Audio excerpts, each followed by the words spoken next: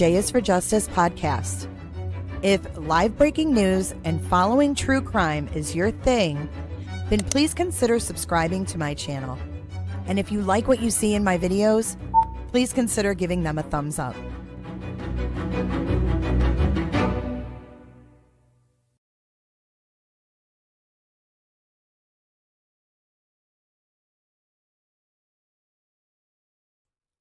Good morning. Happy Monday. Welcome back to J is for Justice. Welcome back to my channel. If you haven't hit the like button, please hit the like button before we begin. It's good to see you guys. I hope you guys survived the weekend okay. I did. I had my granddaughter all weekend. We went to the pool all weekend. It was beautiful. I hope you guys are having some better weather. I know it got cold in a lot of places. But yeah, I hope you guys had a great weekend. The studio is in shambles, just to warn you. Panels are not up yet. It's a work in progress. So I will be getting things done. It's just slow moving. It was hard to do it with the grand here all weekend. Good morning. Good morning. Welcome in, everyone. I see a lot of green. A sea of green here. Jammers. Good to see you. What other moderators do we have? We got Hexy in the house. And who else? Man, I am tired. I'll tell you what. I used muscles that I probably haven't used in months. But happy 420, everybody. It is also 420 if you partake. We have our new merch. This is our third year. I just realized that.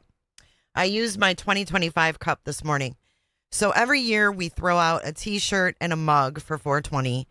And those are up as of last night. Sorry I didn't have them out sooner. But they're out now. So we've got our little friend, Mr. Bud, doing some yoga. Brian's doing his yoga. No, I'm just kidding. He's doing the yoga. And then that, because that's the back of the shirt. And then the front of the shirt has this logo. And then this logo is also on the mug. And this is on the other side of the mug. You just can't see it. So green, green, and more green. What's up, Marcy? What's up, Cindy Arnold? What's up, Jen? Sparky and Patrice. Hello, Cinnamon. Bushable baked beans is just Jackie. Beans is using her mug. But yeah, it's a tradition around here. So this is our 2026 version. Hey, Miss Crit. Good to see ya. I got a few thank yous to holler out before we get into our stream today. Good morning, Chloe. So as you may or may not know, I'm officially going to CrimeCon. Tickets bought, flights bought, rooms to be had, all of the things.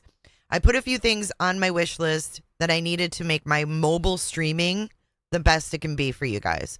So that would include, and the gift receipts got messed up. So I know Penny, Beans, they all got mashed up together. But I did get the light for the phone. I've definitely got my metas. Okay, so I got a mini light for the phone because I've never really done mobile streaming, but I did some research and I heard, like if it's loud, CrimeCon is loud. So you need an extra mic. So that is also on there, but I did get both power banks so that we never run out of juice. 2 power banks. Thank you so much. I got some lights from Kels for the studio. I got cords that I need from Stay Humble. So we're getting everything ready, right? So we're almost ready. I think I just need the mic and like that little bag. But we definitely have 2 power banks so we don't lose. Oh, and I got a tripod that also holds the light and the mic if you want it to, and your phone. So I'm trying to be like super prepared so that I give you guys the best coverage I can. Hi, Ocean. That's my goal. So I'm trying to get prepared for that. Thank you so much for those that have helped in all ways. You know who you are. Thank you. Thank you. So, yeah. So while we're going through today's stream, if you want to do some shopping over on the J4J merch store, we do have the 420 merch, and partake all you want during this stream. It's your day, people. It's your day. It's Monday, and I didn't come to fucking dance, okay? I came to party. And as a little special treat tonight, we are live over on Every Day with Jay at 9 p.m. Eastern Standard Time. And we're going to be doing a review. We're going to chill. We're going to laugh. We're going to have fun and all those things. So I'll see you guys at 9 p.m. on the other channel. When this one ends, you'll get redirected over. So it's really a no thinking. Did I update the list? I did last night. It takes me to a weird place. Yeah, that's not good. You don't want it to take you to a weird place. I'm thinking you're getting the old link. Hold on. Moderators, let me give you the correct link because I think that one expired.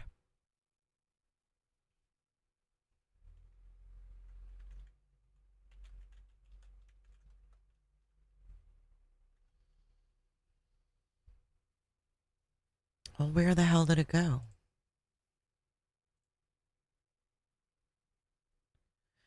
Do.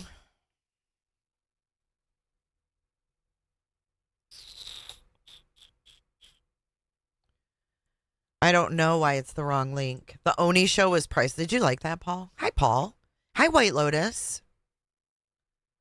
I don't know. Maybe the mods can figure this out. Oh my gosh, Belinda Buckner. So excited for your trip. Here's something for the blackjack table. Belinda Buckner, thank you so much. Shit, that's going to be my bet for Belinda Buckner. Dude, I can't wait to take you guys with me for real. It's going to be so fun. Miss Jamie, thank you for becoming a member. I'm getting the link right now, you guys. I don't know why it was the wrong one. I used to have a custom link. It expired, and then it got all screwed up in the domain place. Didn't let me, renew it. So I don't know. It's all jacked. There we go. That one's the correct one. Whoever just put merch. That one should work right there. Let me know if it doesn't. It does. Thank you so much. Sparky's 2 months. I didn't come to fucking dance, okay? I came to party. Dee. Thank you, Sparky, for 2 months. Thank you so much, Belinda. That was so generous of you. I love blackjack. How did you know? Hey, Jay, did you get the Meta Glass Lens covers? Galen, I didn't know they made those. What are those? Are those so you're incognito? Check your description link and update it. Oh, thank you, Keys. I will. Ostrich, 6 months. Thank you so much.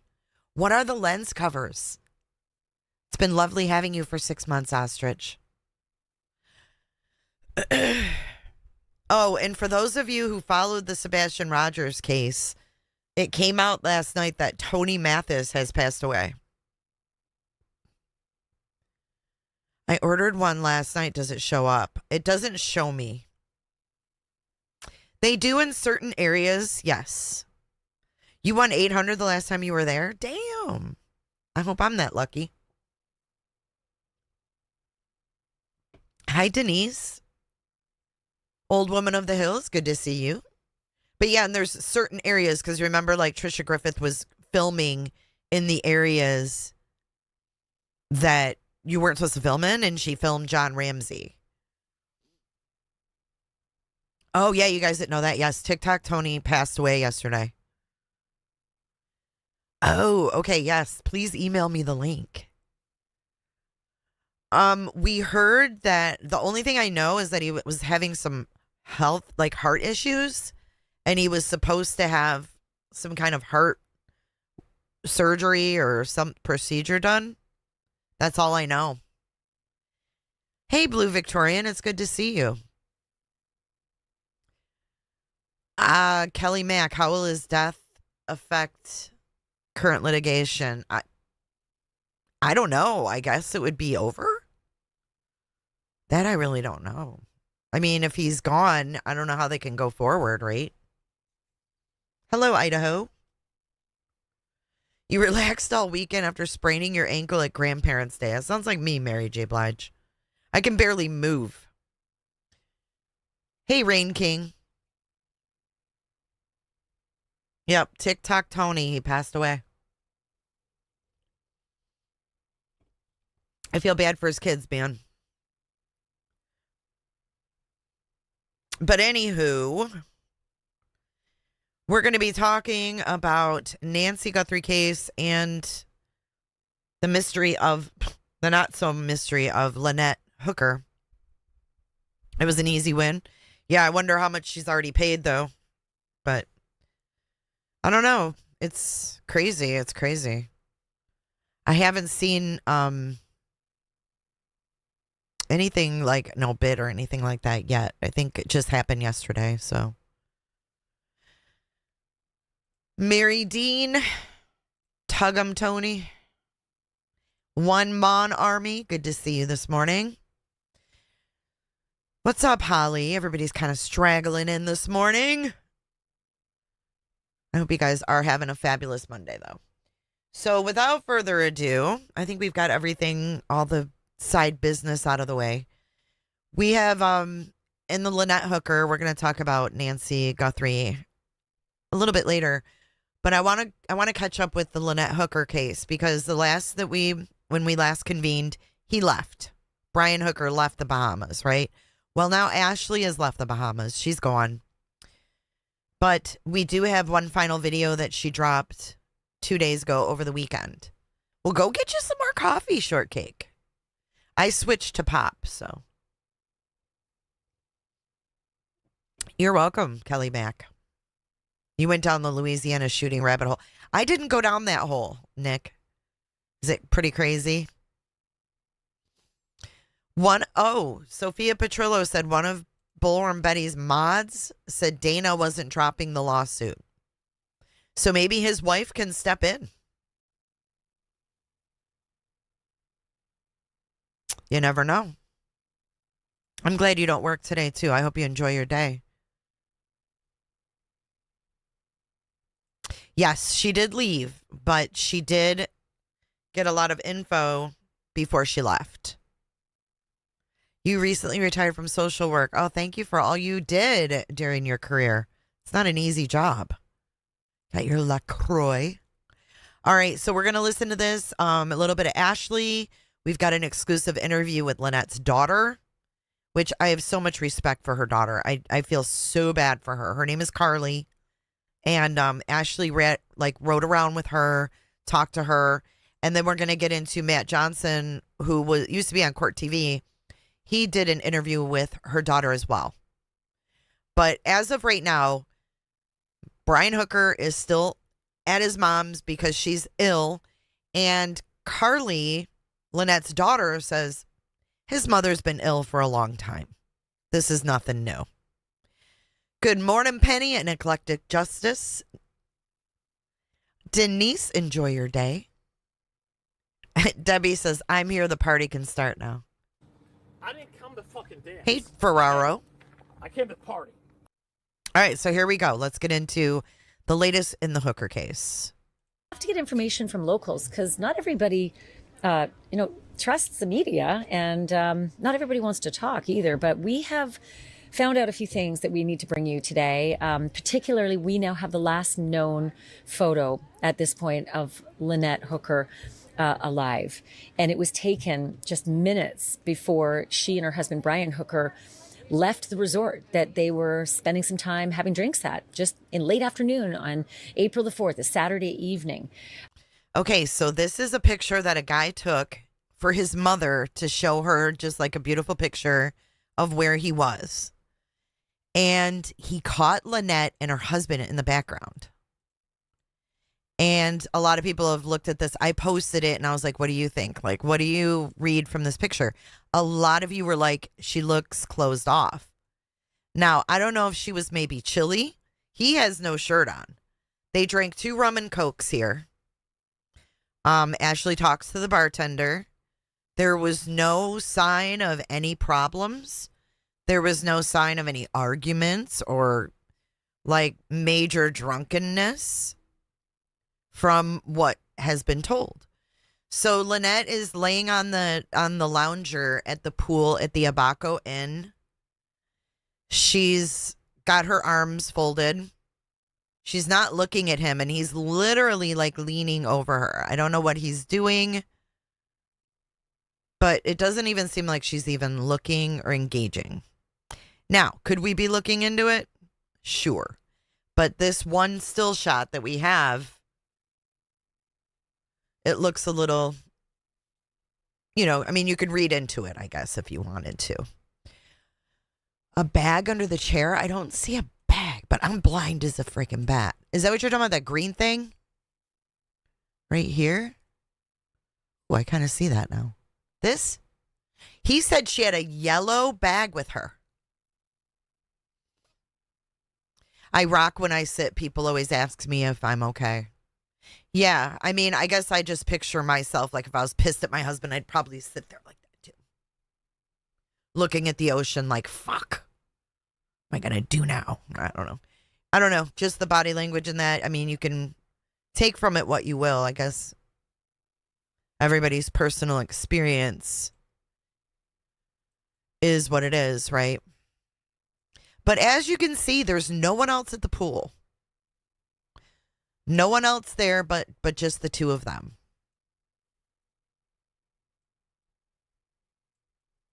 And the bartender says it was a busy night. There's so much information, though, in this photograph, particularly the timestamp, the clothing worn, the body language, what they were doing. But I'm going even further than the photo, and I'm going to talk to the bartender who served them the last drinks. He's got some things to say, and he's clearing up a bunch of facts, too, because boy, oh boy, the rumor mill gets spread here, and the worker that told me what their drinks were wasn't quite accurate, but the bartender will clear that up. But more to the photo now. Yes, that's true, AJ. He only mentioned the black swimsuit, not the turquoise cover. This is the pool area that Brian and Lynette Hooker came to visit at about 4:30 in the afternoon on Saturday, April the 4th. As you know well by now, they threw their anchor down on their yacht Soulmate. And may I just stop down for a moment and remark on just how sad it is that the yacht that this couple shared was called Soulmate. Soulmate? Because the investigation at this point, and I will say it's an investigation, he's still considered a suspect, and that is from the authorities here in the Bahamas. The investigation's ongoing, right? And to think if it's possible that your soulmate could do what, at one point Brian was alleged to have done when he was under suspicion Tina. And being held in detention. He's not been charged with anything. He's back in the United States. He's actually in Sacramento. I'll talk about that in a minute. But so back to the photograph. So Lynette is wearing a black bathing suit, you can see if you zoom in, and a green cover-up. I have checked this with Lynette's daughter and Lynette's daughter's boyfriend, Stephen. They both say that's Brian and Lynette. You can tell by the USMC tattoo on his left shoulder, and that is definitely Lynette. And we've seen that bathing suit cover-up, or at least what looks like it, in a lot of their videos and their social media videos. So she's got the cover-up on, and what's so significant about that is that Brian never mentioned the bathing suit cover-up when he was talking to the authorities. When he was talking to Fire and Rescue, he just said she was wearing a two-piece black bathing suit, and it wasn't a bikini. Lynette's daughter, Carly, told me it was more like a two-piece black bathing suit that, like a tankini. It was a black tankini, and she's got a green cover-up. He never said anything about it, but he said he said there was also a yellow dry bag, and then at the boatyard where he washed up, the worker there said that Brian had a yellow dry bag. Kind of looks like a one piece, but it is two pieces. That's all Brian said. Brian said it's a two-piece black bathing suit, but he didn't say she was wearing a green cover-up over it. And now from the picture, you can clearly see that she's wearing something else that he didn't mention to the police.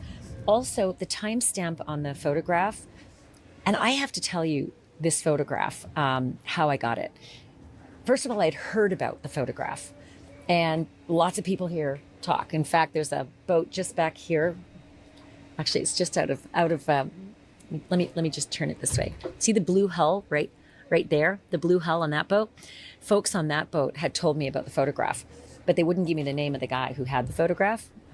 It's like double secret probation. But anyway, I poked around a lot, and last night, really, really late, I was able to get this photograph from a local fisherman named Joe. And by the way, that's a wahoo that he's holding. He spends a lot of time out on the water, and everybody knows him. He's been here for a long time. He's an American guy who lives here now. And Joe was taking a picture for his mom. His mom had texted him, and he went out because it was a beautiful night, and he took a picture of the pool and the waves and the wind, and he texted it to his mom. He took 2 pictures, actually.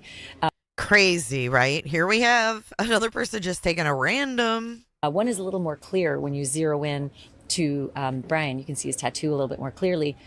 But it wasn't until the next day that Joe realized, hold it.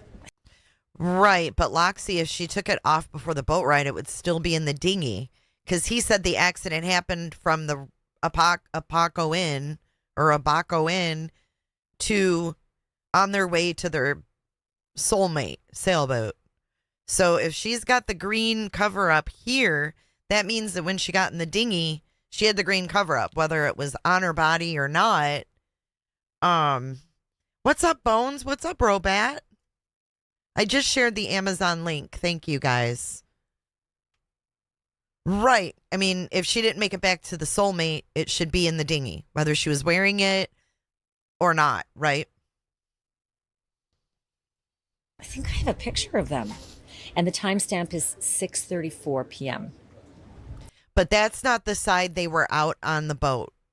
So this is the Atlantic side. And then the other side where you saw Ashley, that's like the lagoon side or whatever you call that, where it's more calm. 6:34 p.m. We know that Brian and see, look, April 4th at 6:34. So we have a timestamp of them sitting here at 6:34. Remember, Brian said it was about 7, I think. Did he not tell his friend 7? So 25 minutes from now, about. Lynette are still at the pool. And the bartender corroborates that as well. Tells me that he served them their last drink at about between 6 and 6:30. There is surveillance video, and the Royal Bahamian police forces, being very, very strict and very cagey, they are not allowing the general manager of the. So here's Ashley and Lindsay on a golf cart. This is Lynette's daughter, and this is Lynette's daughter's boyfriend. You're going to hear more from them in a little bit. The Abaco Inn to release it. Not even to Carly, Lynette's daughter. It's really, really sad because we actually spent a lot of time with Carly and her boyfriend, Steve. They finally made it over to Elbow Key, and we went back with them. And I'll show you that in just a minute. We went back with them to the Abaco. Oh, and by the way, Brian Hooker showed up or left the Bahamas when she showed up. So her boyfriend, Lynette's daughter and her boyfriend, land on the island, that mofo's taken off. What a bastard, dude. Like, what a total bastard. Imagine your mom's husband being on a boat with her, da-da-da. She goes missing on his watch. And then you finally get enough money for you and your boyfriend to fly down to the Bahamas to go find out what the hell went on. And that motherfucker takes off as soon as you're landing. What a snake. That's horrible. He should have been there waiting for her. He should have been at the airport waiting for her.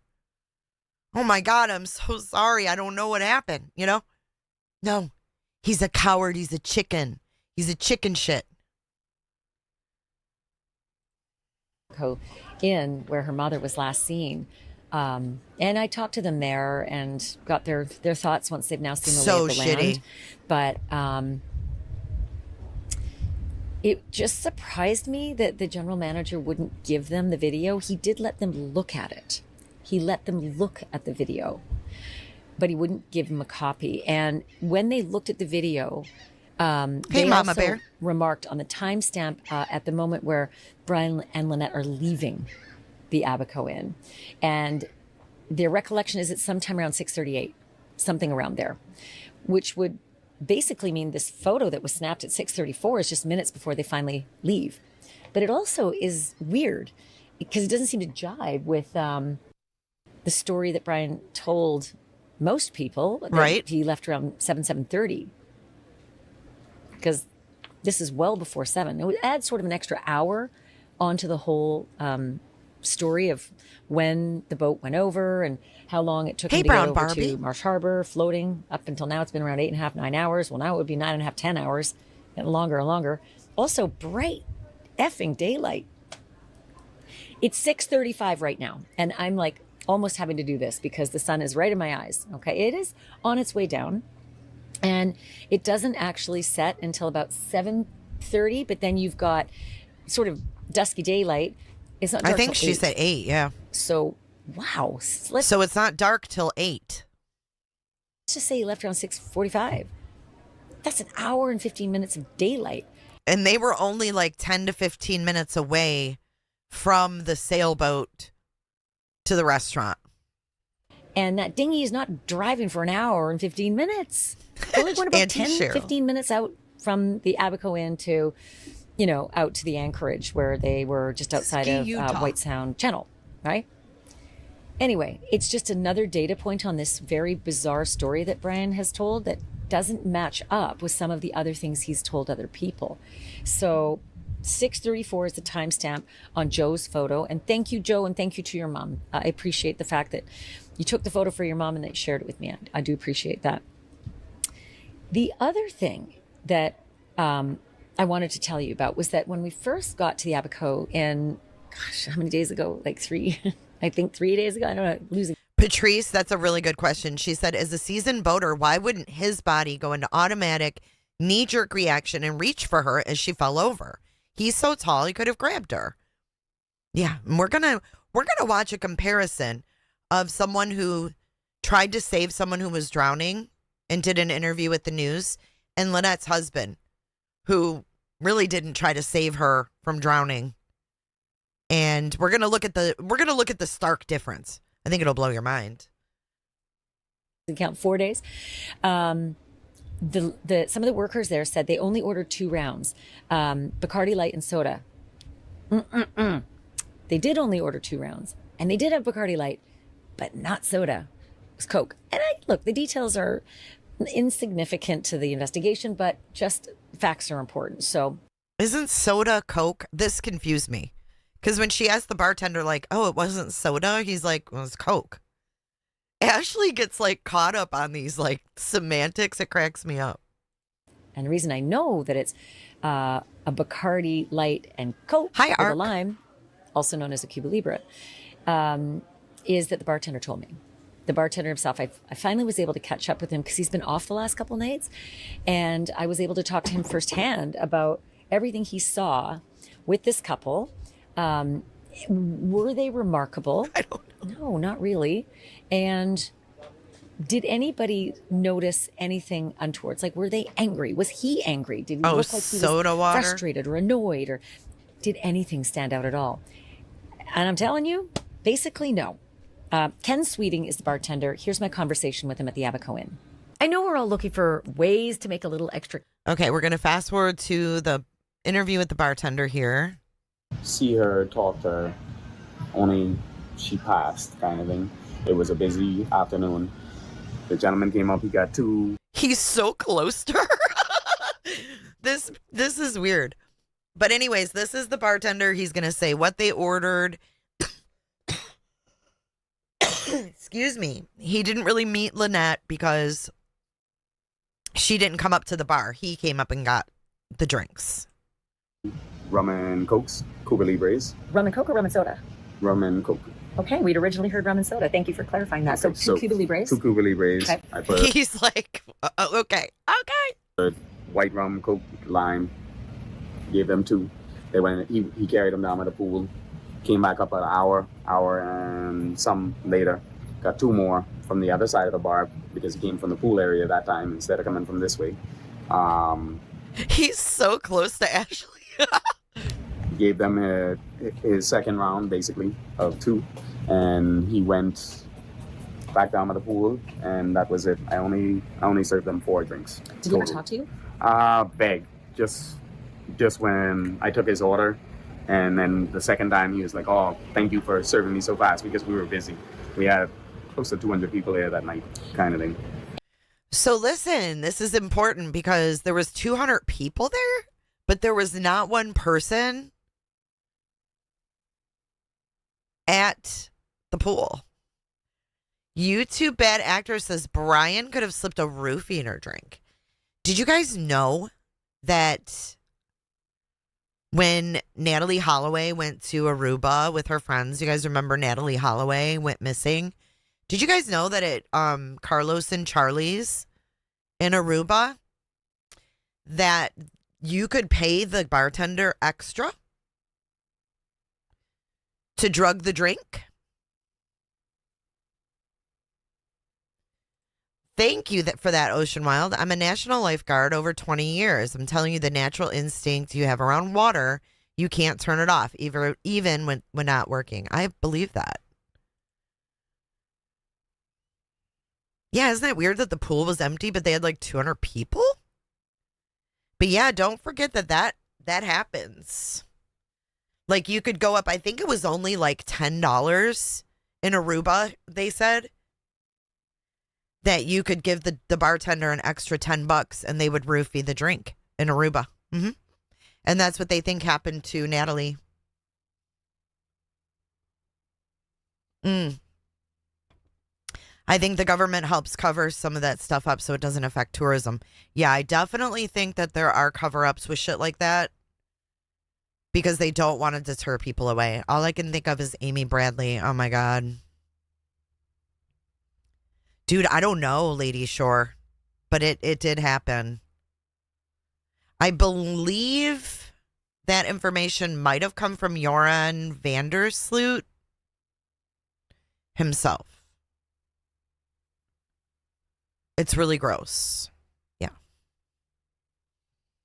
Oh, there was a wedding there, says Black Cat Mom. Okay. And the second time he came up, he didn't have a shirt on, right? No shirt. First time he had a shirt? First time was when they first pulled up, original. Mm-hmm. And then when he came up the second time, he came up from the pool area. I don't know if they took a dip in the ocean or in the pool, but he came up shirtless the second time, and he was like, oh, I apologize because I know it's getting close to dinner time and this, that, and that. I'm like, dude, it's okay. You only come into the bar for a drink and you're at the pool area anyway, so it's not a big deal. And ran his card, dealt with that accordingly. And that was basically the last time I saw either one of them. Did he seem very, very drunk or moderately drunk? Or no, I wouldn't say that. I mean, wow, he might have had a buzz going on kind of thing, but definitely didn't seem drunk. What was his mood? To me, he seemed like he was fine. Like everything was okay. It didn't seem like there was nothing going on, nothing wrong. He wasn't angry? No, not mad or angry or anything at all kind of thing. Not towards me anyway. Yeah. So I didn't notice any wrath, I should say. He seemed like he was in a good mood. Yes. Did you enjoying himself. Enjoying. Did you ever see or hear them arguing, or did you hear raised voices? No, ma'am. No, I didn't see them. If they were. Now, I don't know, Lady Shore, if that was just something the locals knew in Aruba. I'm not sure if all the tourists quite knew that.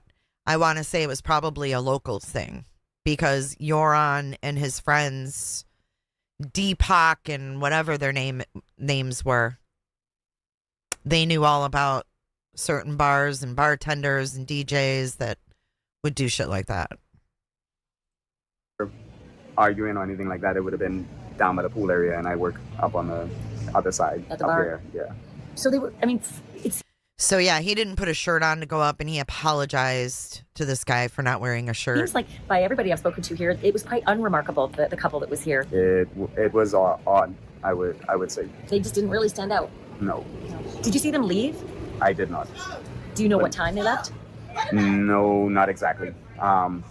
you probably have to check with the general manager or something to possibly get like feedback from footage or something, because like I said, we was busy that night, so I didn't have any control or thought to pay attention to people leaving and coming kind of thing. Do you know what time they had their last drink?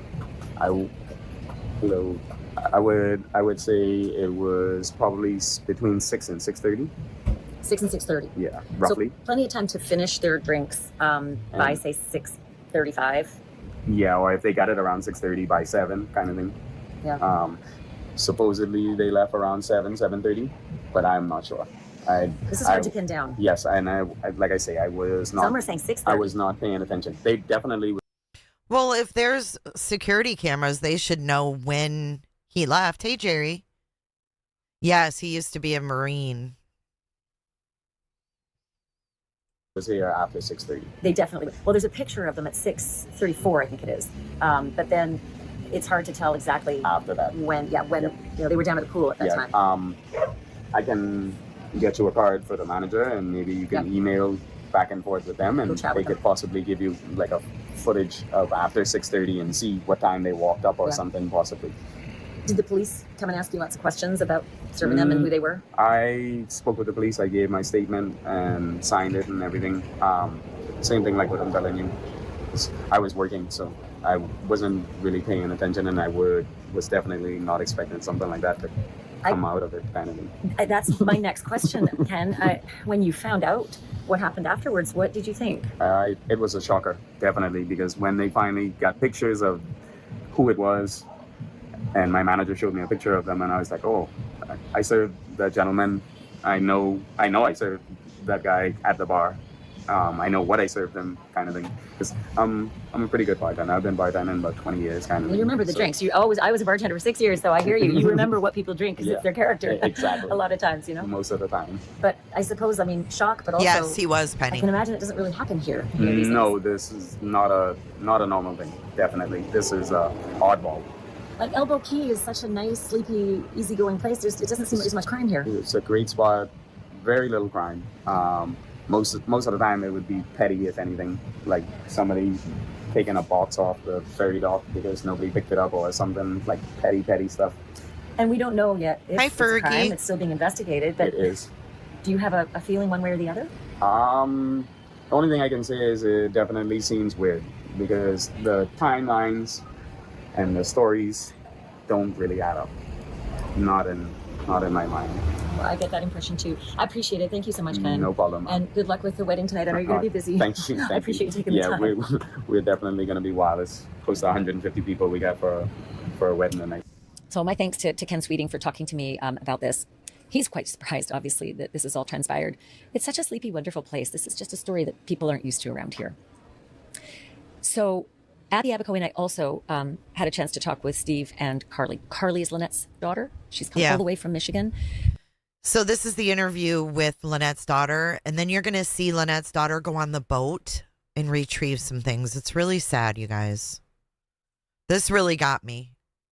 To the Bahamas, and Puddle jumped all the way, from Nassau to Marsh Harbor, and then Marsh Harbor with the ferry over here to Elbow Key.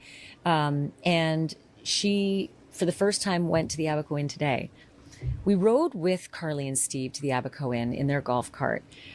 We chatted along the way. She is so stoic, but Hey, Sane. Good to see you. So imagine this, though. She finally got there. That's Carly I'm talking about. On the 18th. Her mom went missing on the 5th.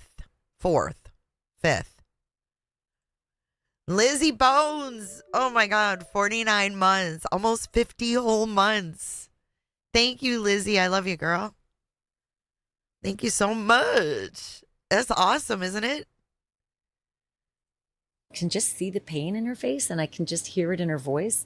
She's really struggling with this. This is very, very hard because she's, trying to track down the story of what happened to her mother. And by tomorrow, and again, today is April 17th, Friday. By tomorrow, it's going to be 2 weeks. It's a long time to go without any knowledge of A, where your mother is, and B, what are people doing about it? So we rode with them there, and I'm going to show you in just a minute our conversation when we got to the Abaco Inn. They had a chance to look around. We showed them a few of the things that we'd seen there as well. And we talked to them on the dock where it's likely her mom and Brian would have hitched up their dinghy and for the last time climbed down the ladder into the dinghy and gone down the White Sound Channel out to their anchorage. Who thinks they made it back to the soulmate and something happened there? Me either. Maitland, I'm a grown-ass woman, 52 years old, and I can barely handle losing my parents. Like, I can barely even accept it some days. I can't imagine being her age and losing her mom. It's effing horrible. Ugh. But before they did that today, they were able to get back on board Soulmate. It's still sitting on the mooring ball. Yeah, it's watch still this. sitting in Marsh Harbor at the Conch Inn, basically just off from the Conch Inn. He just left it. Nice locals gave them a ride out onto the water and got them on board. So Carly and Steve were able to get on board their mom's boat and actually look around and get some mementos, things that are important to Carly of her mother, things from her mother. And I just wanted Michelle. to see, they shared this with me, so I'm not breaching anyone's confidence or privacy. They shared the images and the videos of them getting onto the boat, going down below and looking for things. Take a look. I know, baby. I know. I know.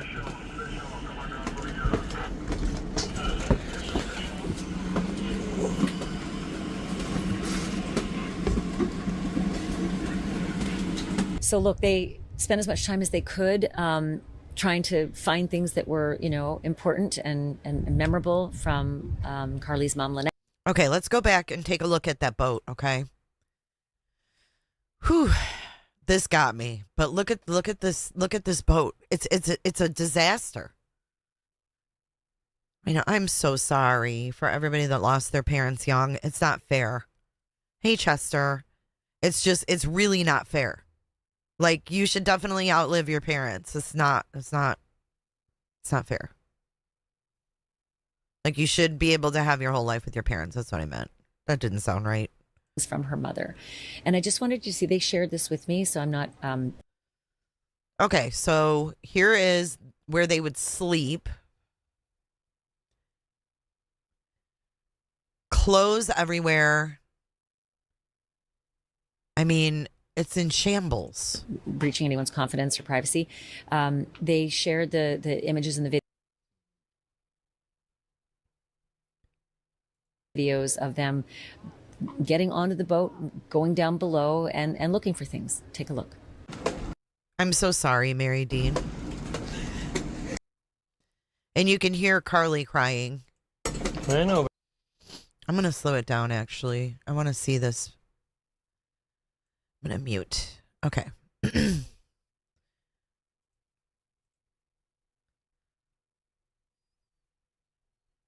I just want to see what condition this boat is in. What is this right here, I wonder? Lotion. I'm looking for like cleaning supplies. Like, did he clean anything? Carly said it was always tidy. Think they had a fight down below.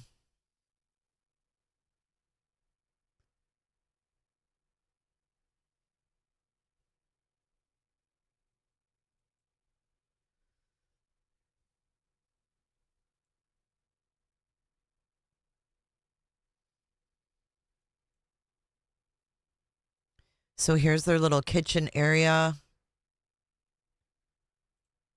Oh my God, I could not live with somebody in this small space. Oh my goodness, I can't even imagine.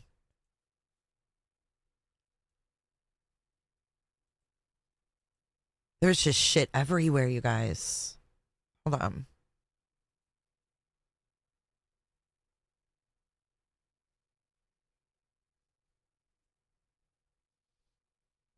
Let me put it back on normal. Okay, let's get into the interview. We'll watch that one more time. And let's get into the interview with her daughter. And actually look around, Hit the like button, and please. get some mementos, things that are important to Carly of her mother, things from her mother. And I just wanted you to see, they shared this with me, so I'm not breaching anyone's confidence or privacy. They shared the images and the videos of them getting onto the boat, going down below, and looking for. Yeah, the police did search it, so we don't know how much the police did or if that was how it was after that night, right? We don't know. Things. Take a look. I know, baby. I know. I know.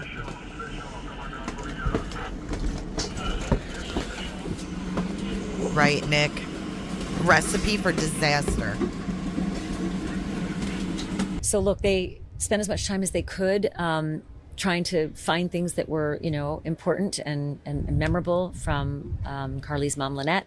And let me just give you the list of things that Carly told me she was able to retrieve from down below. She said she got a necklace of Lynette's, and it's an L for Lynette in diamonds. And actually, Carly said her mom used to wear it all the time, and so she's really... Okay, so that's something worth noting, that she got her mom's necklace that her mom wore all the time. Why would her mom take it off? Yeah, it's like camping, Auntie Cheryl. Like, you have to have a place for everything in small quarters like this. But yeah, there's that nasty picture again. Thanks, Linz. But yeah, she's not wearing a necklace that she always wore. Now, I'm glad that Carly got it, but I also think it's weird that she didn't have that on, nor her Apple Watch. At least happy that the necklace was left behind, so that Carly's got that necklace. I guess Lynette used to wear a lot of headbands, and so Carly really wanted those headbands. Today, she was actually wearing one of her mom's headbands that she got on board. And in one of the pictures, you can actually see Steve's sort of got the collection of headbands in his hand. She also, this broke my heart. She found a picture frame on board that Carly herself had actually painted for her mom. And so she took that picture frame back, and a little Buddha, because apparently Lynette loved the little Buddha, had a little statue, and so they took that as well. But not a lot, just important mementos that were very meaningful to Carly. So after they finished on Soulmate, went back to land, they got the ferry over here, and that's when I told you we went to Abaco Inn with them for the first time on that golf Poor cart. girl. And we had a chance to talk about everything they've learned since they got here, because honestly, it's for them, it was like looking at maps, trying to figure out, where did this happen? What does it look like? I don't get it. It doesn't make sense. And it makes more sense when you walk it, when you boat it, when you golf cart it, and when you try to get from A to B. Oh, Abs says, I wonder if that was a full set of dumbbells to exercise. I noticed that too. There was some weights. Hello, T-Moss. And if we remember, Scott Peterson weighted his wife down in the San Francisco Bay. Be around here. And so I had a chance to talk to Carly and Steve down on the dock where the dinghies tie up. I had showed them the two docks where all the boaters come in with their tenders. You call it a tender if you're in a dinghy going up to a big boat. And I asked them a few questions about just how this has changed things for them. Take a look. So give me your thoughts now that you've arrived here at the Abaco Inn. I'm happy to get some answers and I'm glad to see some video of my mom, her last moments. I just got to see her at the bar and walking down to the water, but that's about it. Do you have a greater sense of the lay of the land now that you've had a chance to walk around this area where they may have parked their dinghy right here, right over there? Do you get a better feel for everything now that you're here? Yeah, I got to go on a boat ride and retrace their steps basically and see the bar that they were at before Abaco Inn and ask questions there. They didn't have they said nothing was out of the north. So she was able to go to the bar before the Abaco Inn where they were the majority of the day. And no one said there was anything and nothing odd, nothing out of place, no arguments. They didn't notice anything. I don't know. It's so weird. Like, what the hell happened? Well, I it's don't in know. the Yeah. yeah, Nothing was out of the ordinary? out of the ordinary. Yes, Yes. yeah. And basically the water, it was high tide, but it seemed like the water was shallow enough where they could at least like touch it sometimes. So that's where I'm confused on why he didn't jump in, because he's pretty tall. So I'm just confused why he didn't jump into. Well, the more confusion comes from why didn't they follow the shoreline? Why didn't they go outside of those pilings? Where those pilings are there because it's deeper. So outside those pilings, it's shallower. A small boat doesn't have to be in deeper water to operate. This boat could have easily operated in less than 2 feet of water. He could have, if she would have fell over outside, left or right, he was going to outside the pilings to the left, he could have stayed outside the piling and it would have been 2 to 3 feet deep water, even with high tide, even with waves, which the waves don't start until you get outside that last piling usually. That's where it gets windy, that's where it gets wavy. He could have followed the shore the whole way to the left. He chose not to. Yeah. Do you have a changed sense of Brian's story since you arrived here? No, the story's been bullshit Yeah, from the beginning. we've thought it was sketchy the whole time. So Her boyfriend's like, we thought it was bullshit from the beginning. She just dropped a new one on this, Lizzie? No way. just seeing it for in person, it just I stay humble. solidifies that it's sketchy to us. Yeah. You had a chance to go to Soulmate and get on board your mom's boat. Yeah. Can you tell me about that? It was really hard. It hit me like a freight train that she's not there. I felt like she was just gonna walk around the corner and just be like, "What's up?" But it's just hard. I got some of her belongings. I got her headband. I got a necklace of hers. The one you're wearing? Yep. And I Two got others. a picture frame that I made for her that I painted on, and I got something that she sewed so that just to remember her. What was it like being on board? It was really hard. Yeah, I cried the entire time. And on the way back. Thanks for the people that actually gave us the ride that Yeah. we didn't know, that they just said, hey, do you need anything? And we said, hey, can we get a boat ride? And they offered it. The Bahamian people are some of the nicest people we've ever met. They have been really good. I They've have been to say that amazing. we're in the same boat. We've been getting a lot of rides and a lot of help from people here, and they're more than willing to step up. Yeah. They all think the exact same thing. They all know his story is garbage and he's a garbage person. What do you think about the I'll notion that he say left the day after garbage he was person. out? I think it just shows his character on how much his work means. How do you say, I'm going to never stop searching for her and then leave the next day to say you're going to go aid for your mom, which you know she's been sick for a while, so why now? See, Is there anything that's changed his mom's been sick for a while. for you being here now that you've been able to be on Be the safe, island and Colleen. you actually walk in the last steps of when Lynette was last seen? Is there anything that's changed or any knowledge that you've gained since you've been here?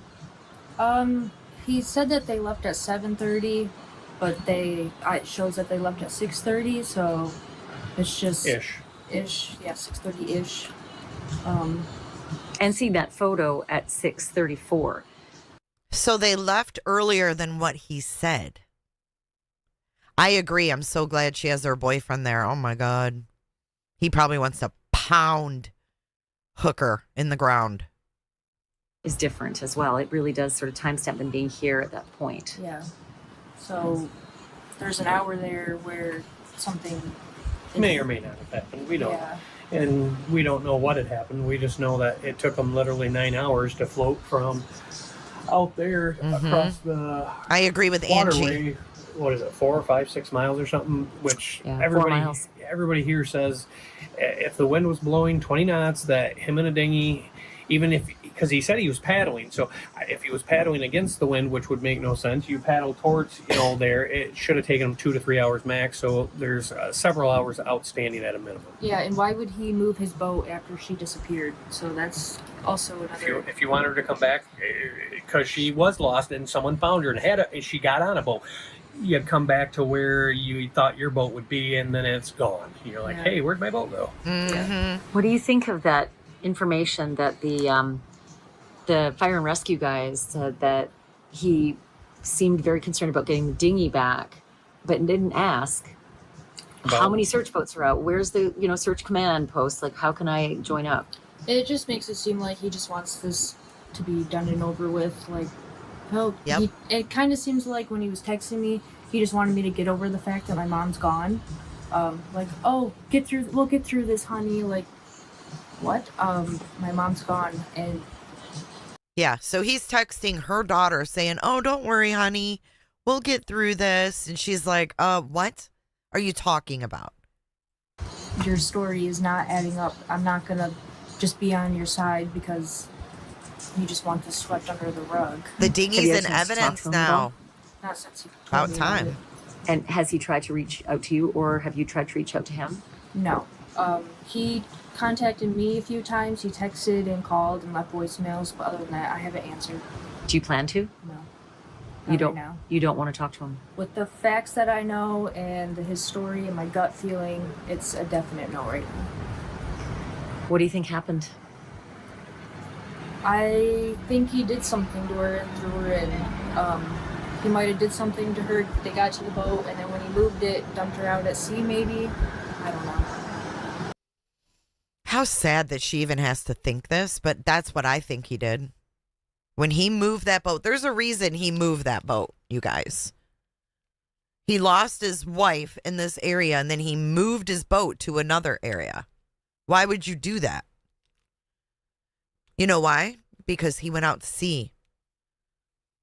And he's describing those rough seas because he was not in this little calm lagoon area. But nothing good. Nothing good. You don't believe a word of his story. Well, we know he did float across. That's about the only part of the story we know is semi-true, is he did float in the dinghy across, and it took 9 hours somehow to float 4 miles in a 20-knot wind. Which every boat captain we've talked to, every person Says of it's knowledge BS. of sailing we've talked to, have all said that is not plausible. Yeah. There's several hours outstanding. What were those hours? We don't know. All right. Thanks, guys. Just has to be so incredibly painful for Carly, knowing that her mom was out there somewhere, Yeah. might still be out there somewhere, but just not knowing, not having the answers, you know. I just felt like she's just a kid, and she is her mother's only child as well, no siblings. So she and Steve, her boyfriend, are really just doing this, you know, on their own. This was difficult for me to see last night. Someone else I met when I was out doing my rounds. Nice guy. He and his dad do a lot of fishing here. They sat beside me. We were having dinner, and we talked. And This is a little disturbing. So she met some fishermen who saw a lot of sharks in this one area of this lagoon. And you're going to see a video of the sharks in action. he said, everyone's talking about this story. Everybody is talking about it. He said, you know, Yeah, Ski Utah. there are a lot of sharks out there. Hi, Martha. Some people say, look, they barely ever bite. There's barely ever an attack. The last one was years and years ago. Others say there's tons of tigers and bulls, right? Tigers and bulls are the nastiest sharks out there. And I said, yeah, but how close to these areas, right? There's a lot of boating here, and people, you know, throw their anchor down and they're swimming off their yachts and everything. So there's an area where the fishermen come in where the sharks gather every evening when they come in with their catches. This isn't good. And most people have said, no, they never go after the swimmers. It's so rare. Down the way, the fishermen come in at 5:30 and there's a whole bunch of them, but maybe not in this particular area.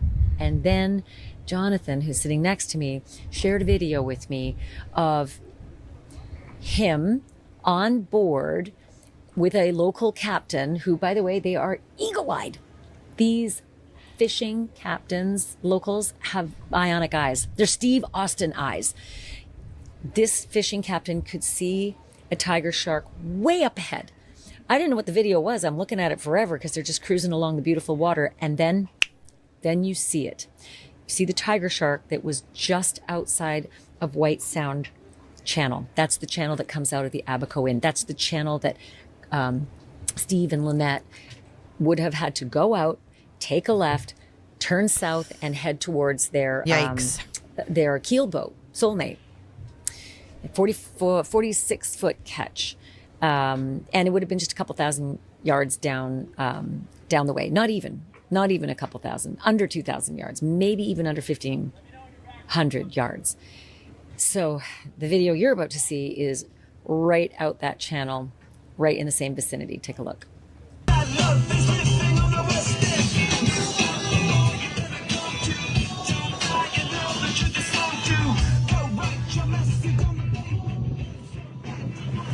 Look at these sharks, guys.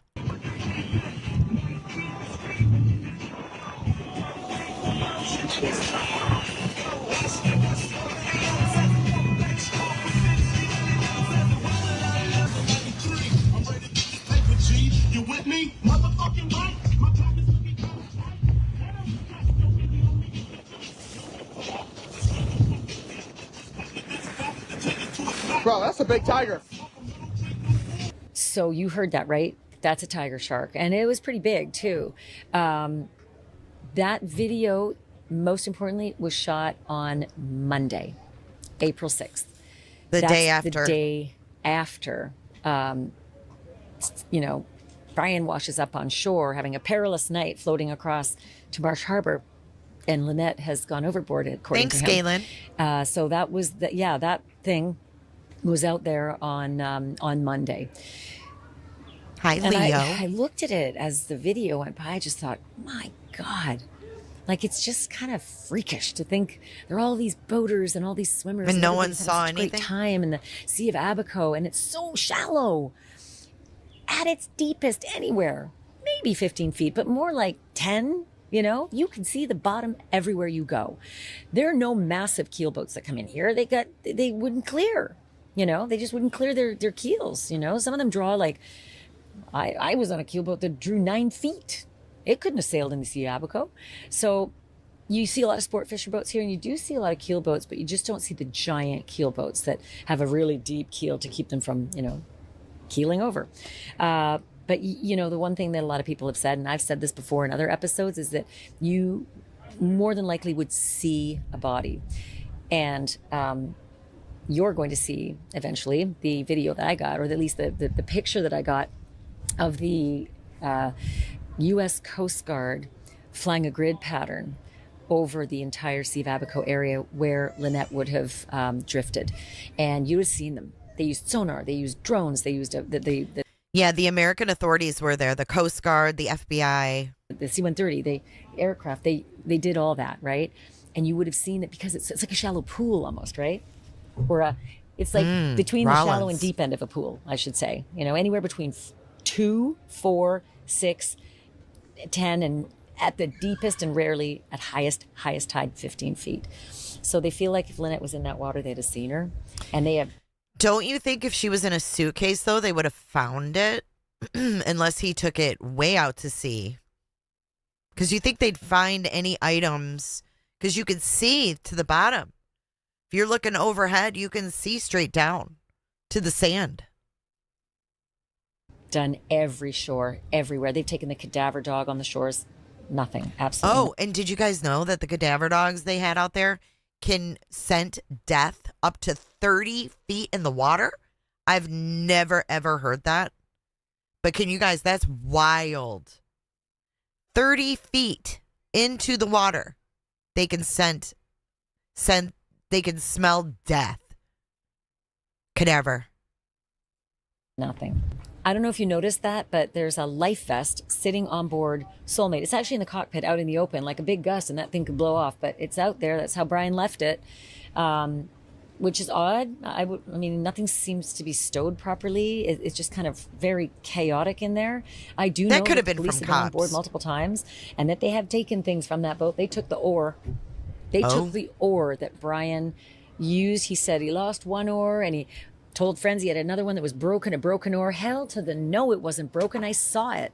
I saw the photograph of it on Soulmate. He brought it back up on Soulmate, and it was a full-on paddle, y'all. Yes, it had the pin in the middle, but it was not broken, and there was no receptacle for the pin in that little dinghy that they had. So those oars wouldn't have been used as oars. They'd have been used as paddles. And in fact, you're going to hear Oh man, the information that Brian gave about how he paddled and where he paddled. You're going to hear that in tomorrow's episode because it is like none of it adds up. None of it. Where he. So there's the main boat right there. I mean, I'm hearing that the dinghy is now in evidence. I don't know what kind of dogs they were. I don't know. Says he was paddling furiously. It doesn't add up to me. And it doesn't add up to a lot of boaters who have followed this story. One other thing that I want to tell you about, and this really broke my heart, because I feel like we're just at the beginning of this investigation and it's such a mystery.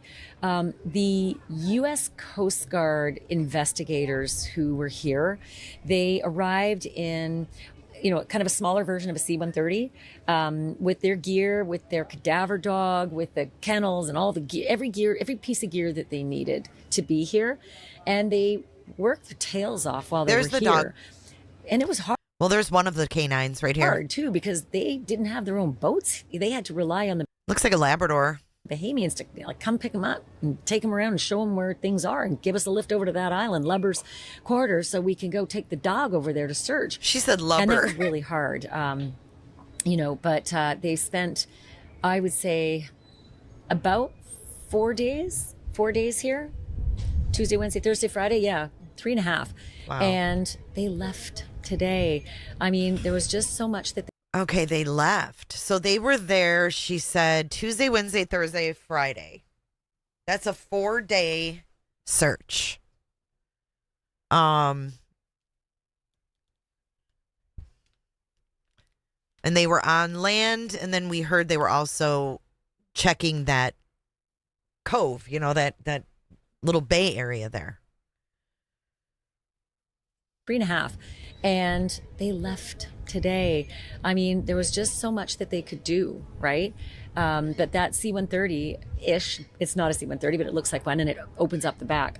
They went back stateside. That doesn't mean the investigation's over. And in fact, like I said before, I heard on Bahamian Authority from his lips that Brian is still considered a suspect.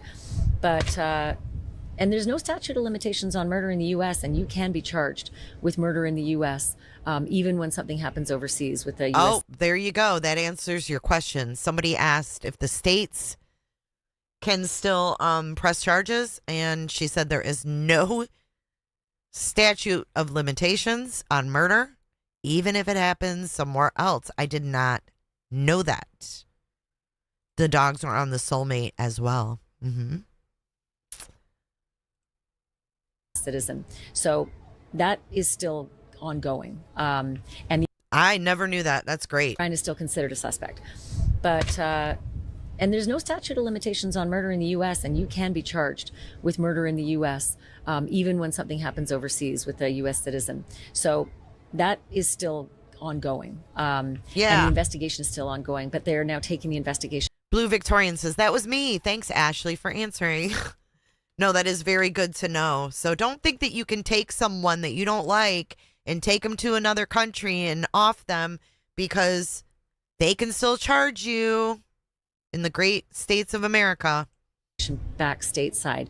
And it was sorry to see them go, because I just feel like there's just so much more maybe that needs to be done. But listen, you search where you search, and if you don't get a hit, you don't get a hit. Speaking of stateside, Brian Hooker, you already know, took off, went back to the United States one day after, well, literally the next day after he was released from detention. And I get it. Not a lot of people want to stay in a foreign country if they're a target of a criminal investigation. But he didn't have a passport, so he would have had to expedite it. And I know he didn't have a passport because he said his passport, Lynette's passports, and the extra key for the electric engine on the dinghy all went overboard in the dry bag. A dry bag, by the way, I've said this before, that's 1.5 feet by 1 foot and bright green, big, hasn't washed up anywhere. Wait, green? I thought Brian said it was yellow to his friend. You hear that? Ashley just said it was bright green. When we listened to the phone call with Brian and his friend, he said it was a yellow one. And then the person at the boatyard said he walked up with a yellow one. And then he went on to tell his friend she bought it in Key West. Remember? Oh my God. So what is it? Oh, I don't know where the dry bag went, but you know, the flotation device was all the way over on the next shore, next to Brian Hooker's dinghy, 100 yards away. So why didn't the flotation device? It's for another episode. Okay, you guys all heard yellow. Yep. And then we saw a green bag underneath that chair. So what the heck? He doesn't want them looking for the green bag? In any case, he said as he was leaving this country that he was going to visit his sick mother. And I can tell you that we have learned, law enforcement, that he is in fact in Sacramento. He went all the way to Sacramento where his mom, Rita Ward, lives. I want to just remind you of something that Rita Ward told News Nation. She said, quote, Brian is going to continue searching for Lynette, and he's talking to his kids by phone as often as possible and hopes to see them soon. He's not searching, not here. He's definitely not searching here. And to our knowledge, we don't even know if he ever did get out on a search boat at any point. We only know that the fire and rescue guys told us he was more concerned about how do I get my dinghy back, and didn't ask like, where's the central command for search? What do we do from here? How many boats you got out there? There was no questions at all about the progress or the, logistics of the search and how he could join it. He didn't ask at all. He just said, how do I get my dinghy back? I also understand that, though. I'm going to mitigate this a little by saying if you are a boater on a keel boat, a sailboat, and you throw anchor, you can't walk to land. You have to have a tender. You have to have a smaller boat, a dinghy or a tender, some kind of a tender. So the fact that he's asking for his tender, it stood to reason. It's an emergency. You must have one or you're on board. You're stuck on board.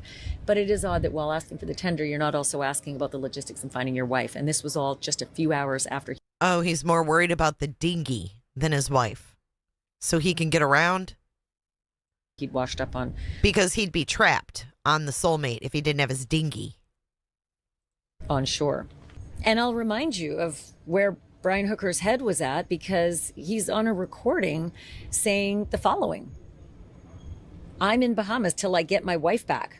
I canceled everything. We were going to go back home I'm going to renew my visa. I just know that I hate this boat. And if she doesn't come back, I'm never getting on this fucking boat.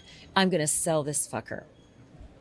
But he didn't stay here. He left really quickly. And to our knowledge, he didn't do a lot in terms of searching. He did ask a few guys, you have a boat? Does anybody have a boat?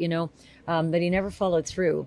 And to our knowledge, we don't know that he would have had any time really because it was 4 days, including the day that he washed up on shore before he was arrested and thrown in detention. And once he got out of detention, there wasn't any searching either because he was gone. So there you have it from Hopetown. As soon as they let him out, he was gone. I wonder what detention was like in the Bahamas. I wouldn't want to find out. I definitely wouldn't want to find out. All right. So thank you, Ashley, for that. And I was just told she came out with a new one. Major problem for husband. We've got a new one. Okay. So what I want to play first is I'm going to play a clip. I just want to show you guys the stark difference between Brian Hooker and someone who actually tried to save someone who was drowning. First, let's listen to Brian. This is him being asked about the last thing that him and Lynette said to each other before, she was gone, out of sight, out of reach, out of his earshot. Here we go. Last thing that you remember saying to each other? Without going into a lot of details because of the ongoing investigation, I will always think there was something I could have done differently. My one job was to look out for her, and that has not happened. And I'm going to keep looking out for her now as best I can. I won't be able to stop looking. You want to keep looking for Lynette? I'm going to need somebody with more authority to tell me to stop.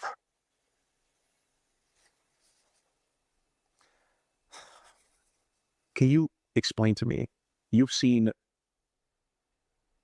the attention this case has had.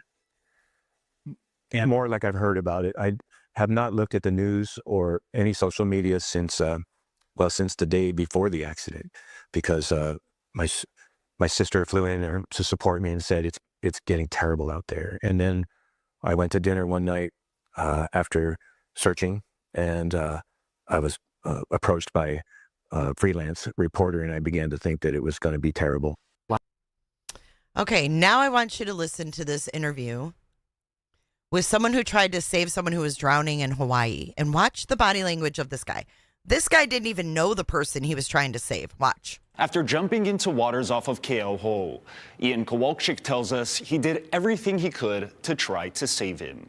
I just wanted to let his family know I'm really sorry. I tried as hard as I could, and I would do it again, and I'm sorry I couldn't save him. Ian Kowalczyk is one of the men who tried to save Nathan Jackson at Lekeleke Bay on Saturday.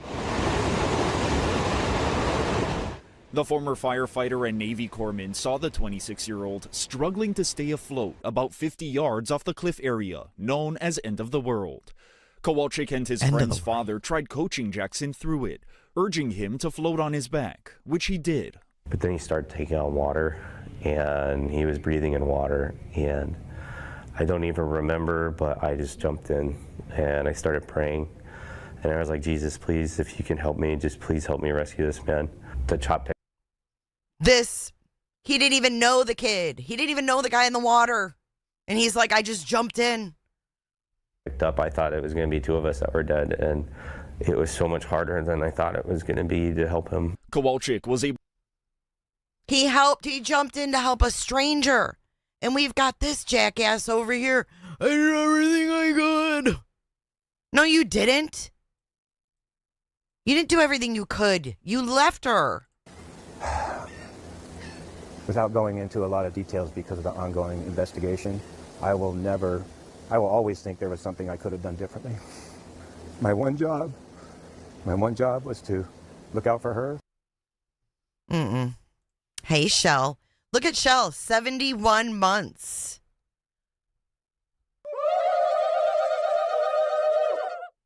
All right, let's go back to the real guy who tried to save him. Able to tow Jackson to the edge of the cliff, but that's when a wave separated them and swept him back out. When the wave took him, I don't think I've ever felt so defeated in my life. Kowalczyk says Jackson's friend, who was on the phone with 911, then jumped in the water to grab him. He started panicking really bad, and I sat there and I couldn't do anything. I looked at my friend Jay and I said, if I get back in the water, I will die. I do not have any energy. I can't do any more. I've tried everything that I can. I just got to the top of the cliff and I just broke down crying. That's when firefighters and this is a stranger. Two rescue swimmers arrived. Is that the ambulance? They didn't waste any time. They got out in the water fast. And I applaud them. They were quick. The first responders loaded Jackson onto a nearby tour boat that responded to the call and administered CPR. He was later pronounced dead at Kona Community Hospital.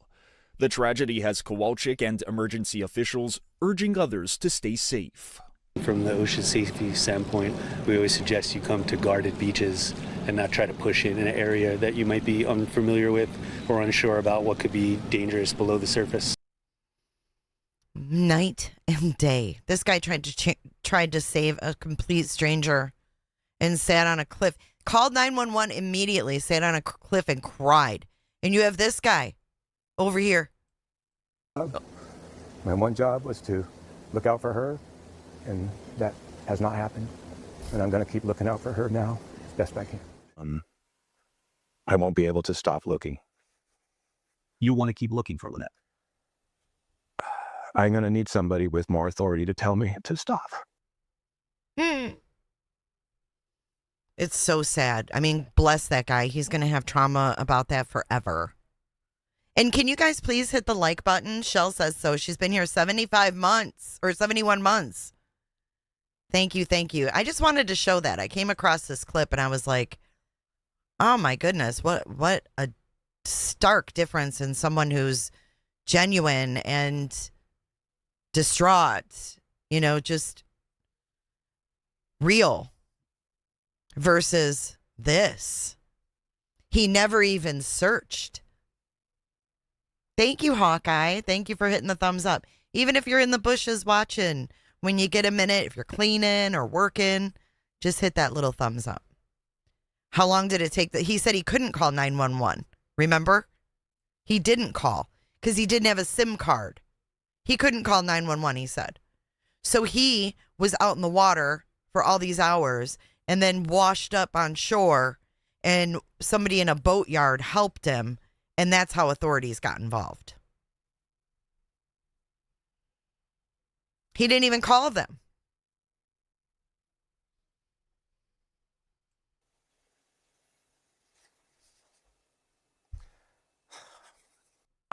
I'm going to need somebody with more authority to tell me to stop.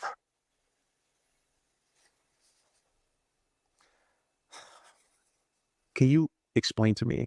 You've seen the attention this case has had. And more like I've heard about it. I have not looked at the news or any social media since the day before the accident. Why would you do that? He's such a liar. Because my sister flew in there to support me and said it's getting terrible out there. And then I went to dinner one night after searching, and I was approached by a freelance reporter, and I began to think that it was going to be terrible. Oh, I thought it was going to be terrible. Why wouldn't you raise awareness about Lynette's status of missing? Makes no sense. Screw this guy. Okay, God bless this guy. All right, we're gonna go to the interview with Matt Johnson. He's got an exclusive with Lynette's daughter. This came out yesterday. Credit to True Crime and Justice with Matt Johnson. Carly, first off, it's nice to see you. My heart goes out to you. I know that you just got off a plane just a couple hours ago. She's you just back got home. back from the search for your mom in the Bahamas. I know that you must be tired. She had to go home. She's back home. So now she probably feels like everyone's just had to leave her mom. Exhausted. I just can't imagine. How are you holding up right now? I'm good now that I got some rest. It was pretty exhausting just talking about it. It's a lot emotionally tolling, but I'm glad I went and got the answers I got. It was very helpful. And it breaks my heart that she has no siblings. Thank God she has her boyfriend, because I can't imagine being an only child. I mean, that would be very, very hard. Yeah, and you're back after being there a few days. What is the latest? Let's just start there. So the Coast Guard and the police of Bahamas won't tell me anything because it's an ongoing investigation. So we kind of retraced their steps one day when we had a full day to ourselves, and we got on a boat and went to the floating bar that they were at, asked some questions. They said nothing was unusual. And then we went along to the channel that they were at from Abacoan, and it's pretty shallow outside of the channel. So it's just raised more questions as to why. I'm going to go grab a drink, but I'm going to let this play. I'll be back in just 2 minutes. Brian is pretty tall, so he could have jumped in and walked to save her in some He could have places. walked? So it just it answered questions, but it also raised more questions because I'm like, why did he do this? Why did not he do this? So. And we'll get into that a little bit more too, because I've had a couple experts on my show that specialize in searching for missing persons abroad. And he was getting information that they brought in dogs, and the dogs could smell so many feet down in the water, but the water, as you were saying, isn't that deep. So he was also hearing that there's a major search, or possibly an emphasis in searching by land. And that surprised a lot of people, including myself. Did that surprise you? What have you heard about the search by land? Is it bigger than the search by the water? No, because there's not much land. The islands are only a couple miles long at most, and one of them's 6 miles long. So I did read comments that, what about searching on land? Did she ever even got on that dinghy? And so it kind of, yeah, I've heard about that. And I heard that they were searching land and at Lubbers Island because the wind was blowing that way. So she would have ended up somewhere on that island. So, yeah. But you didn't see anything more of an emphasis on the land versus the water. No, I did hear that they got a giant plane to go over the water. The Coast Guard did. So I think they're just trying to search every inch right now. Yeah, land, air, and by sea there. Okay, so when you were finally able to make it to the island there, the Bahamas, talk to me about your search, how you ended up there. I've been there a couple times covering other cases, and it's not easy to get around. So just kind of walk me through the process of getting there and getting boots on the ground and starting. So we started out flying to Nassau, and we were there for the first night. We just walked the streets. I got my hair braided by a local. She just came up to me in the streets, like, "Let me braid your hair," and I was like, "Sure, why not?" So that was pretty neat. And then we flew to Marsh Harbor the next morning. That's what they do. And we stayed at the Konkin, which is a really nice place. And then we did some interview with Dateline, and then we talked. Okay, so I did see a clip of Carly with Andrea Canning from Dateline. So I think we can expect a full Dateline episode coming up on this, because Andrea Canning is like one of their main people. It wasn't like a photo op like we saw in front of Nancy's. Yeah, when I went to Jamaica, I literally went to this like marketplace, and I walked in, and when I say marketplace, it's just like, like an open air, like bunch of huts and, stuff that people make and shit. Anyways, all these women kept coming up to me and touching my hair, and they were like, "Well, let me braid your hair. Let me braid your hair." I finally gave in and got it braided. And I don't remember how much it was, but I just remember going home with all these braids. She already took them out. She was like, "I'm good." Talked to the police for about 3.5 hours, giving my side of the story and everything that I knew, and they needed like formal documents of it. They handwrite everything, so that it took a while. But I'm happy to answer anything for them. And then I went to the boat that day, and I got some of her belongings. Like, I have her necklace on right now that she used to wear all the time. I got a picture frame I made for her. I painted on, and some pictures, and some of her headbands, because she loved to wear headbands. So that was really nice, but it was really hard. It hit me hard that she's actually not here. So I felt like she was just going to pop out of the window and, "Hey, how are you? Nice to see you." But it was hard because she's done a lot to that boat. Like, she sewed the window, she sewed the cover to the grill. Like, it's just, she is very creative, and so it was really hard. That's why Brian can't stand the boat anymore, because everything he looks at is Lynette. That's kind of what he told his friend. This boat is all her, da da da. Dude, usually when you lose someone, you want those things. You want those familiar, like, that would be like me saying, "Oh my God, no, I don't want my mom's quilts because she made them." What? No, that's why I do want them. That's weird. Like, "Oh, I'm selling this fucking thing." What? Yeah, she left her touch everywhere. And so I went to bed like at 6 that night because I was just drained. Poor thing. And then the next day we ended up going to Hopetown, and we got a golf cart, and so that's how we got around there, and went to Abaco Inn. We did not go to Firefly because there's no proof that they were there. There's no cameras there, so none of the workers recognized them. So we didn't go there. We went to Abaco Inn, talked to them, looked at the cameras, but he never sent me the camera footage because he said he just sent that to Bahamian police. And so I'm going to respect that, I guess. I have to. And then we went to, what was the other one? The second restaurant we went. And you were with your partner, right? He's right there with you. Yep. You've had support through this, and that's beautiful. I'm behind the scenes. I'm writing notes and little messages to her, because when we're on camera, I forget everything. That's why I don't like being on camera. And sometimes I freeze up. And she tends to forget the little details. And when I'm off camera, I remember a lot more than when I'm on it. So I like to sit in the background. It's just easier for me. Hey, Carly, who is this? Steve, my boyfriend. Well, Steve, it's nice to meet you, and I totally get it, especially like when you're dealing with a trauma situation, like what you guys are in the middle of. It's totally understandable. Like no one knows what you're going through other than you. You know what I mean? So I think that's He's so kind too, Matt Johnson. Like for real. I mean, you forget stuff when you're going through this, and I'm so glad she's got her boyfriend. Like so glad, because her grandma's older. You know what I mean? And that's her grandma's daughter. It's just so much dynamics with when that, and he's kind of on the outskirts of it, being able to protect Carly and help her. And I'm so grateful to hear that she has him.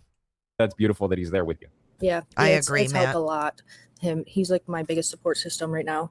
Well, you need that, and yeah. I'm glad that you have that, especially right now going through all of this. And talking about the boat, I saw that you were saying some words to your mom. What were you saying to your mom when you were there?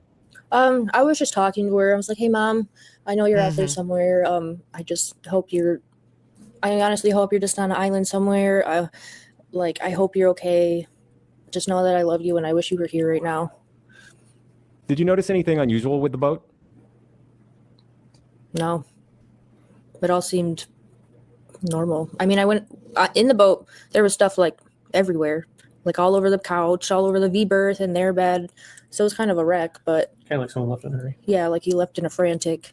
And Is that because of what he may have done? You just said he left, and we'll talk about that. But or did police search it and then maybe leave it that way?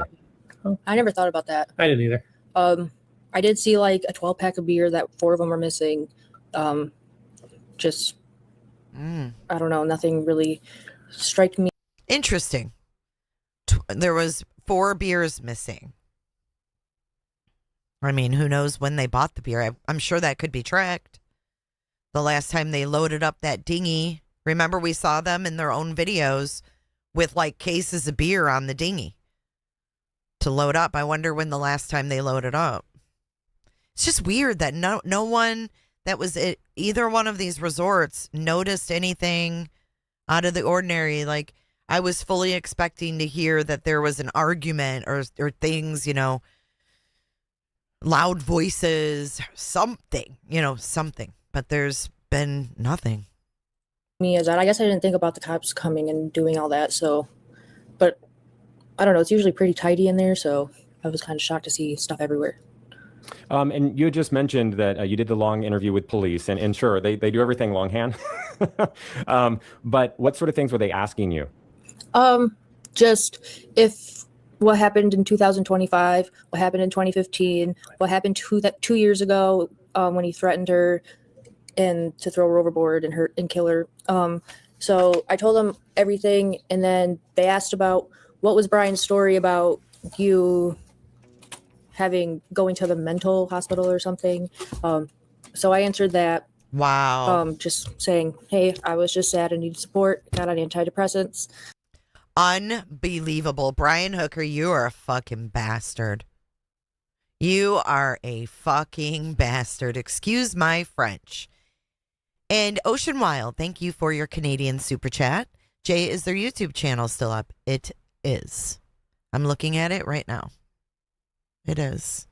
I have a feeling he probably has nothing to do with that and had nothing to do with that. Maybe can't even access it. This motherfucker told the Bahamian police. Look at Matt Johnson. He's like, oh, what a jerk. So he told the Bahamian police that because she was, reiterating the accusations of things that happened in Michigan. She was in 3rd grade and she saw her stepdad choke his own 12-year-old daughter and lift her off the ground because she wouldn't say yes, sir. So he tells the Bahamian police, oh, well, she's on certain medications and she's got, issues. Yeah, trying to discredit her using her personal mental health. Their YouTube handle is at the Sailing Hookers. Yeah, horrible. It says so much about his character. So much. just saying, hey, I was just sad and needed support, got on antidepressants. Just because I was a little sad doesn't mean I can't look at the facts and say this is sketchy. Damn straight. Don't let him gaslight you, sister. What? Fuck him, man. Oh my God, that makes me so mad. So, yeah. Yeah, so briefly, walk me through the timeline of how you found out from Brian that your mom was missing. He called me like 25 hours after she went missing that, hey, just want to let you know that your mom's missing. She fell overboard and I threw a life device at her, but I don't know if she got it. And she drifted away. And then I paddled up shore and then to Marsh Harbor. He ended up in Marsh Harbor. And he just said it matter of fact to her. She's gone, you know. I tried. I threw her a thing. Then he's like, but we're gonna come up there and see you soon. So I hope to see you when we come up there. I was like, okay. And then he like ended up quickly saying stuff to get off the phone and hung up. I was like, okay, that was fucking wild. And Steve instantly got up and was like, that was sketchy. Like something was wrong. Like that did not add up. And I was still in shock. So I was like, what just happened? My mom's gone. How do you lose my mom? Can you believe that? Just left with that open-ended discussion right there. 25 hours. He had 20. Oh my God. Yeah, it's surreal. After having been to some of those places and seeing the geography, what do you think of his story that she was overboard and that he couldn't get to her? She could have swam like a couple feet and she would have been on shore or shallow enough to touch. Like in some places, Brian could have stood up and got her and even dragged the dinghy with him because it was that shallow. I could see clear to the bottom all around Abaco Sea area. So it's all shallow. It's like a big sandbar. And yeah, you would have seen a body the next day at least if she fell in where she supposedly fell in. And his part of the story that he had to swim to the shore and it took several hours before he could report your mom missing. Does that still add up or no? No, it would have took him a couple hours. I met a guy down there, Captain Ron. He said that he swam from in between the islands where he said that he paddled in 2.5 hours. So she's talking about Captain Ronnie. I'm so glad that she got hooked up with Captain Ronnie. I wonder if Ashley had a hand in that. If so, shout out Ashley Banfield for doing that. I feel like Ashley stepped in as like Mama Bear and helped this girl out as much as she could. I really do. And I love seeing it. So if you're paddling along, you would have been there a little faster than a swimmer, I would assume, because swimmers get tired faster. But it doesn't make sense. Something happened in those 9 hours, I think. Did you see the dinghy when you were there? No, it wasn't at the boat. It's with the police. Is it the small one that is on your mom's Facebook? Is it this one? Mm-hmm. Yep. So it's a very small boat. It's a very small. Okay, so this is the green little floaty thing that they sit on, and there's a blue one. So he's saying he threw the green one in? Because now I don't remember. Like, I almost need to hear his phone call again. Dinghy. Yeah, and what's underneath Brian is what he threw to my mom, supposedly. But she answered us. Okay, so he says he threw this green one in. Oh, I'm sure, Penny. I'm sure. She is like 29. You see, that's just like a kneeling pad. That's not a flotation device. So that I don't understand why he called it a life device. That would not hold a 150-pound girl. And we've just talked about some of the places that you visited. I want to show some of your pictures from the search. So this is you. Where are you right there? We are close to Hope Town, Abaco Inn, right down the road, on the Atlantic side. So. Okay, so this is the Atlantic side where more of the waves are and more of the wind. Right? That's the choppy side. And look at her with her mom's headband on. She looks just like her mom too. She's a very strong girl. Did they find the green thing? I'm confused on that too. Penny says they found it. So you can see it's pretty wavy over there. And we just stopped along the road and in between going from Abacoin and just looked out at the water for a little bit. That's like my favorite picture. And what I notice about it too is I'm not sure if it changes how far out you get, but it's pretty clear. You would see something, right? Yeah, and like in between those pylons is the channel that they're talking about. And she's talking right here. These are the pylons or whatever. And this is the channel you go through. And in between those, that's where it's deep, but outside of them, it's pretty shallow. It's needle-waist deep. So, and then my mom and Brian parked one of their boat. They don't know if it was on the left side or the right side on the dock because you could park your dinghy there. Hey, so, Pines. yeah, it's pretty see-through and shallow. But this isn't where the boat is currently, right? The sailboat is like up there to the left, outside the pylon. It was. It was before when she went disappeared. Can I paint and then it was moved somewhere else where, you know. Can I paint you a picture really quick? I know. I see her, Leo. I thought the same thing. Like, is she looking out kind of, you know, my mom could be out there somewhere. Mom, where are you? It's very, very sad. You can see reflections in those waters because one side you get the wind, the other side, which is this side, which is the side he's saying she's missing from, has no waves. Do you see a wave? I mean, it's literally the reason they parked the sailboats on this side is because it's a lee side and it blocks the wind. That's I'm not a boater, but this is what, you wouldn't park a boat in that. That's why on the other side you park, that's where they park. On the pylons right there, you can see the sticks in there. Yeah, see how calm it is on this side? This is the calm side, and then where she's standing is on the Atlantic side. And yes, hey, Melissa Hart.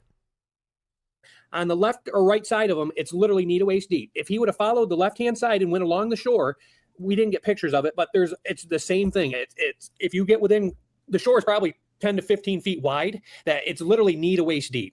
If she would have fell off, she could literally have sat up, her butt would have been touching the ground, and she could have been probably above water. You can see how windy it was by the Atlantic side, all those waves. On the other side, there was no waves. It was blowing maybe 10 knots when we were there. There was no waves. It was crystal clear. You could see the bottom. It looks like a duck, you could see it sea walks turtles. like We a saw duck, sharks. and quacks like a duck. It's It not deep is at all. a We even duck. seen a boat about the size of that boat on the right in this picture run aground. Really? That's why, and this is when he's going through not this channel, but the channel out in the Abaco Sea. We saw, I mean, you could see it run aground. I mean, it churned up everything. No. Is that it or no? No, it was a big. This is with a lighthouse and with another boat? In relation of when we're there. Yeah, and we followed it. Even if the sea was in a bad chop, they could have followed the shore the whole way to where the boat is and then went out to the boat straight across. And even if it was. So what he's saying is they could have rowed the shore if it was that bad out, rowed the shore till they got to where the sailboat was, and then just immediately cut right and got to their boat. We are not saying it wasn't windy. It was windy, and there could have been a chop. We're just saying it would have been a greater likelihood of survival if they would have done, and you'd think a boater would know this, follow the shore where it's not choppy, where it's shallow enough to where you can operate your motor and you can actually not fall out and die and drown. But we don't know what happened to her. We're not saying he murdered her. We're just saying he's at least guilty of neglect. What would happen if a boater here was on a ship and the captain was drinking and the boater fell off and is now missing? That's at least neglect, if not some kind of negligence at a bare minimum. Right. We're just saying, hey, this should be looked at. We're just frustrated. We're not getting. But the problem is they don't know what his blood alcohol was because so much time had passed, right? And then you have the bartender saying he only bought two rounds. So how can they prove he was drunk? Oof. Getting anywhere quick. Sorry to interrupt your. No, like all of that is really good insight because you were there also, Yes. Steve. So thank you. And thanks for in relation to what we're looking at, seeing the waves versus no waves. It really kind of raises more questions, right, Carly? Yeah, definitely. And those waves there was bigger waves that day we were out there. It was on the Atlantic side. There were some nice waves. Surfers could have probably been on them. They were some decent size. And then on the other side, it was like literally crystal clear. But and just to button that part up, you mentioned shark. Was it a big shark like you see in the movies, or was it a little baby shark? It was probably 5-6 footer. There were several of them. on just the boat ride to the Tahiti beach and back to the Abaco Inn, probably saw half a dozen to 10. There were some turtles. Yeah, and saw sea turtles, saw some, what's that, wahoo? Saw a guy catch a nice, 4 or 5 foot wahoo. It was beautiful down there. The people down there were amazing. The people at Conch Inn, Brian is the GM, I think there.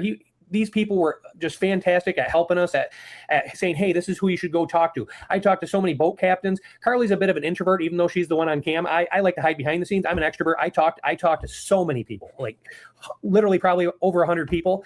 I talked to at least 10 different boat captains, and they all had the general same consensus of his story is not adding up, and it should be looked at, to put it mildly. Okay, thank you. No, that wasn't me. No, this is really, really interesting and helpful. What did the people say at the last place that we know that they were at together? So it was that floating bar? They were at the floating bar earlier in the day, and then they went to Abaco Inn. I don't know if they went to Firefly in between there. I haven't heard anything official or seen anything official, but there is documents and a picture that they were at Abaco Inn until they got their last drink around 6:34, and that's the only last proof that we have. Who was that, for the My record? cat, Ponyo. A support animal at this point in time. Yes, I've had her for like Aw. 8 years now. Okay, so what did you talk to them about? Did they notice anything unusual? No, they said they weren't very rememberable. They were just another customer. The bartender does remember serving them, and what they gave them, it was like a rum and something, Coke. Cuba Libre. They got 4 total. Brian went up 2 apiece, yeah. And then Brian went up to the bar a second time and he was shirtless. But that's all they remember. I want to say we did watch the video, and that was nice. Candace helped us a lot. She got us a boat ride. She works at Abaco Inn. She was really nice to us. Was really helpful. Shout out to Candace at the Abaco Inn. If you do check out the Abaco Inn, make sure you check out and say hi to Candace. And she got us a boat ride with Harold Malone. And he helped, and he's the one that brought us, retrace their steps and tour the place to give us a better idea of what happened. You said during all of this, it finally became even more real, huh? Yeah, I just replayed all the memories I had with her when I was there with her, like in February. Yeah, tell me about your mom. Man, she was just there in February. Yeah, they let her see the footage, but they wouldn't give her a copy. It finally became even more real, huh? Yeah, I just replayed all the memories I had with her when I was there with her, like in February. Yeah, tell me about your mom. I wonder what that was like. She is a very adventurous woman. She's pretty happy. She's strong. She is very artistic. She loves crafts, making stuff. She's just loves sewing. She's pretty good at sewing. She does biminis. Like I said, she did the windows on her boat to like cover so the wind, and she made it like a window so you could see through it. And she did a cover for her. Is that the window that Brian fell through when we were watching their videos? Didn't he fall through a window? Was that one of the windows that she made? Grill. And she's also really active. She's always been very active. She works out. She doesn't run anymore. She used to run half marathons and 25Ks, but she doesn't anymore because she has shin splints. But she like does boot camps and does yoga on the boat. So she's really active. So she just. Okay, so we did see a couple of weights on the boat. What I would be curious to know is, were there other weights that were there? Besides the 2 we saw, were any missing from the boat? Wonder if anybody knows. Like a jack of all trades, really. Yeah, and she, you mentioned her fitness. I mean, she's a good swimmer, right? Oh, yeah. And so is Brian. I mean, he was a former Marine. Is that right? Yep. And tell me again how they came to be on the boat. Was this kind of like a bucket list thing? Yeah, they've always wanted to retire and sail the ocean. So they started like 10 years ago on like a 2-person boat, and then they just got bigger and bigger as the years went on when they were ready to upgrade. And now they're on a 45, 50-foot boat. And yeah, it's always been my mom's dream. And then Brian just kind of was like, yeah, that sounds fun. So he just joined with her. And that's the boat that's on their social media, right? Mm-hmm. Soulmate. And everything appeared to be working correctly on that as well, right? Mm-hmm. And you also mentioned that it kind of felt real being there. Well, it must have felt really strange and real being followed with a news crew. You mentioned Dateline. I mean, that must have been a strange experience for anybody. Yeah, that was new. But they are the ones that flew me out there and had us stay at Konkin, so that was really nice of them. So just happy I was able to go. But the interview, it took a lot out of me just to like relive it and be there. And then talking to the police the next right after, so it was just a lot. No, and I get it, and they do such a good job, good journalism, of course, and I know that it's important to share, and we're going to share how people can help you. I wonder if Brian participated in the Dateline episode. I mean, even by phone. In this interview, so thank you. I get it. With Brian, have you talked to him? No, I don't plan to right now. With what I know and my gut feeling, I'm going to stay away from that. Did you watch any of his interviews? He did a couple interviews when he was released out of questioning. Yeah, I did see that he wasn't going to stop searching for her and was crying on camera and then leaves right before I get there. Did that look like real tears? Have you ever seen him cry before? I think I've heard him cry once downstairs when they were about to break up once when my mom told me. But I'm not sure. I've never seen him cry. Gaslighting. So did it look real to you from, you spent many years with him, right? You guys all lived in the same house? Yeah, I've seen him angry more than anything. He likes to yell at people. But he, yeah. So he said that he wouldn't stop searching for your mom, and then he left. Yeah, the next day. What was your reaction to that when you heard that? I was really irritated because I was like, how do you just lose my mom and then you just bail out? Yeah, no shit, right? Okay. I get your mom sick, but she's been sick. So the circumstances right now and what's going on, he should have stayed. I don't know how the locals were acting towards him, if that's why he left, or I don't know. But I know everyone's pretty upset there because they think the story's also sketchy because they know the water's the best and it just doesn't add up. So I was irritated that he left, and it just shows his character on how much his word means, I guess, because he should have stayed looking. Did he look at all that you know of? Like, did he search for her after those interviews? So. Not that I know of. And you already answered the next question that I had. Like, is his mom even sick? Yeah, she is sick. She was supposed to get like a kidney transplant, but she declined. So she's like chronic kidney failure, I guess. Do you think that he's going to return and help search? I have a feeling he's not going to return, but he lives on that boat, so he has nothing else. So yeah, he's got to go back. But that's it. And so I don't even know. I would be surprised if the Bahamas would even let him back in right now. So with this being an investigation of possible manslaughter or murder. Did you find your mom's passport? He must have had his or gotten approval to leave somehow. I think he got it expedited. And did you find your mom's, or was that in the bag that he said that fell? Supposedly it's in the bag for some reason. I don't know why they were carrying their passport. So you haven't spoken to him, you haven't heard from him, or So he got it expedited to get the hell out of there. Wow. And here he's on the news the day before saying he's going to extend his visa. Did he reach out? He has not reached. He left a few voicemails and left me some texts, but hasn't reached back out. I think because he knows I've been sharing it, and saying what I'm saying, he's staying away. So he sent you another voicemail after he left the Bahamas? No. Oh, okay. What does his daughter say? What does the other family members say? I think they're a little sketched out right now too.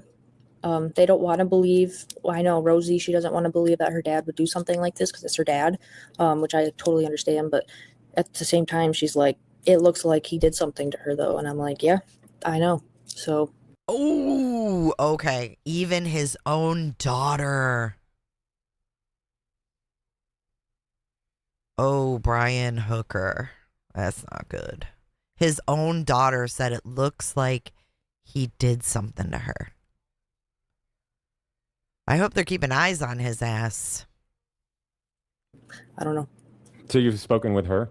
Yeah, a little bit. Yeah. I talked to her last night, the last time I spoke to her, and the last thing I said was like, I miss my mom. And she's like, I know, she touched a lot of people. I miss her too. What is your plan now?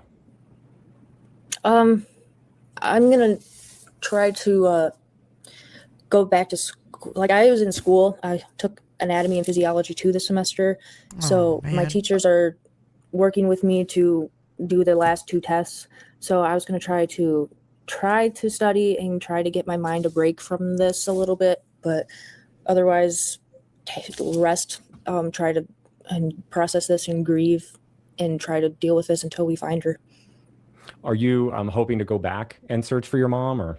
Yeah, I would like to go back. It was definitely, it wasn't like a vacation. I didn't swim one time. I was doing stuff for this investigation. Like, I wanted to do my own investigation and see around everywhere where they were. So it was really helpful. So if I could go back, I would. And again, it's really it takes time to get around the islands and to get around the area, and it's not cheap. It's a tourist place, but it's just expensive in general. If anyone hasn't been there, it's beautiful, but it's expensive. Yeah. How can people help you? There has been such an outpouring of support for you, and I just want to start there. So many people on this show, but like just in general online, are praying for you and the family and hoping that you get answers. Yeah, I posted a TikTok even, and I have a lot of people commenting prayers with you, and it's a lot of Bahamian people, and it's really nice because I know that story went like wildfire there because they just thought it was strange, but they're so supportive. They helped me so much, like helping me with boat rides and where I should go look and helping me with cameras, and it's been like really helpful. They've been really helpful. And your message to everybody else out there that's writing messages, or? Yeah, I mean, everybody, they've been super supportive, and I'm really grateful for it. I'm glad I'm not just like seeing it one way and everyone's like, no, Carly, you're not. That doesn't make sense. But no, my gut feeling is what everybody else is. Don't let him gaslight you, girl. Gut feeling, it seems to be. So it's just nice to have all the support. Have people in the chats raised questions that you hadn't thought about, or what is the most people? What are you seeing the most of outside of the love? Just if she even got on that dinghy that night. I only saw them walking away from the bar, so I don't know for sure if she even got on that dinghy. Candace helped, like, she knew the guy's house that's in that picture, the White House on the left side, and she asked if they had cameras, and he said, no, I don't. That would have been perfect, though. They used to have a camera pointing down to that water on top of the roof, but it got taken down in the hurricane in 2019, and they didn't put it back up. There is a house to the right if you're looking at Abacoid, and there's a camera pointing to the water. I don't think I ever got that view, so I don't know if there's anything on that. I know part of Abacoid, they control that camera because that's part of the resort. So I never got back in to ask because they were doing a wedding, and we already went back up there twice. So we just kind of, hopefully the Coast Guard got a hold of it. And just to button up the part about your stepdad, do you still think that this could have been an accident? I mean, I'm not going to say it's impossible, but I don't feel like she could have drowned in that water. Or if she did, somebody would have seen her by now in that shallow water. What's your message to Brian right now?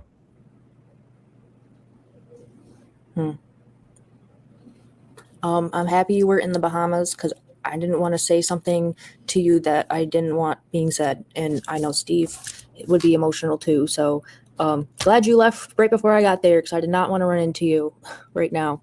I really hope this isn't true still, but the more I think about it, the more I look into it, it's just not adding Blockbuster. up. I think your story is just a story. Were you worried about running into him? A little bit, yeah. I didn't know. I have a lot of hurt right now. The negligence that happened. He's a Marine. He should know what to do in an emergency situation, you would think.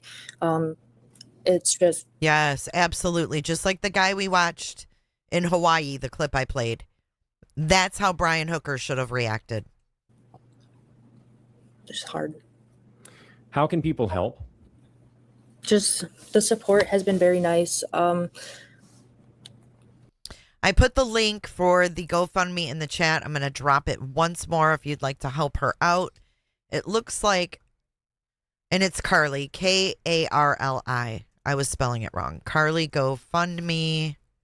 If you want to give her a buck or two, there it is. It looks like she's trying to raise $18K, because if she does find her mom, she wants to give her, a proper burial or whatever they choose to do. She's looking for $18K. She's got $10,910. So I feel for her, man. I feel for her. Yeah, my GoFundMe, that would really help a lot. I changed the name of it to make it more findable, and I changed the picture to just us. I like that picture of us. We were at a wedding for my cousin. And yeah, just the support, my GoFundMe, so I can go back down again. That would be great. Bring Steve with me because he's my emotional support animal right now. So, yeah, that's all I can ask for. See, and it's ×2. Everything they do, flights ×2, hotel, you know what I mean? Food, rides around if they have to pay for it, all that stuff. Well, I appreciate Steve. I appreciate the cat, and I appreciate you very much. I'm sorry that you're going through this. I really am.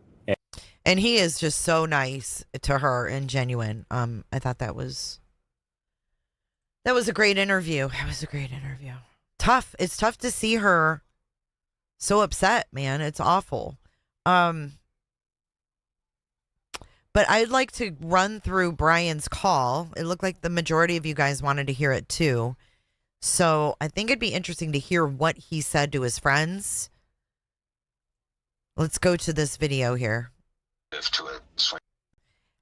I'm going to speed it up just a little bit so it's not, doesn't take us forever. But after this, we're going to get into some Nancy Guthrie updates, someone being detained, the DNA, hair, all this other stuff.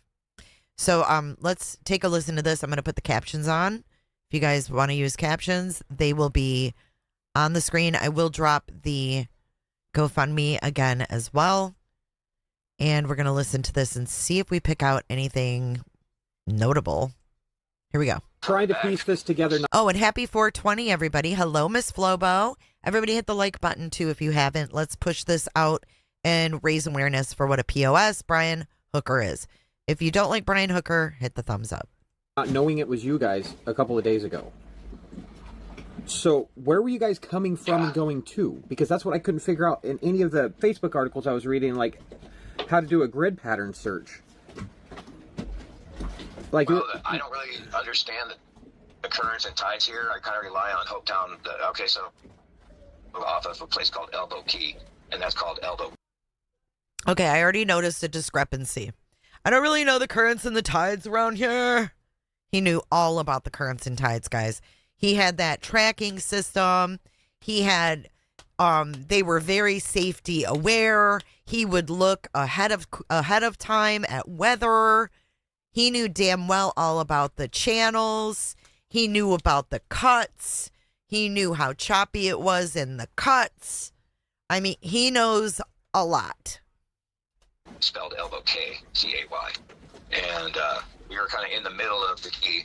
And there's a place called Tahiti Beach. It's really popular here, and it's a beach that dries out at low tide. And so a barge runs up on it and serves drinks all day from there. And there's a lot of manta rays will go around your legs and everything, and all of that. And so we really like that spot. And we had been kind of stuck in the harbor for a while, so we were getting out and about. We had to go to a different island called Great Guanakee to refill our... Okay, I noticed this too. Thank you, Flobo. Listen to this part. And all of that. And so we really like that spot. And we had been kind of stuck in the harbor for a while. So. Okay. Bing bong.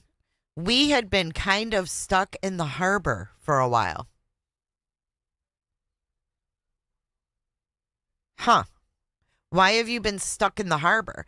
And you know what happens when you're stuck holed up together and you're fighting and you're drinking? Jay, do you know why no SIM cards? I don't know. That's weird. So we were getting out and about, and we had to go to a different island called Great Guanakee to refill our scuba tanks, and it was going all right. And we had to go refill our scuba tanks, and shit was going all right. Okay, so everything's good right now. Yeah, I mean, it's been strong easterlies, and that's what you get here is the... Oh, there's a strong easterly. That's what you get here. But I don't know nothing about the tides. I don't know nothing about the currents. I know nothing. I mean, this whole thing is a lie already. Trades, basically. We're at the top of the trades. And so we were having, basically 20-knot winds steady all day with a couple gusts here and there. And where we were anchored. He's telling us all about it. He knew everything. But he says, I don't know much about it. It was pretty quiet, but when we came out of this bar called the Abaco Inn, we came out of the channel and instantly got into the shit, into the chop. I capsized my dinghy 2 months ago with 7 people aboard and got Coast Guard rescued. I understand how quickly. Okay, so did you hear that? When they pulled out of the Abaco Inn to the channel, which we just talked about with Carly, that's when they got into the shit. But nobody else that was on the water that night said that. Y'all, it wasn't even dark when they left. They left before 7 p.m. We now know. Listen to this shit. Where we were anchored was pretty quiet, but when we came out of this bar called the Abaco Inn, we came out of the channel and instantly got into the shit, into the chop. I capsized my dinghy 2 months ago with 7 people aboard and got Coast Guard rescued. I understand how quickly it can happen. I'm definitely not. Making it. Well, a pilot boat saved me. That's the truth. Yeah. He laughed. He laughed. We're making it. Whoa. I'm not. I'm definitely not. We're making it. For making it, and he's laughing. Well, a pilot boat saved me. That's the truth. Yeah. Or, Another thing that went wrong was it was a Saturday night before right, Easter. Fitz. When it's busy Anchorage, full of cruisers, it was pretty sparse. The winds were just fucking howling, and my voice is not all the way back, but I don't know. This is not really a thing. I mean, she has to come back, otherwise I don't. She's going to come back. About too much. She's going to come back. Yeah. I mean, yeah. This sounds horrible to say, and I please hope you understand how I'm saying this. If there's a woman I want to fall off a dinghy and survive, it's going to be Lynette. I just need you to believe that. We've been doing this life the same amount of time you have, maybe a little less, but I haven't met another Lynette out there. Have faith. Yeah, thank you. I have to. That's all I got. Did we see the scuba gear in the Ashley video? Or not the Ashley video, but when Carly went on the boat? Maybe we should go back and look and see if we see the scuba gear. So the cops call me every couple, about twice or 3 times a day, and I update them where I'm at and things. And the Coast Guard has been pretty on point with assistance. That dry bag, Lynette carries a dry bag. She carries all the important shit because I'm not to be trusted with the important shit. I know exactly. We're men. There's no passports and the spare dinghy key. I have Jury Rica magnet now for the dinghy key. So I can. My intent is my sister and her husband flew in. Some of my in-laws are here. My intent is to meet with them tomorrow, and we're updating on Facebook and shit. But my kids are kind of fucked up. Lynette has a daughter, and I have 3 kids, and they all grew up together these last 25 years. And Harley's basically catatonic, and Rosie's incredibly upset, and they're trying to take care of each other up in Michigan. Well, Rosie thinks that you did something to Lynette, so take that. Put that in your pipe and smoke it, Brian Hooker. That's your own daughter. A couple of 28-year-olds, and get your family together. Yeah, they're together. As much as we can, and I'm just here until I get her. That's basically the deal. I can't tell you what. I don't have to tell you what it's like to want to give up and not. But that was the craziest fucking night drifting out in the Abaco Sea that it was just. Brian, you're the one that taught me how to get through my worst night. And it's the only reason I'm calling is because I know that God knows that these are the worst nights of your life, and I'm calling you. Thank you for that. And all I've got to do is tell you that that dry bag has not been found, correct? Right. That dry bag is a flotation device, and we got to remember that. Too. That's another thing she had.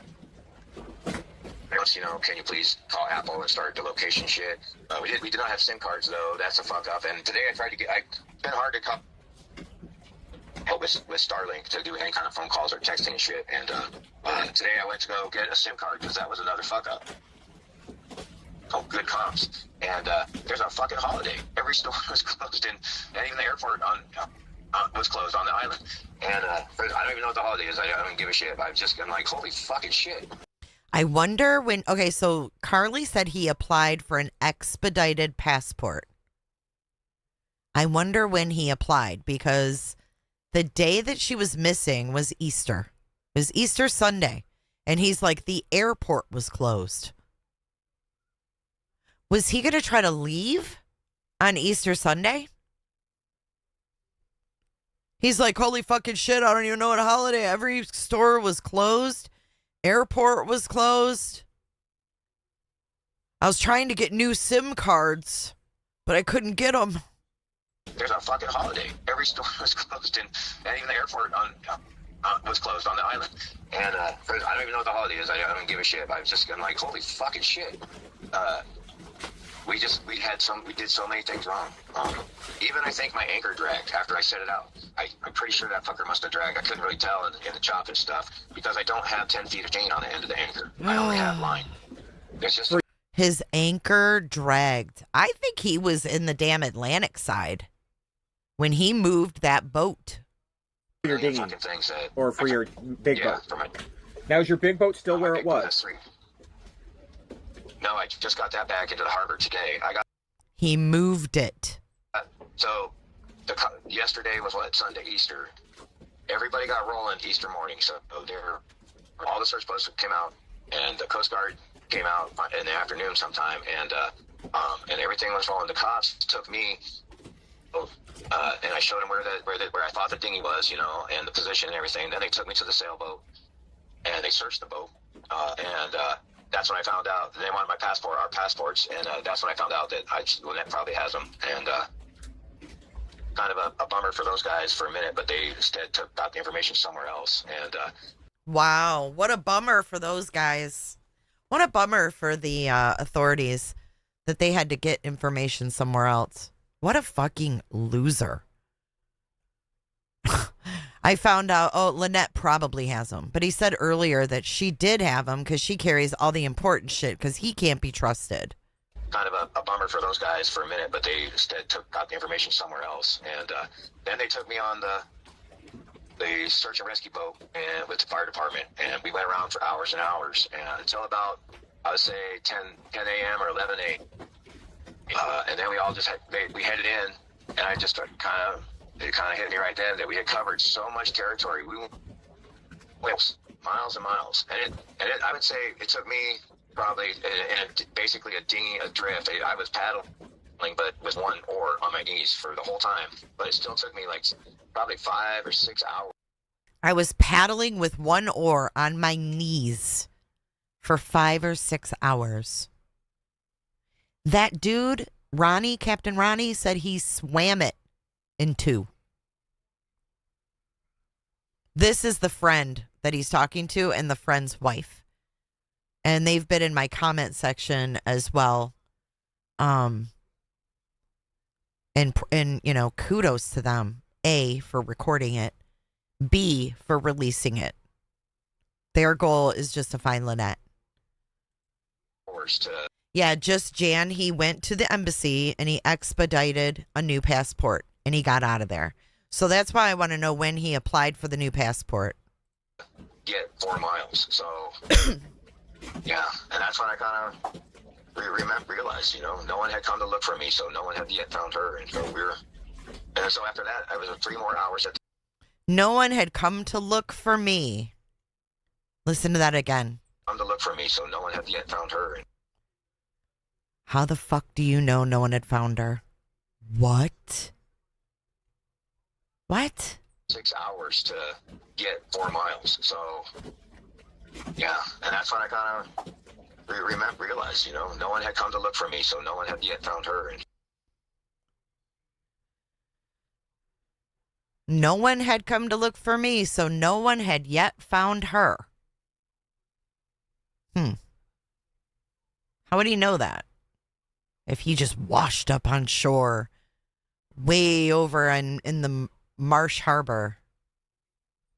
So so after that, I was 3 more hours at the cop shop making a statement. And when they let me go, the fire department brought me back to my sailboat, but it was too rough to go get the dinghy out of the beach, the little rocky beach where it beached. Yes. And, so The guy he says he's not a practicing attorney, but he does have a law degree. stay on the boat all night last night. And you know, a couple, I guess the Bahama police force put the word out on the Facebook groups and stuff. And so people did stop by to ask what they could do, but they're, what the fuck, you know? I mean, when the sun goes down, there's nothing to do or see. And other people were just kind of... When the sun goes down, there's nothing to do or see. It's a lost cause. It's a lost cause, he says. Tourists, I think, but you know, you gotta have the right attitude. So then the fire department... And this is their actual dinghy right here. You know, I mean, when the sun goes down, there's nothing to... As you can see, there is something connected, and I never noticed this before until now. But there's that cord that Ashley was talking about, the kill switch thingy. I never noticed that. Awesome. Thank you for reminding me I had that.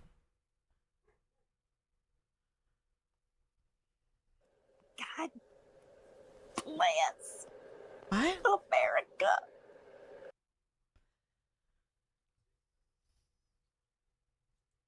To do or see. He's got his Miller High Life between his legs. Here's the 2 oars.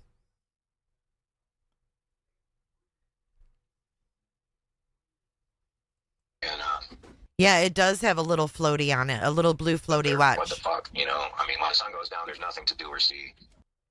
See, that little thing would float.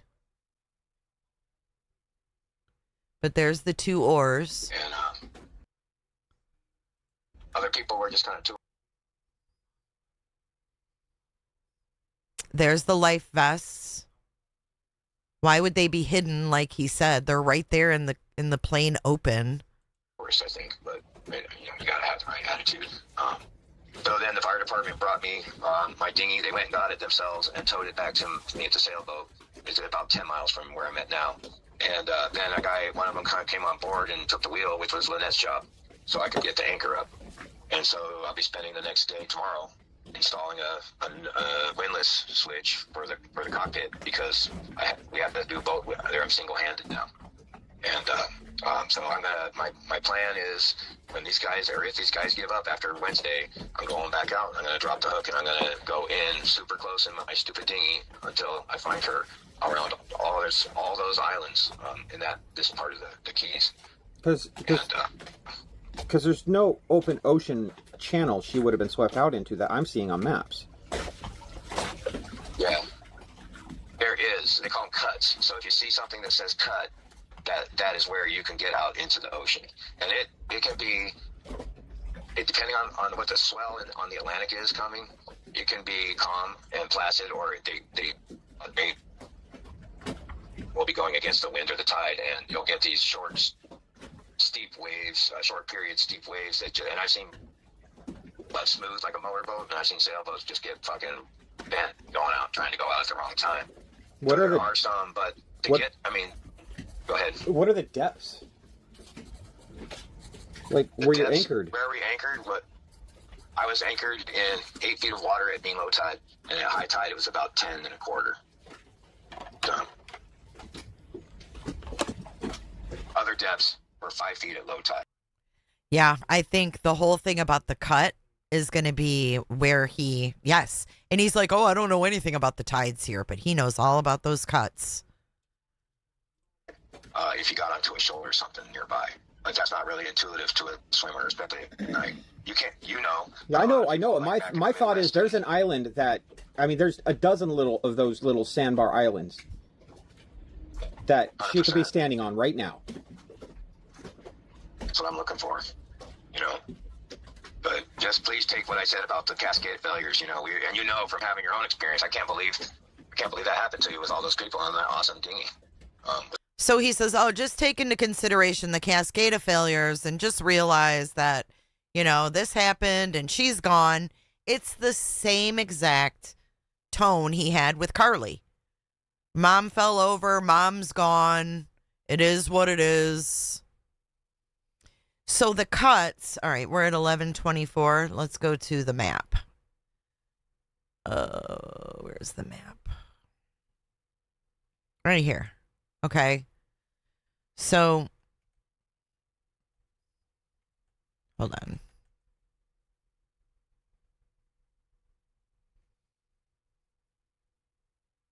Here it is. Okay. So if you look at where they were, right? Like this is the land, the yellow.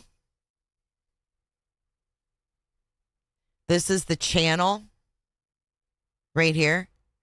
These are cuts where you can get up into the main part of the ocean. So in between these little islands, and you get up here to the top of the island, these are called cuts because you can cut over to the Atlantic. So that's what he's talking about. Let's listen to that part again. Like where you're anchored. Where we anchored? What? I was anchored in. I see a tank right here. Look at scuba tank, and this is from their YouTube. What's up, Felicia? Look, that's the that's one of their scuba tanks on the dinghy, and then he's sitting again on the green. She's on the blue, and she's got her green cover up or whatever. Like where you're anchored. Where we anchored? What? I was anchored. His fingernails were filthy. You're right. In 8 feet of water at being low tide, and at high tide it was about 10 1/4. So, other depths were 5 feet at low tide. If you got onto a shoal or something nearby, like that's not really intuitive to a swimmer, especially at night. You can't, you know. Yeah, I know. My thought is there's an island that, I mean, there's a dozen of those little sandbar islands that she could be standing on right now. That's what I'm looking for, you know. But just please take what I said about the cascade failures, you know. And you know from having your own experience, I can't believe that happened to you with all those people on that awesome dinghy.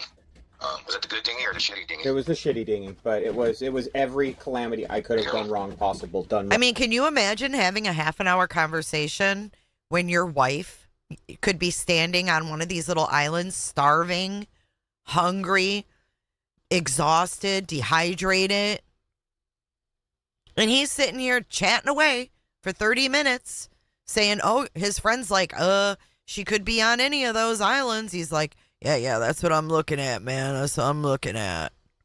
How can you have dirty fingernails after swimming for 6 hours in salt water? Damn, good question. Wrong in one night. I know. But it's the Bahamas. There's 1,000,001 little tiny islands to search. Right. All you got is floaty. All you got to do is stay afloat. That's all I want for her is to have stayed afloat and got somewhere. She had her bag. If she had her bag, she's got to float. Yeah. I've been kept afloat by a dry bag. So this is the inside of the boat from one of their YouTube videos as well. I don't know if you want to compare that to like what we saw when Carly went down there. Yeah. Numerous times. Now was hers like the little one or one of the big ones? Oh, I think it was the 5 liter or something, whatever. 10, yeah, it was like one of the ones you would buy. She bought it in Key West at one of the shops, so it's that size, you know. And anything bigger would be too big for anyone to carry, so I guess. But right, the standard dry bag. Yeah, it is a standard dry bag. I'm looking at mine right now, which I never had before. When she went over, she also took the house keys. When the cops were here, I had to break into my own boat. Wait, did you hear that? Yeah, it's a standard dry bag. I'm looking at mine right now, which I never had before. Huh? Dry bag. Yeah, it is a standard dry bag. I'm looking at mine right now, which I never had before. When she went over, she also took the house keys. When the cops were here, I had to... I never had before, but when she went over, she also took the house keys. Break into my own... When the cops were here, I had to break into my own boat. Standard dry bag. Yeah, it is a standard dry bag. I'm looking at mine right now, which I never had before. When she went over, she also took the house keys. When the cops were here, I had to break into my own boat. And yeah, I had What? And yeah. Oh, dude, you are horrible. over. She also took the house keys. When the cops were here, I had to break into my own boat. Yeah, I had my phone with me. It had 20% charge. No SIM card for the Bahamas. Oh, the phone was a 20% charge. No SIM card. Just wasn't prepared, like I should have been prepared. That was, this is what comes of that. So, I gotta get her back and we'll fix all those things. But one thing I did not know is that, until my daughter called me today, is that this is on the national news. And, it's just fucked up. And Inside Edition tried to call me. And So it's fucked up that it's on the national news. You would think you would want people looking. So, yeah. Oh, what's so the big thing here? I don't know if it's true where you guys are at, but everybody in the Bahamas uses WhatsApp, and I didn't have the ability to text any Bahamas numbers until I got that installed. So, Why'd you need to text Bahamas numbers? Who did he want to call on Bahamas numbers? What's he talking about? and I had to get Google Fi. I ordered a Google Fi service to get, using the Bahamas, but you have to turn that on in the United States, right? And then go to the Bahamas, not order it in the Bahamas and turn it on there. It just is not working. So, oh my God. Again, before my sister gets here, to go find a store that sells a SIM card. Well, while you're focusing on the water, talk to the police about checking every fucking little island. Yeah, but the fire rescue, you guys are pretty on point, and I text them at all hours, and they are always receptive and responsive, and they have search and all of that. And How do you text them at all hours if you don't have a SIM card and you can't text anybody? What is he talking about? they're going to do a better job than I'm going to do, I think, except they're not as they're motivated, but not like I am, and I'm never leaving until I get that woman, and that. What? They're not. What? You're gone. You're in California.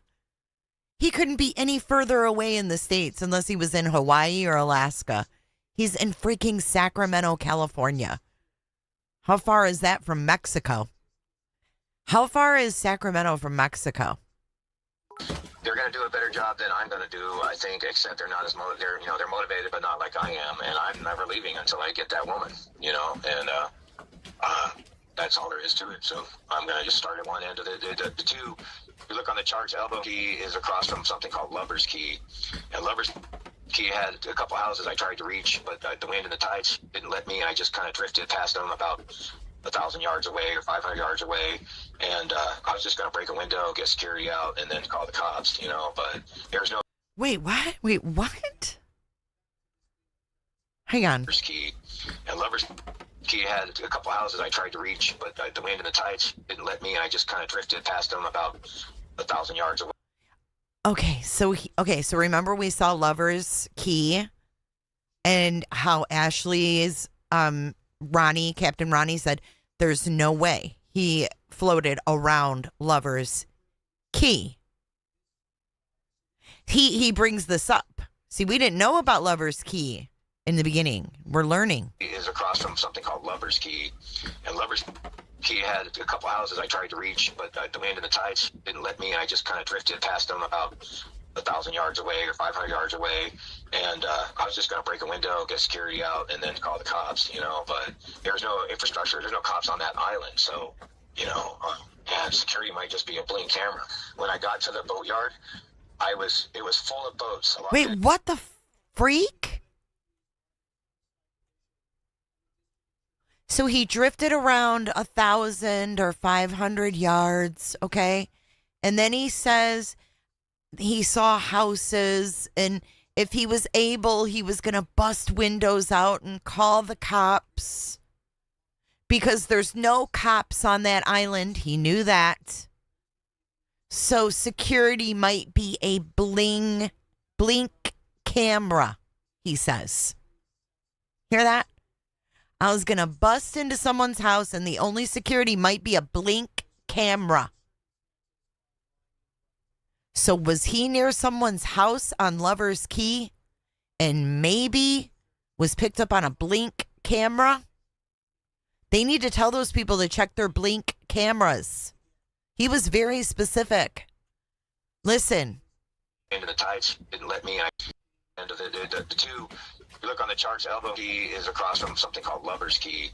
And Lover's Key had a couple houses I tried to reach, but the wind and the tides didn't let me. And I just kind of drifted past them about 1,000 yards away or 500 yards away. And I was just going to break a window, get security out, and then call the cops, you know. But what the fuck? What houses did you see, mofo? There's no infrastructure. There's no cops on that island. So, you know, and security might just be a blink camera. When I got to the boatyard, it was full of boats, many of them on the hard, and cars. And I thought, well, shit, there's fucking liveaboards here. Nope. I yelled and walked around. It's a big ship, big boatyard, and I was locked into the damn thing. They had the man doors locked, and so I was standing at the gate, yelling for help to the house across the street. It was dark, and this is like 3:45 in the morning, and a car went by right by me and stopped, and I waved my arms, and stopped about 100 yards away, and he stopped, and I'm yelling, please help, please help. And the fucker opened the door and looked out at me and then closed the door and drove off.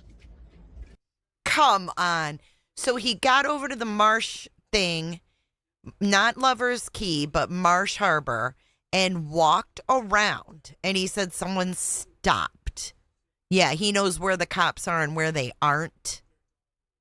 Thank you, G. Ferraro, for gifting a membership. Elizabeth got it. Welcome, Elizabeth. Make sure you thank Ferraro in the chat. And what marina was that? So, the Marsh Harbor Boatyard, or Marsh Harbor Boat Works. So, yeah, I tried to get into their channel when I was paddling, but the tide carried me right past it, and I ended up on the rocks 1,000 yards away and had to hump over the coral and shit.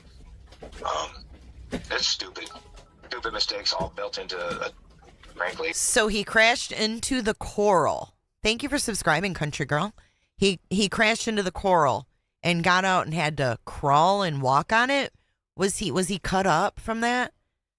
Isn't that coral like sharp and like if you have to walk across it, it's like hard and rocks and slippery and all those good things? What was on his feet?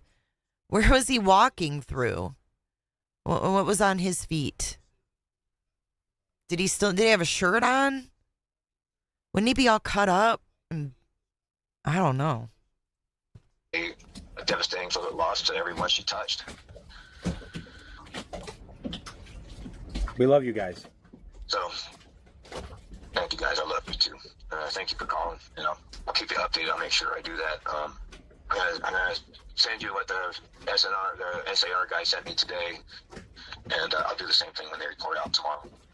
Send me everything you got. I'm going to contact everybody I know in the Bahamas. I don't know. I want island search. I want island search now.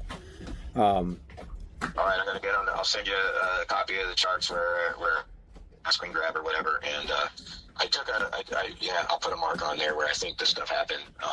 One thing that I don't understand, and I want to understand, I'm going to talk to the guys tomorrow, but maybe you can help me, is the tides are much different here to me because they sort of change direction, I think, with the moon maybe. And so I don't know. I couldn't get a sense of the currents, and there's no current gauges here. There's tide gauges, but they just read up and down. They don't read like which direction the ebb and flow is, because we're kind of like the islands here are kind of like a castle turret. Agree, so Mr. David. There's gaps, and so those cuts. Weird swells come in one direction and out the others with the tide, but they aren't just always in and out like the harbors you and I where we met, and the entrances. Right. Are very clear. The tides go in the river and they go back out the river. But here, it's kind of like they well up from everywhere, and it causes. Okay, so for the guy who doesn't know much about the tides, right? He doesn't know much about the tides there or the cuts or anything like that. He sure sounds like he's researched it to me. This is the second time he's gone in depth about the cuts and the tides at the cuts and all of that. Where we met, and the entrances. Right. You know, we're very clear. The tides go in the river and they go back out the river. But here, it's kind of like they well up from everywhere, and it causes maybe more wraparounds. Season. So I never really did grasp how that was. I just knew that, you know, I was being blown by the wind west on a strong easterly, and I was trying to paddle south, and I could not get there. And but when, you know, some hours later, the tide started carrying me south. So through it, but I happened to be passing by a cut, and you know, it's just lucky it did, or I wouldn't be here either. Probably I was getting pretty hypothermic towards the morning. Wow. Wow. It's just lucky it did for him, or I wouldn't be here. Unbelievable. Zero concern for his wife. I hope this guy gets charged. By a cut, and you know, it's just lucky it did, or I wouldn't be here either. The tide started carrying me south, so through it, but I happened to be passing by a cut, and the tide happened to be carrying me south, so through it, but I happened to be passing by a cut. There's another talk of the cuts, but he doesn't know anything. Started carrying me south, so through it, but I happened to be passing by a cut, and you know, it's just lucky it did, or I wouldn't be here either. Probably I was getting pretty hypothermic towards the morning, mid-morning. But yeah, it's terrible. It's just fucking terrible, and I appreciate you guys so much for calling. Absolutely. Other people are harassing my kids and what? Things like that. Lies. The opposite of supporting, I would say. Lies. That's awful. And the media is just, I don't know. I haven't watched the news. I haven't watched any TV since I watched it. Oh my God. In fact, I just listen to this shit. He starts it out. Look at it. He says, people are harassing my kids. His stepdaughter's talking and he didn't like it. Okay. So he's talking about the media. But the media wasn't harassing. The media was helping, right? They were helping Carly. And he's like, the media, but I haven't watched anything. Yeah, I don't have Facebook, so I'm not on there. Remember that? I don't have Facebook, so I'm not on there. I don't see anything. If you know, you know. of supporting, I would say. Well, that's awful. And the media is just, I don't know. I haven't watched the news. I haven't watched any TV since I watched it last with Lynette. In fact, I just ate an hour ago for the first time since I last ate with Lynette. You know, So you guys were anchored outside Abaco Inn, like by White Sound or Joe's K? Yeah, we were anchored out by we were anchored out, I would say, a half mile south of the channel, the White Sound channel on Elbow Key, towards Tahiti Beach. We were at the south end of something called On Pat's Bay, like Californian St. Anne, you know, or Western St. Anne. But yeah, we had gone whatever, half a mile or so, 3/4 to Tahiti Beach, where that's the popular place. Hung out there all day, met people that later, the next 2 days later, cool people. And I remember, you know how it is, people that don't do what you and Marty and Lynette, they think we're fucking awesome. And I wax pontifical about having an authentic life, and it's authentic because there's risk. And then I lost my fucking life. There's risk. There's risk. No, it's what it sounds like to Blanco. That same night, it felt like, feel like the gods were listening in. So, yeah. So you were anchored out in Aunt Pat's Bay. The fuck? So, feel like the gods were listening in. That is so weird. I lost my fucking wife. I feel like the gods were listening in. About having an authentic life, and it's authentic because there's risk. And then I lost my fucking wife that same night. It felt like, feel like the gods were listening in. So, yeah. So you were anchored out in Aunt Pat's Bay. Yeah, I'd say about 100 meters from shore. So there's almost no way she's making it past Lover's Quarter Island. Well, that's not. When we left the channel, when we got out of the channel, we were probably, I would say, we were near the tip. There's some shoals on the north end of Lover's Key, and we were sort of level with those shoals. I never hit bottom in the dinghy the whole. Okay. We were level. Okay, so this is more bullshit. We know a lot more about the land there. Thank God for Ashley Banfield. So he says there's some shoals at the north end of Lover's Key. All right, we're at 22 minutes. Let's go back to that map. Right here is Lover's Key. Okay. Lynette fell out over here. He's saying at the top of Lover's Key, oh, God, he just missed it. Like, he just went around and went 4 miles that way. Right? Again, this is the channel. This is Elbow Key. This is Lovers right here. He's saying she may have landed on Lovers. Why wouldn't he? Because he went up and around and way the fuck over here. Went back. Oh. Right? Doesn't make any sense. And what were we at? What number? 21? Yeah. When we left the channel, when we got out of the channel, we were probably, I would say, we were near the tip. There's some shoals on the north end of Lover's Key, and we were sort of level with those shoals. I never hit bottom in the dinghy the whole night, so I would have expected her to be blown the same direction as I was going, but she was swimming at right angles to me when I left. See, I would expect her to be blown this. I would have expected her to be blown in the direction I was going. Same direction as I was going, but she was swimming at right angles to me. But she was swimming at right angles to me. When I last saw her, I think. Unbelievable. Because I was all turned around in the dinghy because I had no fucking steering and I was getting tossed by the waves. And tossed by the waves? I thought, so from that, I think she thought it was a better shot to go to the sailboat. So she thought it would be a better shot to go to the sailboat, so she started swimming the opposite direction from you, towards the boat. And if we go back to the map, the boat was docked right here, right? This little anchor. This little green anchor is their boat. And they just had to come down here, and go to their boat. But instead, he says he anchored the dinghy up here by Lovers and then floated around it and drifted and paddled 4 miles.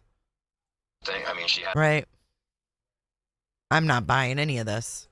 But she was swimming at right angles to me when I last saw her, I think, because I was all turned around in the dinghy because I had no fucking steering and I was getting tossed by the waves. And I thought, so from that, I think she thought it was a better shot to go to the sailboat, 1,000 yards away. So I would have expected her to be blown onto Lover's Key. If she just floated, on her back with the waves, the wind would have taken, the waves should have taken her to Lover's Key. But the tide was running north. So I don't know which winds and which is stronger. If she was taking the tide was running north, but he knows nothing about the tide, remember? North, like towards Hopetown. That's bad, or northeast, then she could be all the way over at Yeah, maybe she did try to get away from him, guys. That's a possibility. Kelly Mack said maybe she did swim away from him, but why? What is it, Man of War Key or something like that. And I have no idea who just cracked one. I don't know if that's him or the friend. I would love the friend to clarify who was cracking up, popping open cans during this call.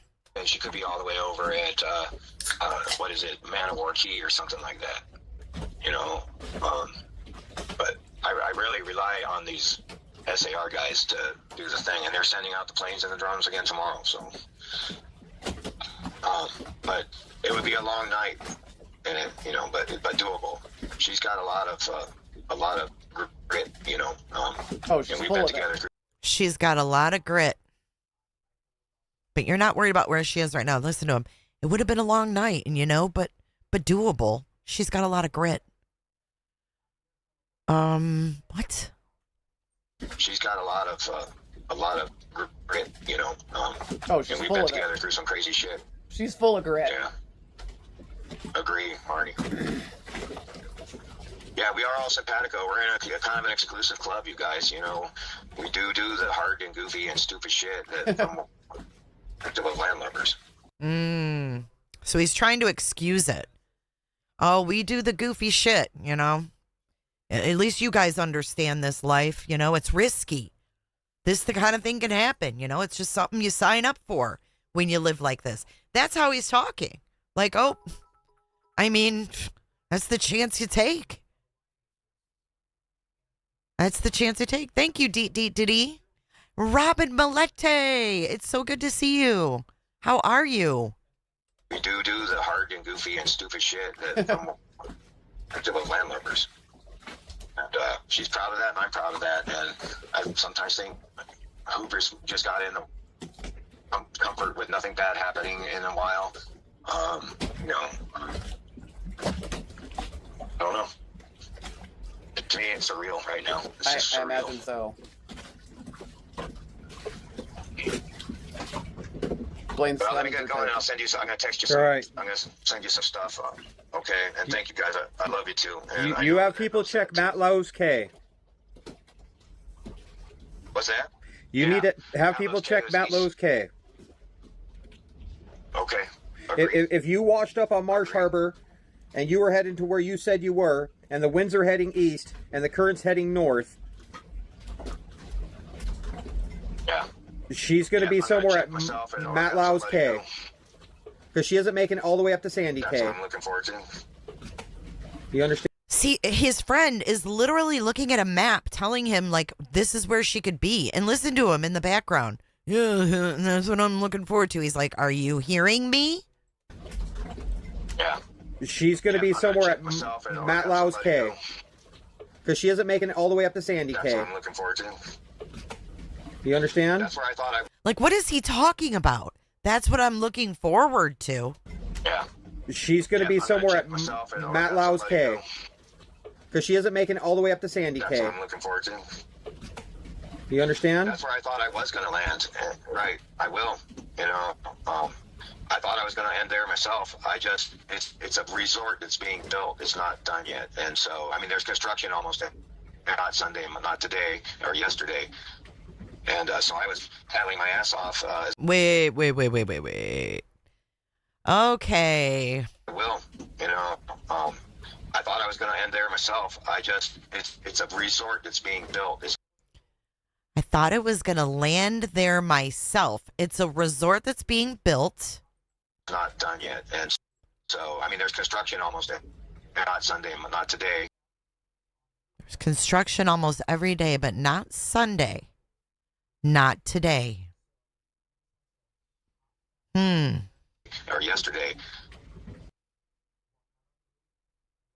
And so I was paddling my ass off as best I could to get further south of Matt Lowe's K to get to. So he said he paddled his ass off, so he didn't go to that area. They need to check that area. That's where the boatyard is, boat works, whatever they call it, the Marsh Harbor. So he knew the boat works were there, so he was paddling his ass off to get away from that. What was that called? Matt Lowe. Paddling my ass off as best I could to get further south of Matt Lowe's K. Wow. Wayne, thank you for your super chat. He says, Jay, question, am I seeing things? Or did Soulmate at one point have two anchors on Bo? I didn't notice that. Are you noticing that in this footage?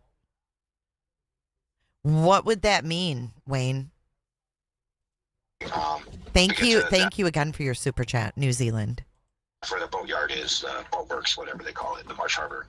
Got a tiny little channel and I landed on in a little tiny lagoon just whatever west of that or southwest of that. I'll send you some pics with some marks on them. You know, but that is a great idea, and I'm gonna text the guys right now tonight because they're super responsive, and I finally got WhatsApp to work, and so now I can text Bahamians. Huh? It's, yeah. We have I'll WhatsApp send you too, some so if stuff. you need to reach out that way, feel free. Create a WhatsApp group with everybody in it. That way, there's nobody missing information. Agree. And you put that out on the socials, and you say, hey, this is the WhatsApp group for the search and rescue for Lynette. And that way, if people check in, they say, hey, I'm at Sugarloaf Cay. We've just walked the entire island. You're not spending resources going everywhere. Everyone can do it. You can treat it like fucking Pokemon Go and just have everybody searching for Pokemon Lynette. You got that? Yeah, I hear you, Cap. One WhatsApp group. Put everybody in there. Fuck the socials and fuck the haters. I'm saying create a WhatsApp group for people who honestly want to help. And let's find Witch Island because she's hungry and she's probably a little thirsty. Yeah, you're right. You're right. Thank you, guys. Stand by for He's like, you're right. Oh, I hadn't thought of that. She might be a little hungry and thirsty. He's like, unbelievable. And let's find Witch Island because she's hungry and she's probably a little thirsty. Yeah, the friend is like, what are you doing, man? Yeah, that is very telling in my opinion. What would that mean, Wayne, for the dual anchors? Because I didn't notice that. Is this where you're seeing it in these photos here?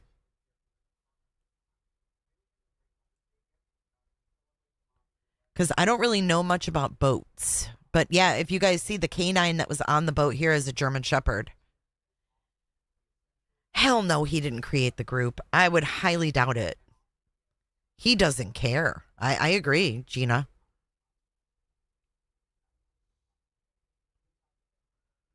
Recorded to document so he doesn't change his story. I think that maybe the friends were a little bit sus, but I think they also were looking at maps and documenting and looking at tides and shit like that to try to help figure out where she could have went.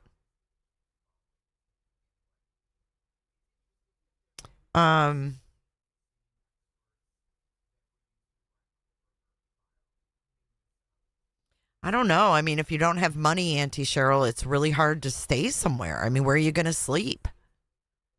I don't know. It's for the front and back of the boat, so the boat stays still and the boat does not drift or turn. Got it. If you're anchored, you want to anchor with one in the front and one in the rear. Thank you. I think someone needs to check that area that he said there's a resort being built.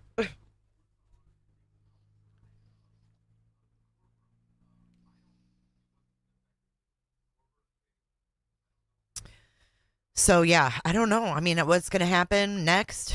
We don't know. The daughter is back in Michigan and she's trying to raise money so her and her boyfriend can go back. She's probably waiting. I mean, because the authorities aren't telling Carly shit. Like, they're not giving her updates on the investigation. So it's just like, Right. Just because they had 2 drinks at the bar does not mean that the alcohol was consumed. Yeah, Carly went home. She could be at the bottom of the ocean, but I think he went into the deep parts, like the Atlantic side. Hey, Glamma. We're just wrapping up Lynette Hooker, and we're fixing to move into Nancy Guthrie. So if you guys were here for Nancy Guthrie, that is up next to Rumbo. That is our next case today. If it looks like a duck and walks like a duck and quacks like a duck, it is a duck. I don't think the standards are the same because I think if Lynette's daughter was a millionaire, she would have never left. She would have been there probably when she got that call on the 25th hour and never left. His friend seems like he wants to find Lynette. Husband, not so much. I agree. Hold on. What did Nunya say? Aw, thank you, Pines. Yeah, he talked about a resort up for construction. He knew what keys had cops, which ones didn't. Right. This guy got her mother to invest everything into this boat, which I heard that she wanted a house in Michigan and a house in Florida. And he's the one that talked her into the boat. But her daughter said it was her dream. So it goes to show you what she was probably telling her mom and her friends that knew more than her daughter. Her daughter must have thought that was her dream. You know what I'm saying? But she must have told her mom. Dateline paid for her way to the Bahamas. Oh, really? Yeah, it's like $450 a night or something. That's a lot.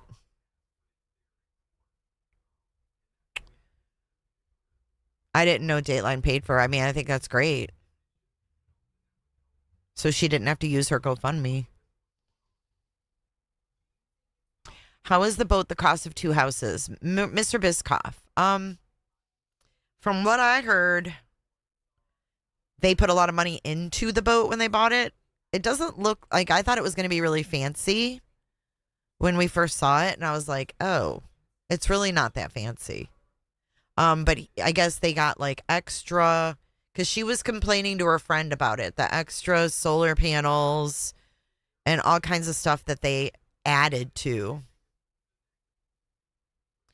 I just hope that Carly can raise enough money to go there, because if that's her obstacle, that's definitely not Savannah's obstacle. So, I just can't compare Carly, 29-year-old college student, to Savannah Guthrie, multimillionaire married to a multimillionaire.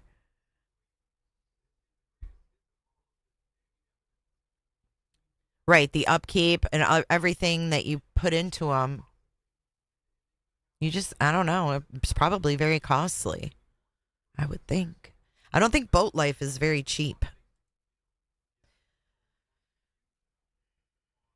I wonder if they've questioned the people that are working at that resort, if they saw anything, you know, disturbed or, I don't know. The dirt under the fingernails, concerning. Where did we see that? In this video? Didn't he put his hand up to his mouth? Hold on. Let's play this really quick before we get into Guthrie. Last thing that you remember saying to each other? Without going into a lot of details because of the ongoing investigation, I will always think there was something I could have done differently. My one job. I don't know if it was in this one, but they still had his watch. He was waiting to get his watch back. Job was to look out for her, and that has not happened. And I'm going to keep looking out for her now as best I can. I won't be able to stop looking. You want to keep looking for Lynette? I'm going to need somebody with more. Said it's. Hold on. I'm going to need somebody with more authority to tell me to stop.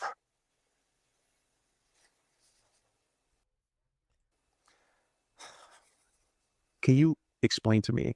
You've seen. Yeah, I don't see it here, but I do remember his nails being dirty. You've seen the attention this case has had. And more like I've heard about it. I have not looked at the news or any social media since the day before the accident, because my sister flew in to support me and said it's getting terrible out there. And then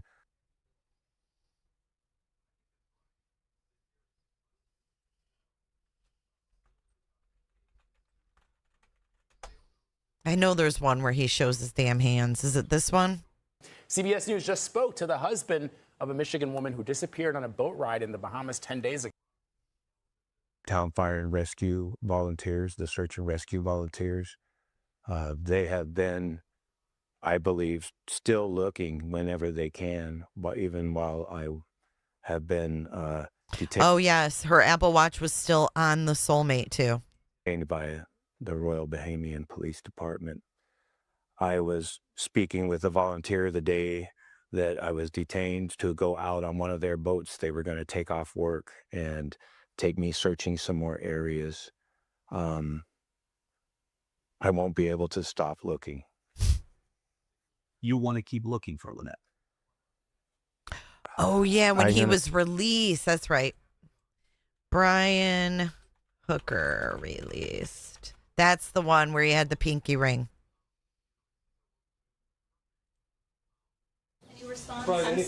This morning, Brian Hooker is a free man. Late Monday, the 58-year-old American walking out of this Bahamian police station after spending roughly 5 days in custody. Brian, what do you want to tell people who think you're responsible for your wife's disappearance? Any response? Anything to say? Hooker's release coming after his legal team waited hours to see if he would be charged in connection with the disappearance of his wife, Lynette.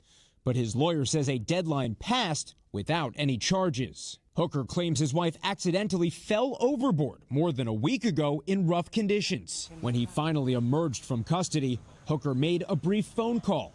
His lawyer says he spoke to a family member. Did he ask about Lynette? Oh, my God. He probably called his mom. Mama. Mama. He just literally walked out, so he hasn't had any time. But throughout the time that he was here, he was asking about her. Is it fair to say he is still looked at as a suspect in this? I don't know where we saw those nails, but his nails were damn dirty.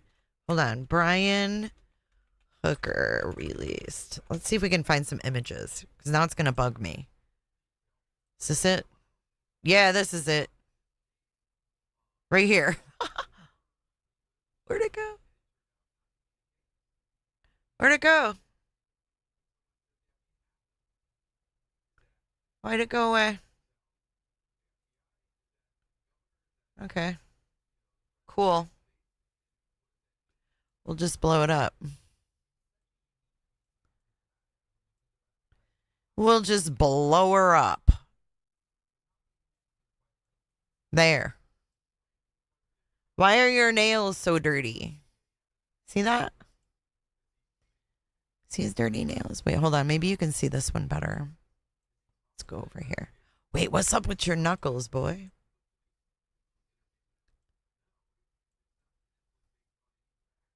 Look. Filthy. He called his mom, I bet you. How could they be so dirty if you were in the water for like 9 hours?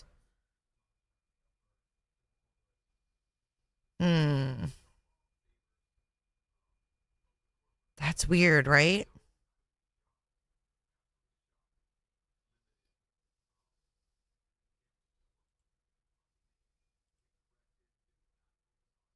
Look how happy he looks. What a weirdo. Hold on.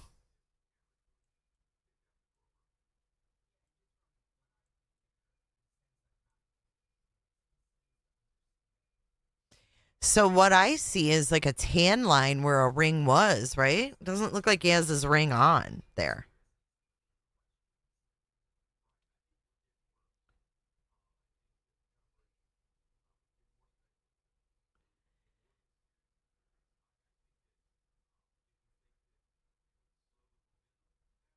Maybe she's on land.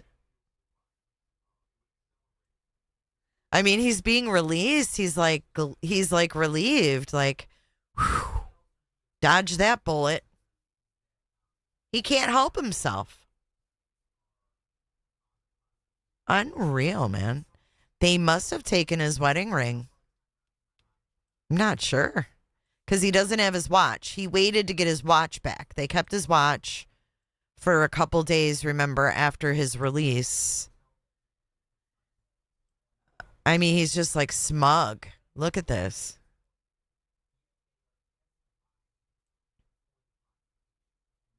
I'm scared for myself.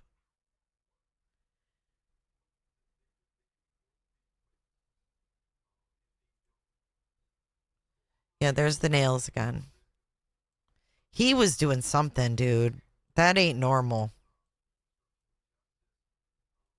Well, I mean, could they be dirty because he was in a Bahama jail, though? Do you think the Bahama jails are probably dirty? I know that when I was in Jamaica, I asked a local about the jails in Jamaica, and they said they're literally like a dirt, like cage, like a cage with dirt on the ground with a hole dug. See, and that's where you pee and poop. So could it be from the Bahama jail?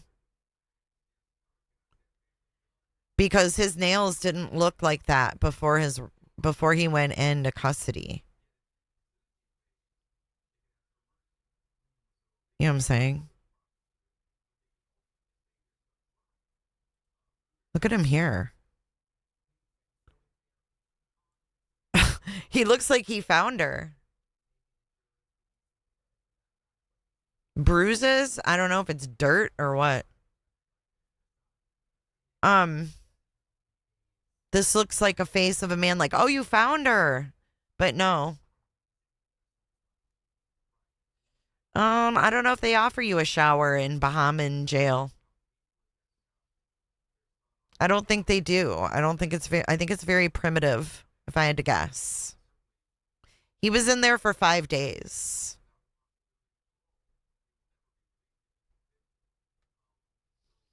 Here's another one.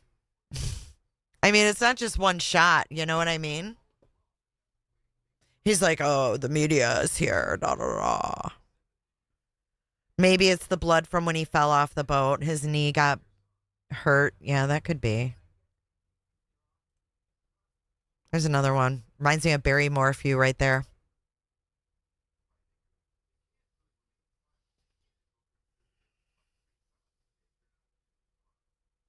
But yeah, I mean, that's where we're at with this, you guys. Is this guy's now in California. Ugh. He's now in California. Says his mother's sick. Look, there's the dinghy in the background.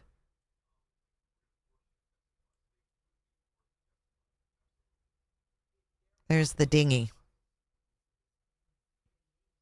Apple Watch was left on the big boat.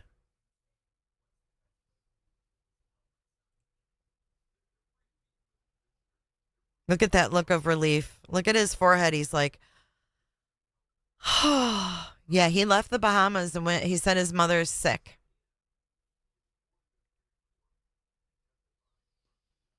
Let's see if there's any other shots. So here's another one. He just can't help himself. He just can't help himself. He's so happy. He's really showing the dentures here. This was before, though. I bet Lynette paid for those teeth. From what I hear, Lynette paid for a lot of stuff. He got fired from his job at AT&T several times. They worked together at AT&T. He's a big dude, too.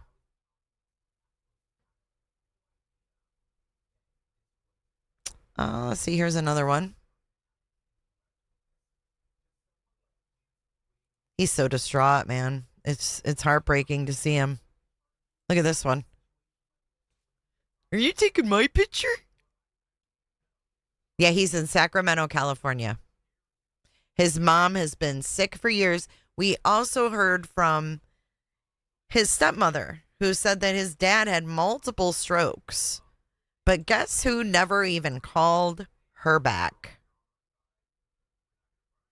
She paid his child support for the 3 kids. Yep, sure did, Penny. The only person that we've had review him is Scott Rouse, and he basically said he's full of shit. Without saying he's full of shit. So, yeah, his stepmother said that his dad had several strokes. He never even bothered to return her calls or texts. Let's take a listen to that real quick. It's just a refresher. He did what they think he did by pushing her out of the boat. He needs to tell the truth. Anyways, this guy, his dad was having multiple strokes and she couldn't get in touch with him. He wouldn't call her back. 2 more strokes and he doesn't even show up. That says a lot about the character, too. He's had 2 others since then, and I've had no communication. She says despite legal issues involving both Brian and Lynette, she never saw a violent side of her stepson. Basically, I don't think Lynette and Brian should have been together. It just seemed like it got bad. Ultimately, Donna still has more questions than answers about what happened on that boat and hopes the truth comes out. Lynette should never be in that water, and he did what they think he did by pushing her out of the boat. He needs to tell the truth. He did what they think he did. Did you hear that? Straight up. He had several strokes. Yeah, she's saying he needs to tell the truth. By pushing her out of the boat. By pushing her out of the boat. His stepmom even said it. Ooh, Higgins, that's a good thought. I wish we could see if she had her watch on in the photo at the poolside. He needs to tell the truth. Anyways, this guy, his dad was having multiple strokes and she couldn't get in touch with him. So who thinks that and then all of a sudden he's like, oh, my mom's sick. The dude is nothing but a douchebag liar. And you know what, Brian Hooker, I think your day will come because I don't think Banfield's going to give up. And I don't think Carly is going to give up. I don't think Carly will give up. And I think there's a lot of people in the media that will continue to give Carly a platform, will continue to share her GoFundMe so that she can fight your ass. Because her mom, you guys, we talked about this earlier, losing our moms, those of us that don't have our moms. My mom was in her 80s. I'm so blessed. Her mom was in her 50s. Her mom was a few years older than me. And she's no longer has her. Her mom should have been around to see grandkids and marriages and all those things. I just hope there's someone in Sacramento keeping an eye on his ass. Do we have any locals in Sacramento? I mean, instead of these people sitting out Nancy Guthrie's house, why don't we get them over to Brian Hooker's?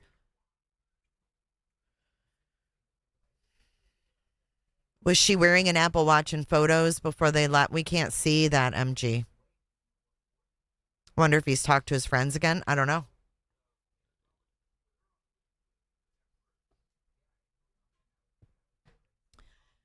Well, it sounds like we know quite a bit about his personal background. He was fired 3 times from AT&T, which is obviously a union job. He choked his daughter when she was 12, lifting her off the ground because of her beliefs in God. He's been known to choke Lynette in the past. What else do we really need to know? I agree, none of your business. We are all... Wait, where is that? We are all her mama and aunties now. Justice for Lynette. I agree.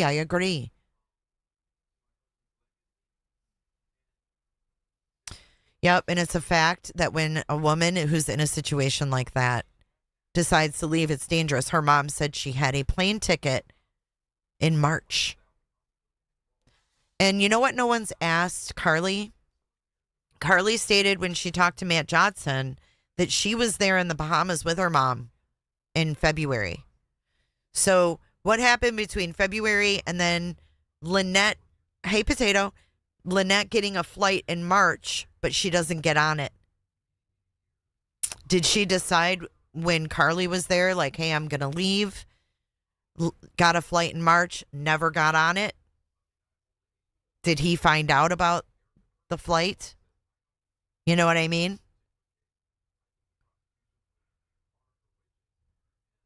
It's a very dangerous time, right? He likes to choke. Yeah.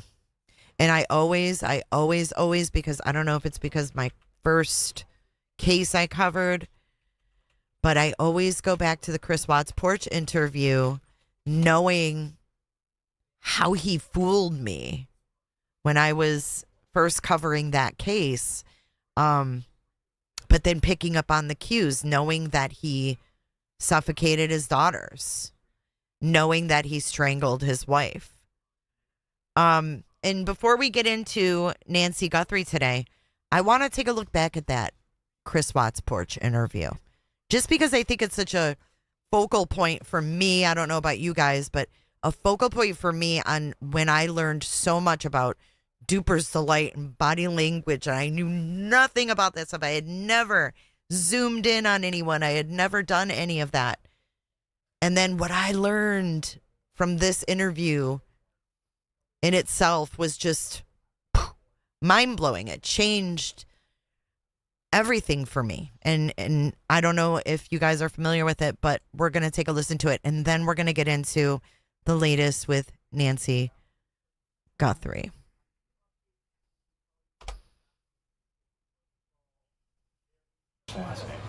Chris Watts, WATTS.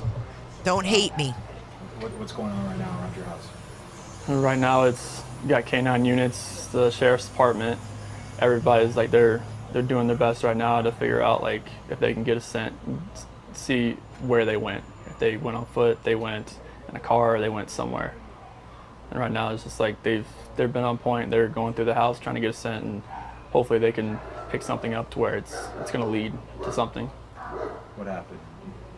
Your wife came home. Tell me what's. She came home from the airport 2 a.m. and I left around 5:15. She was still here, and like about 12:10 in that afternoon, her friend Nicole showed up at the door. Like I had texted Shanann a few times that day, called her, say but she never got back to me. But she wasn't getting back to any of her people as well, and that's what really concerned a lot of people. Is like if she's not getting back to her, like if she doesn't get back to me, that's fine. Like she gets busy during the day, but she didn't get back to her people, which was very concerning. And Nicole called me when she was at the door, and that's when I came home, and then walked in the house. And see now looking back, it's like everything is so and then and I didn't pick up on this in the beginning. Okay, this was my first experience with covering true crime in a podcast form. Had no idea what I was stepping into, y'all. But this was in 2018. This is August 2018, and his face says a lot. His lack of emotion says a lot. His hand gestures are going to say a lot as well when you see that. Let's keep going. Nothing. It's vanished. Nothing was here. I mean, she wasn't here. The kids weren't here. Nope, nobody was here. What's your wife's name? Shanann. SHANANN. What's your kids' name? Bella and Celeste. How do you spell Celeste? CELESTE. How old are your daughters? Glamma says you've grown so much. Thank you. I hope so. I hope so. If I was still stuck back here, I don't know. I don't think I'd have 700 of you even watching me. I was a very novice back then, but very telling, right? Spell your daughter's last name, or spell your daughter's name. Huge swallow. Could barely, oh my God, they're making me spell her name. CELESTE. How old are your daughters? 4, Bella's 4, Celeste is 3. And so, how many times did you try calling her? I called her 3 times, texted her about 3 times just to say, what's going on. Like because after I called her and texted her once, it's like maybe she was just busy. Like she had just gotten back. Like everybody's probably calling her from her trip. She just got back from Arizona, and I figured she was just busy. But when her friend showed up, that's what it was like. It registered like, all right, this isn't right. Do you think she just took off? Do you think? I mean, right now I don't even want to just like throw anything out there. Like, I hope that she's somewhere safe right now and with the kids. But I mean, could she have been somewhere safe right now with the kids? Look at watch when he says with the kids. And thank you for your super chats, Wayne and Sophia. I will read them when we get done with this. Safe right now and with the kids. See right there to me, like she's with the kids. They're all gone. But I mean, could she just taken off? I don't know. But if somebody has her and they're not safe, like, I want them back now. Like, that's what's in my head. Like, if they're safe right now, they're gonna come back. But if they're not safe right now, that's the not knowing part. Like, if they're not safe, last night I had every light in the house on. I was hoping that I would just ran over by the kids running in the door and just like barrel rushing me, but it didn't happen. And it was just a traumatic night. It was traumatic. It was so traumatic that you were on the phone with your fucking girlfriend, right? Yeah. He was traumatized, y'all. To be here. I'm gonna ask some kind of tough questions about your relationship with your kids. Yeah, my kids are my life. I mean, those smiles light up my life. And it's like, I mean, last night, like during when they usually eat dinner, it was just like I miss them. Like, I mean, I miss telling them, hey, you got to eat that, or you're not gonna get your dessert. And just like you're not gonna get your snack after. I miss that. Like I miss them. Cuddle up on their couches. They have like a Minnie Mouse couch and a Sophia couch that they cuddle up on and watch, Bubble Guppies or something. And it was just like, I miss. This reminds you of Scott Peterson. It was 20. Oh, I was crying. It looks like a scratch. Yeah, we've always thought that, and too bad it's only 720p. But yeah, it looks like either a scratch or a bite. Guppies or something, and it was just like, I was crying. Tearing me apart last night, and I needed that last night, and for nobody to be here last night and to go into their rooms and know that I wasn't going to turn the rain machines on, and I know that I wasn't going to turn their monitor on, and know I wasn't going to kiss them to bed tonight. It was that's why last. Damn, man, I haven't watched this in a long time. But he's happy that he's not going to see them again. Like, he's happy. I'm not going to do that. I'm not going to have to go in there and turn on their damn rain machines. I never, ever, in the beginning, thought that he was a dad that was bothered. I never thought he was a dad that was bothered. I thought he was a dad that welcomed the goofiness of the kids, loved the horsing around. But this right here shows me he was fucking bothered. I never really caught that part before. And to go into their rooms. It was tearing me apart last night, and I needed that last night. And for nobody to be here last night and to go into their rooms and know that I wasn't going to turn the rain machines on, and I know that I wasn't going to turn their monitor on, and know I wasn't going to kiss them to bed tonight. It was. Oh my God. It was, that's why last night was just horrible. I couldn't do it. Whoa. Horrible. I couldn't do it. That's like a full laugh, dude.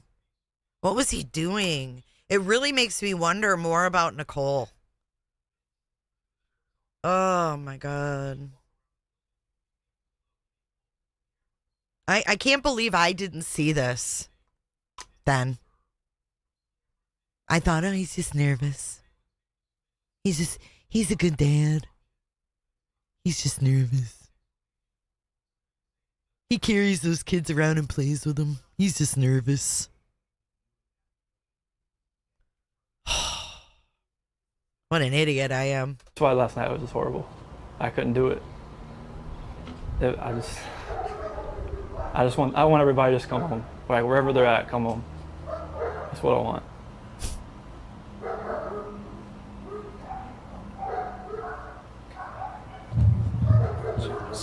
Where was she gone for? She was on.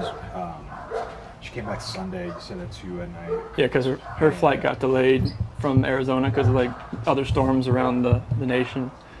So she's supposed to get home at like 11. She got home at like 1:48. She got in bed about 2. She got home at 1:48. got in bed about 2. Hugging himself, we've learned that through the body language experts and watching shows. Hugging himself, rocking. Exactly. Oops. Exactly, Cindy. Now we know how women fall for it. So true. What was she going for? Like family trip or what? It was a Thrive direct sales. It was a local event that was down there between a bunch of leaders in the company. And that day she was back. I left work early that morning, like 5:15, 5:30. So like she barely got into bed pretty much. And this might be a tough question, but did you guys get into an argument before she left? It wasn't like an argument. We had an emotional conversation, but I'll leave it at that. But I just want them back. I just want them to come back. And if they're not safe right now, that's what's tearing me apart. Because if they are safe, they're coming back. But if they're not, this has got to stop. Like somebody has to come forward. You spoken to her family, like her parents? Yeah, they've been in constant contact, like every hour. Everybody back in North Carolina and the East Coast. From Maine to Florida. What is her parents saying to you? They're just like if they need to get on a flight, just let them know. Because they feel helpless right now because they're on the opposite side of the country. Colorado is. You can't just drive around and look. It's just like you wouldn't really know what you're looking for. That's what the cops pretty much told me. That first day, I was like, I want to get out and drive around. They said, you wouldn't know what to look for. Last couple questions. What does law enforcement, what have the police or the sheriffs or your neighbors, what's police saying to you? Right now, this is what they're doing right now is with the canines in the sense. I think this is the biggest thing. This is the biggest thing they've done so far because yesterday Frederick Police Department did all the searching of the house and try to gather whatever information they could. And with the detectives, officers, and sergeants, and today it's, obviously with all the activity that's around, there's a lot going on around here, and I really hope that all of this can lead to something positive. What did your neighbors, did they see anything? Did your neighbors see anything? No, like the police department went door to door asking, like cameras and everything, just like nothing. And my last question, if you have any of them, feel free to step in. My last question is, if your wife can see this, if she can watch these, what would you like to tell your wife and your kids? Shanann, Bella, Celeste, if you're out there, just come back. Like, if somebody has her, just please bring her back. I need to see everybody. I need to see everybody again. This house is not complete without anybody here. Please bring her back.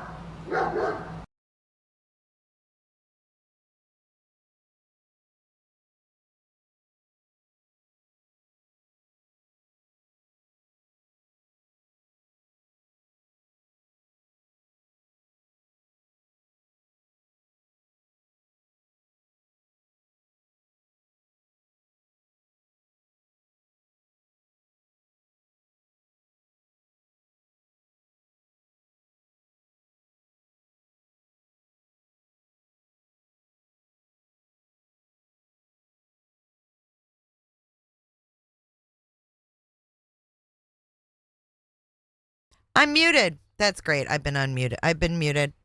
Oh my God. Okay, so I said that never gets any easier to listen to.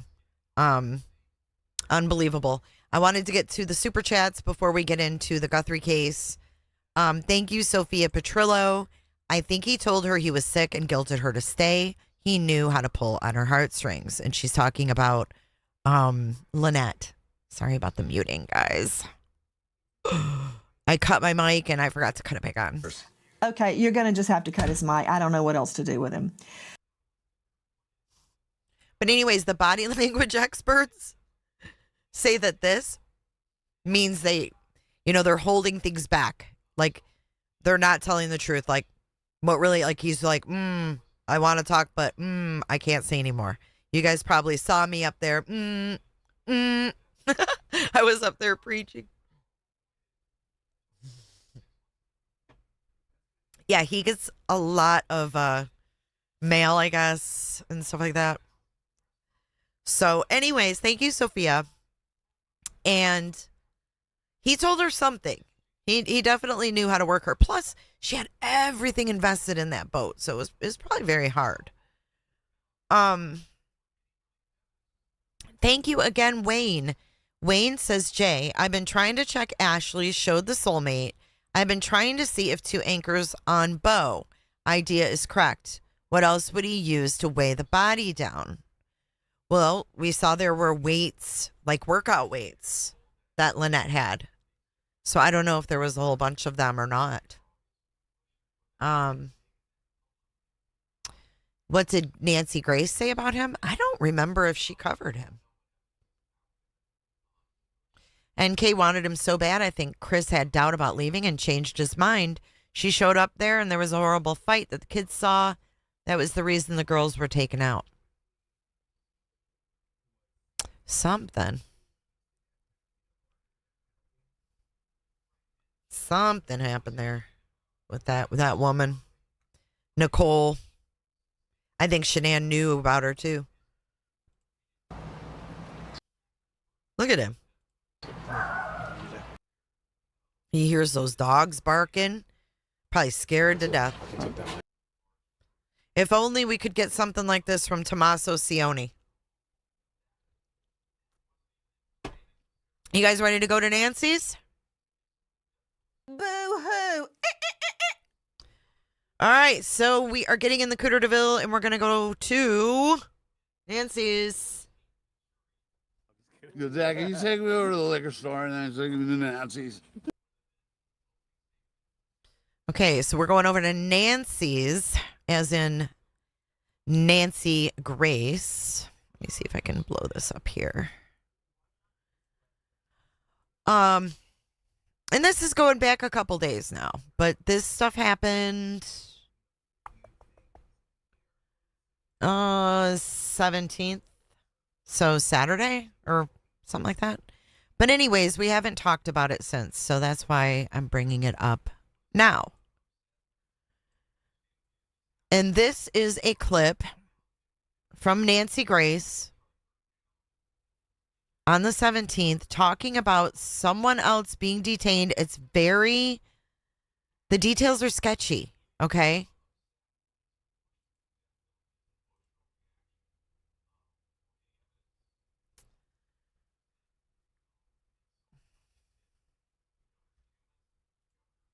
Had been detained for questioning. Now, correct me if I'm wrong, but isn't that the same general area where someone was detained before several weeks ago, nearly at the get-go, and everyone was so happy that maybe the case had been resolved, and then it turned out the person was released. In fact, in that case, the SWAT team rolled out for one of the first. Okay, so remember back when Carlos was detained, okay? I didn't come to fucking dance, okay? I came to party. Hey, headphones. This is Carlos. This was the first raid. Luke was the second raid. They're reporting that there was someone detained in Rio Rico. But we got to remember that this whole DNA thing has been talked about, that it's been, now DNA has been shifted from Florida to the FBI. But all at the same time, then we hear this. Just listen to this. I want to know what you guys think. First times since Nancy Guthrie went missing, and they were poised. Also nearby, a hostage negotiator, we were told, but it all fizzled out. What do you know? Nancy, that is exactly what happened, and it appears that we're right back in that same general area as... So he's getting this, he says, from a law enforcement source. Take it for what it is, but they're saying they were back in that general area where Carlos was. So does that mean that, did they get some kind of DNA? Is this bullshit? I don't know. As we had been before, and now we're being led to the trough, a possible suspect. There's possible new information, but Pima County not jumping in, nobody providing us with a lot of information on this, Nancy, other than what we're putting together by saying, hey, they're in the same general area that we've already been once before. And remember. So how do they know that? You know what I mean? How do we know that? Did someone see a SWAT? Was someone told about a SWAT? Was there a whole SWAT situation like there was with Carlos? Oh my God. I can't with Kash Patel. Dude, they're all jokes. You know, those people are all just, you know, and if anything, the Trump administration really, and I'm not trying to talk politics because I don't give a fuck who you like. I don't give a fuck who you don't like. But I feel like for me, the Trump administration really showed how they just put these puppets on a, like, it's like empty stand holders for puppets. And when like the election turns, they switch the puppets and they just put new puppets there. There's nothing, they're all like that. I don't care what side of the fence you're on. They're all just puppets. And it just so happens that the Trump administration is more about like, you know, look at that Homeland Security lady and her husband. Look at her. They just put all these pretty faces there, and that's what made it look so phony baloney with him. That's what made it look like, yeah, just all actors. It's stupid, man. It's dumb. I don't fall for it anymore. But I do fall for James. I want to talk to James Feathers. I didn't come to fucking dance, okay? I came to party. Yeah, Trump just likes to put these pretty faces in there. It's dumb. It's kind of like Fox News. Nick, we got a cooter chat. Happy 4/20, yellow heart emoji. Thank you so much. Happy 420 to you too, Nick. Thank you for your cooter chat. Yeah, it's like a reality show. But it's so obvious. In which episode, Angie? Kash Patel he's a joke, dude. He's a joke. Which episode did that interview room talk about the FBI? Trump always mentions central casting. Oh, like the Fox News people. Like they make them all pretty with big boobs and all made up. And, you know, the guys, the older boomers that watch it are like, oh, look at her. She's fucking hot. Look at that fucking reporter. It's just so transparent and just... Bleh. I just see the plastics being put in those positions as just really transparent for me. Okay, so let's finish. I don't want to get off Brian Guthrie. I don't want to get off of Brian Guthrie yet. Dad, will you take me over to Nancy's? Dad, over to Nancy's. If you're new to the Nancy Guthrie case, let me give you a brief rundown. So Nancy Guthrie, 84-year-old grandmother and mother of Savannah Guthrie, who is a Today Show co-host, disappeared from her Catalina Foothills home in Tucson, Arizona, January 31st to February 1st. We don't know when. We don't know how. A masked individual was filmed taking her Nest camera off of her house. There were smashed floodlights in the back. Her son-in-law, Tomasso Cioni, was the last one to see her and the one reported to drop her off. The sheriff's a douchebag. There was blood on the front porch. Her pacemaker app disconnected from her phone at a certain time at night. And we have our handy-dandy timeline. If you're not familiar with what happened here, there's the timeline.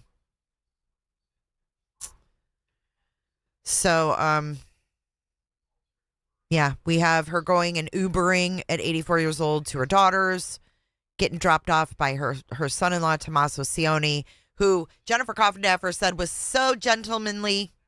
And we're going to get into that. Yes, we're doing another coffin review. I didn't want to tell anybody because you may not have shown up. Okay, but I got you here. I locked the door and threw away the key. If I said we were going over that, y'all wouldn't have come. But it's important to know what she's putting out into the universe. She's putting up some wild shit, dude. She's like, he was gentlemanly enough to take her home. No, he wasn't. No, he wasn't. A gentleman would have walked his elderly mother-in-law in the house. That's what a gentleman would do. A gentleman doesn't say, get out, old lady. Yellow loofah.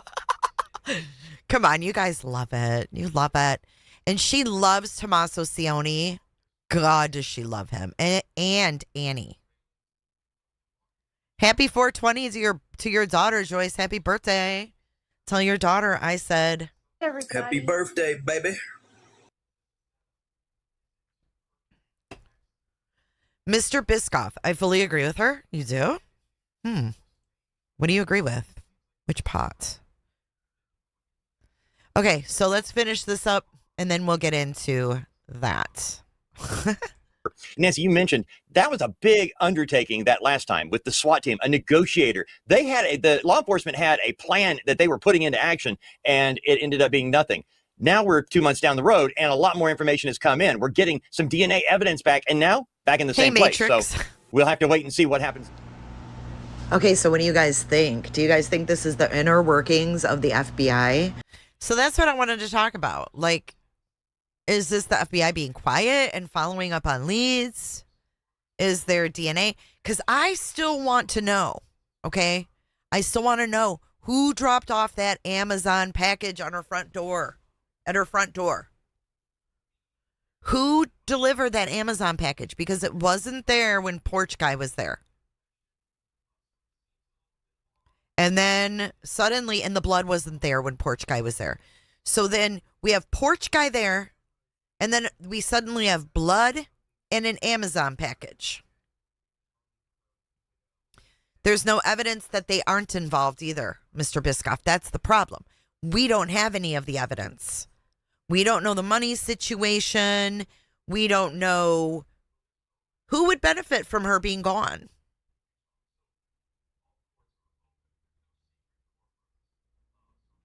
You got to be very careful with new videos because nothing new has been released from the authorities. There's a lot of AI videos on this platform. I've been reporting them, but they pop up every day. And they're putting out fake news. There's tons of them. I don't think she's owned by CNN anymore, Deborah. She's now owned by Fox. And what was in the package? Right. What was in that package? I'd like to know that as well. We're not getting to her yet just yet. I mean, I'm sure they've traced it, but like, do we know? Do they know? Sorry, I don't want to keep showing her because you guys are going to leave. What if Carlos was the one that dropped off the package?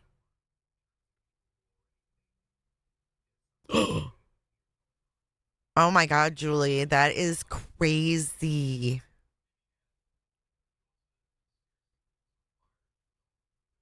Also remember that late night package dropped off and it was allegedly a teddy bear late in the evening and gave to LE.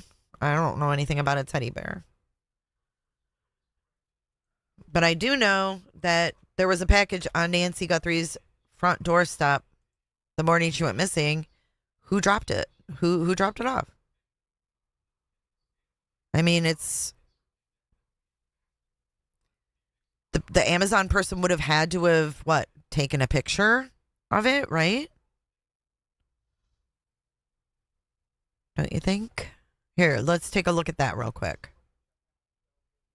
That's insane, Julie. $228,000 in super chats? Wow. Wow. A lot of freaking money, dude. It's a lot of money.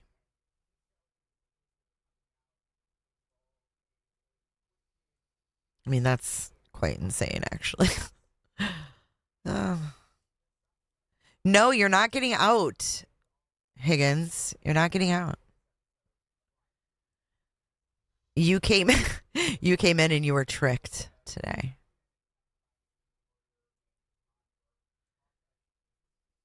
Hang on. Right here, you can see there's no package in this one. Come on, mofo. There it is. There's no package. And it was left, excuse me, it was left right here. The last Wednesday live of the interview room should, politicians. Okay, let me write that down. Thank you. Awesome sauce.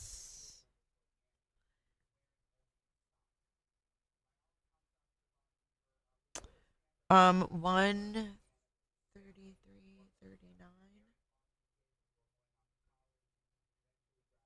Okay, we'll check that out. Thank you.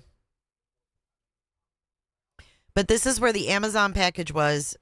I'm just wondering who left it. Was there, obviously like a picture from Amazon? Yeah, you can check out anytime you like, but you can never leave. It was dropped off during the day. How would you know that though, Rome? This is supposedly at 2:30 in the morning. Rome Torres says it was dropped off during the day. So like when the sun came up?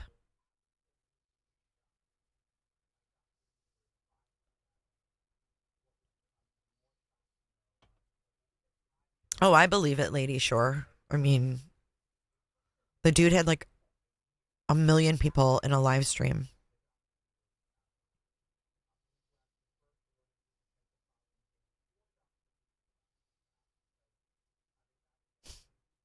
That's crazy, man. Anyways, I'm just curious about that. Who was I talking to? I was talking to y'all. Rome Torres. I just pinned him. Nah, streamers weren't there. No, sir. No, sir. No, sir. It was there before. It was there between this time and the next morning.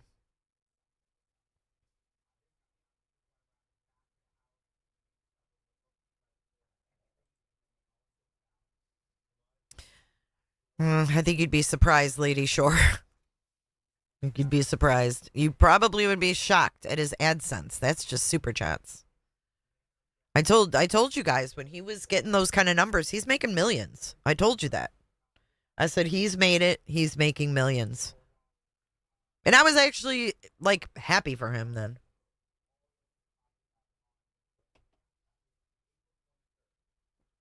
I don't think they use the front door.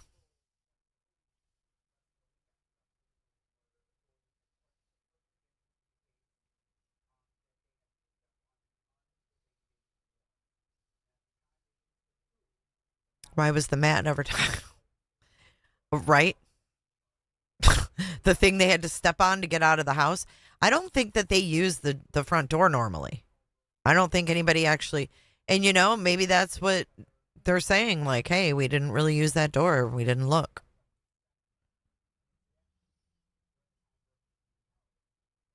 He probably can buy himself a Starlink. He's definitely making a shit ton of money, guys. I can tell you that.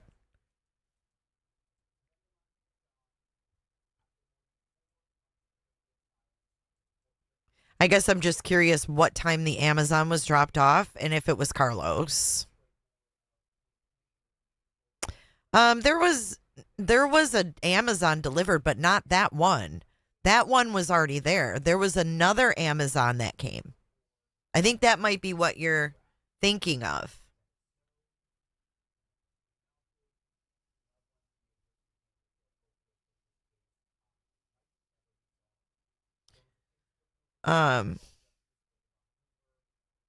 No, it's not that I don't dislike or dislike.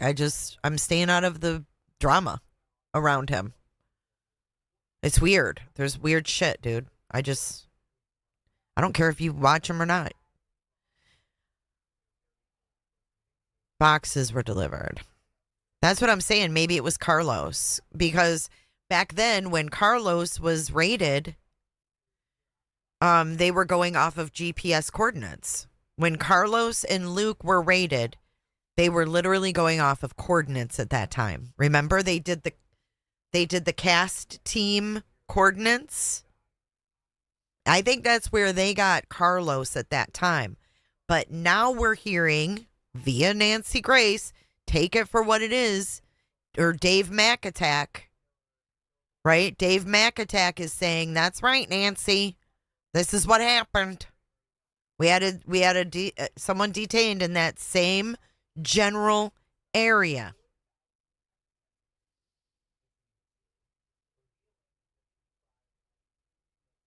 Or did someone leave that Amazon package to make it look sus?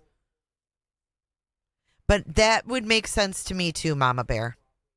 Totally would make sense. If he was in the vicinity after Nancy went missing,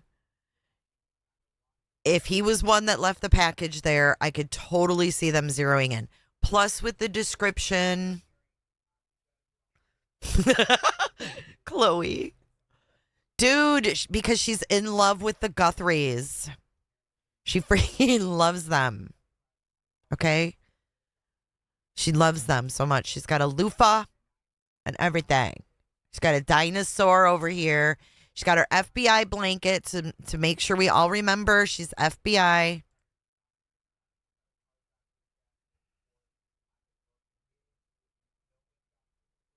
If they have them in the vicinity and they think she could be alive in the house crimes, they certainly can. What they do, just like they did in the Koberger case, they call up the judge. Bring, bring. Hello, who's this? This is Deputy da-da-da-da-da-da. What do you want to do? We have this information that Nancy Guthrie could be in this house. He was there to deliver an Amazon package after the time that we know she went missing from the home after her pacemaker disconnected. And, time is of the essence. She's 84 years old and, something bad happens. It's like a child, right? It's time is of the essence. So, okay, yeah, go ahead and go in and see if she's there. Boom.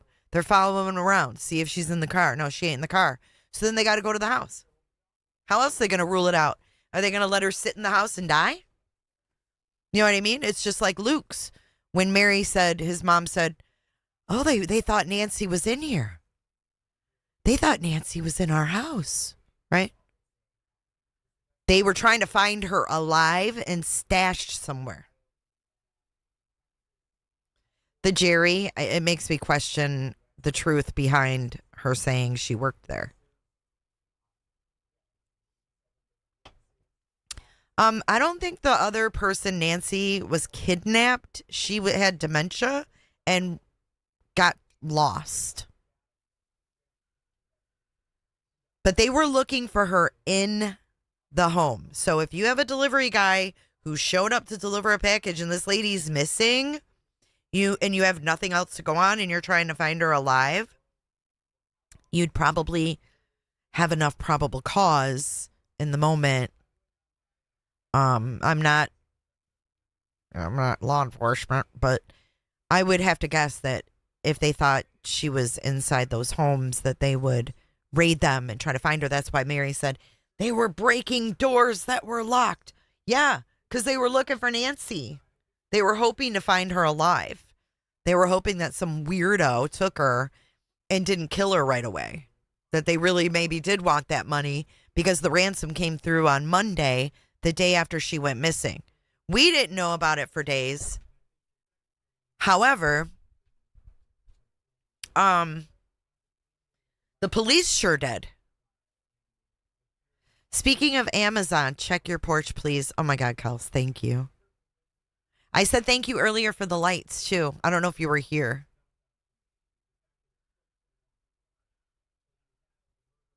So, I mean, that's what I have to say about it. We're going to watch her because we're going to tear it apart, okay? Not because I believe it. Right, and Nancy was sharp as a tack. No, because that's how we have to get to the bottom of it, you guys. We have to watch everything. Because she's putting out misinformation.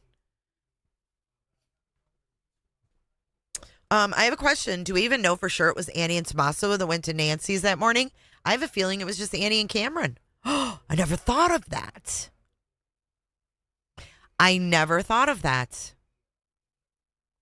Vegas, here I come. Yes, I will be there next month.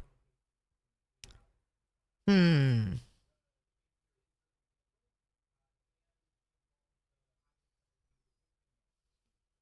let's listen to this again, and then we're going to move on. I hate to say it, but we have to watch everything because she's putting out weird shit.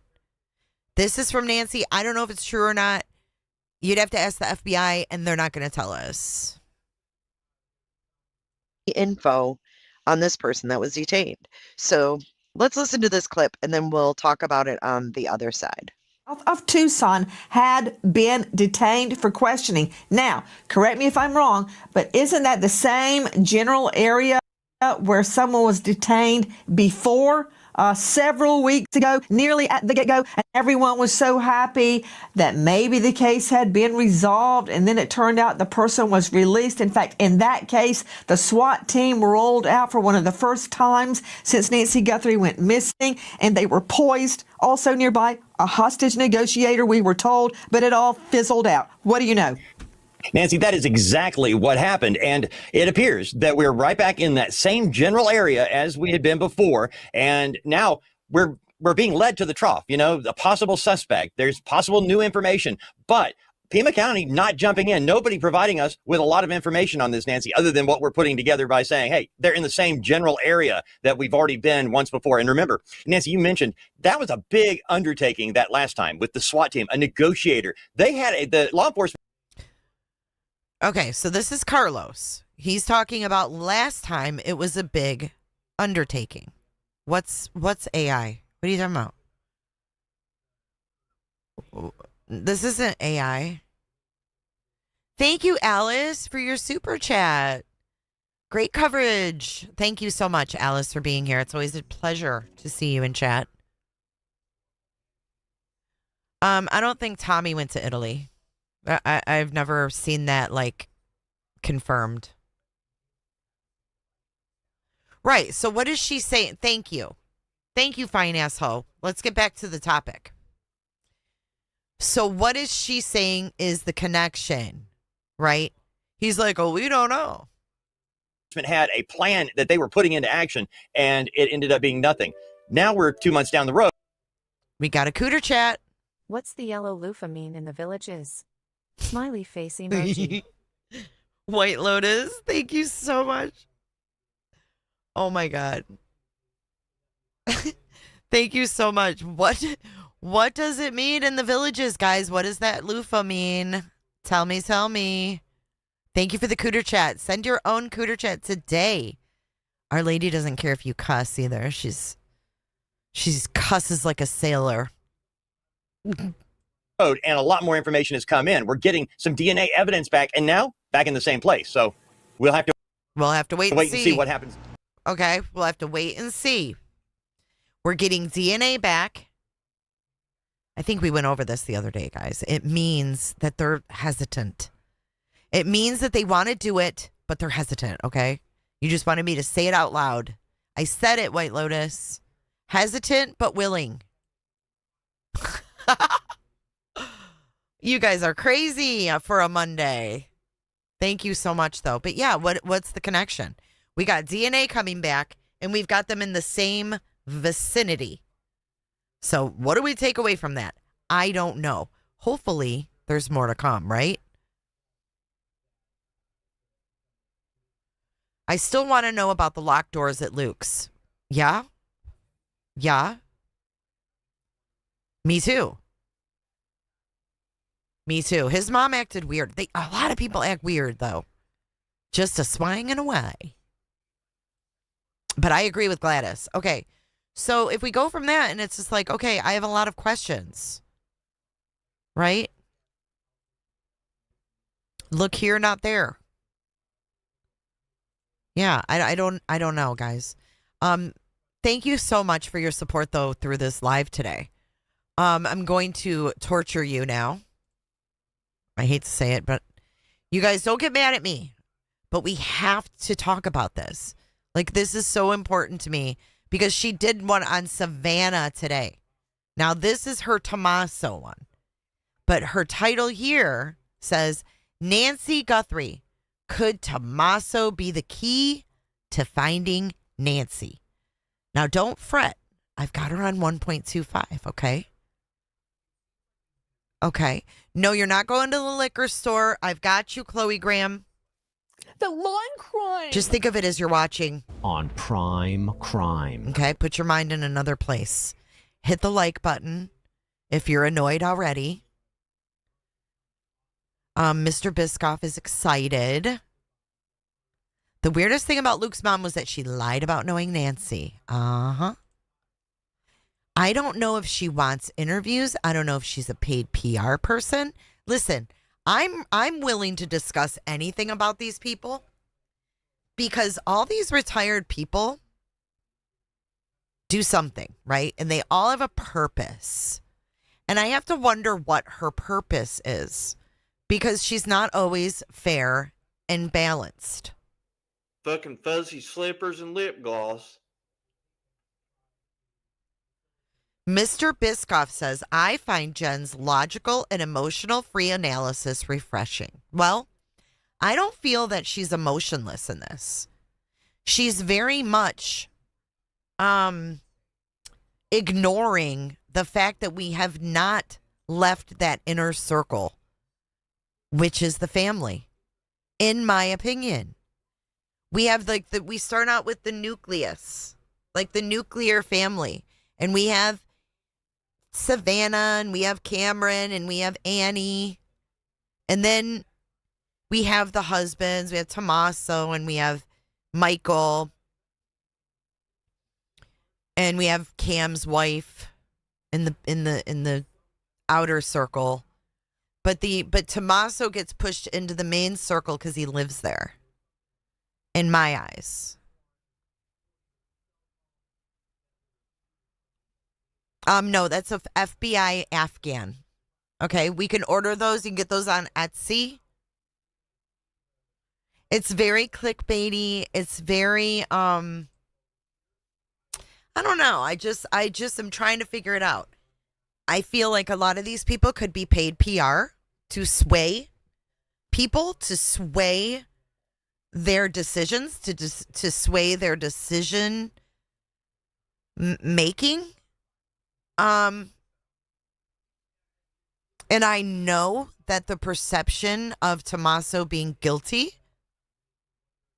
bothers the Guthries, clearly. So I'm interested in her angle because she's wild. Oh my God, Mr. Biscoff, you are too much. It's wild that she just ignores. For somebody who says, all this stuff, she has all this knowledge and talks about her knowledge, she sure is trying to sway people. Something changed very recently. I've seen this with several cases. So, I'm interested in it. If you're not, I get it. But I'm here to analyze and cover. So here we go.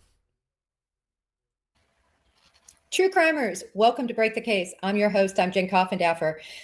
I tell you, this was one of the toughest shows to prepare for. This show is going to be about Tomasso Cioni. I initially was going to do a show on the searches, what was and wasn't done in terms of the searches for Nancy, why some searches might not have been done, et cetera. And I'll probably save that because. Okay, so she's, instead of talking about the searches, she finds Tomasso to be more important, even though he's completely innocent until proven guilty. I get that. But she ignores the obvious, which is the last one to see her. Just that alone. Because that is evergreen. I can do that at any time. But I was really stirred today when I was preparing to come on about something that's really been bothering me. And what's really been bothering me is the fact that Savannah Guthrie, in her pleas, combined with... We got a cooter chat. Hold on. Hold that thought, Coffin. Rumor or truth? Cameron having trouble in paradise and has been in Arizona since Thanksgiving. I've heard that as well. Thank you for your cooter chat. I heard that Cameron, I don't know. I don't know if we can prove how we would know, but I've also heard that he's been there, and he was there for his mom's birthday.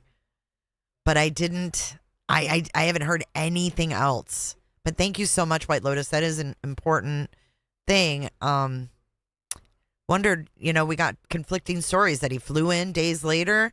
Then we heard Savannah say, "Oh, hey, he was sitting there when I walked in." I don't know, man. But every click counts. Let's get our hands on that like button. The local radio stations getting the first two letters. Recall those first two letters that Savannah Guthrie says is involved, that law enforcement says is involved, that Harvey Levin gave a bunch of details to show how unique the words in those letters were to the situation there. In other words, inside information that only somebody in the letters could know. And who thinks that she could decipher a Chat GPT letter from someone who wrote one? I don't think so. I think she could be fooled by Chat GPT. Just a shot of tequila and a nice blunt.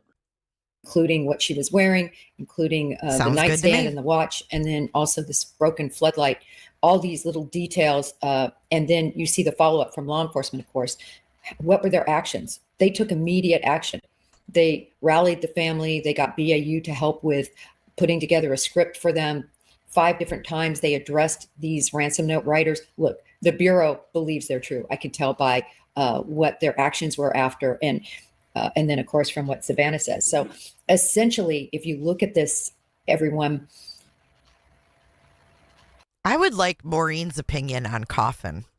What has bothered me. Oh, and Flo, thank you for gifting a membership.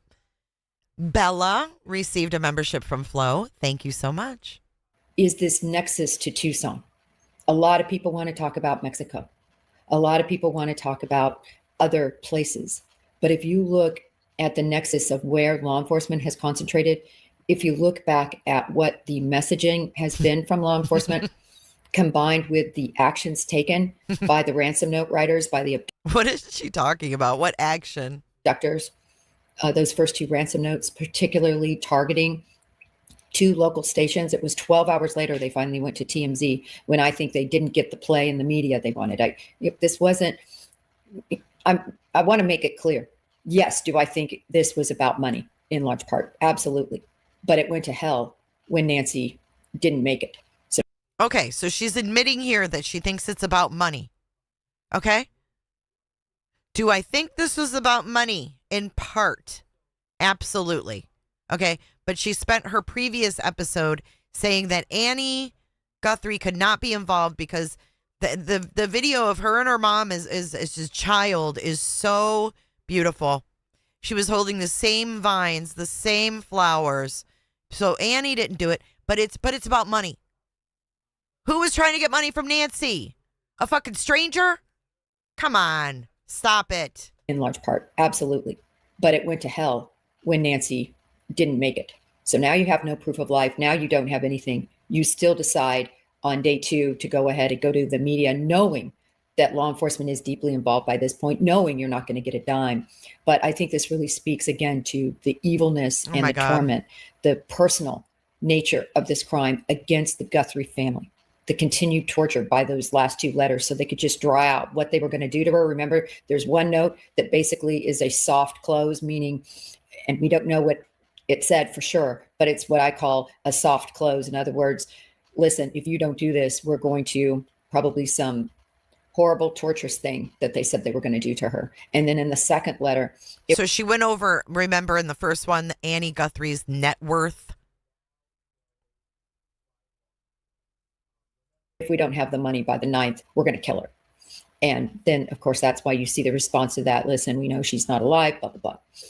So when you look at this, who would target them, right? Everybody is very convinced. And I am too, in a big way, convinced that the. Okay, so here she goes showing all the kids. She doesn't even blur the kids. Why is she doing this? Like what? Reason that money would have even come into play is because of Savannah's wealth. $40 million, Savannah's wealth. Okay. So when you look at Savannah's wealth, that was certainly the carrot that was dangled. And I also think the maybe the anger of this person, because this goes far beyond just wanting money. What has happened with this family. Oh, okay. This goes beyond money. Okay, so she said it's money in part, but now she said it goes far beyond money. What's happened with this family? It's far beyond money. Who would be involved far beyond money other than family or someone they know? Is far beyond just about money. That's my belief. In other words, I really truly believe it was a kidnapping gone bad. And that was the initial. I mean, how better to get somebody back than to take almost 1/4 of their wealth from them, right? To demand that. Huh?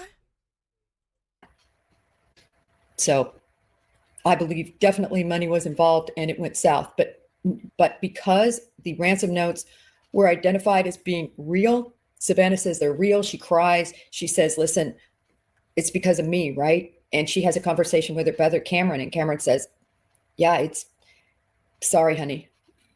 So to me, they have so much more information. Does the FBI tell them everything? Are Cameron and Savannah covering up for Annie and Tomasso with that statement?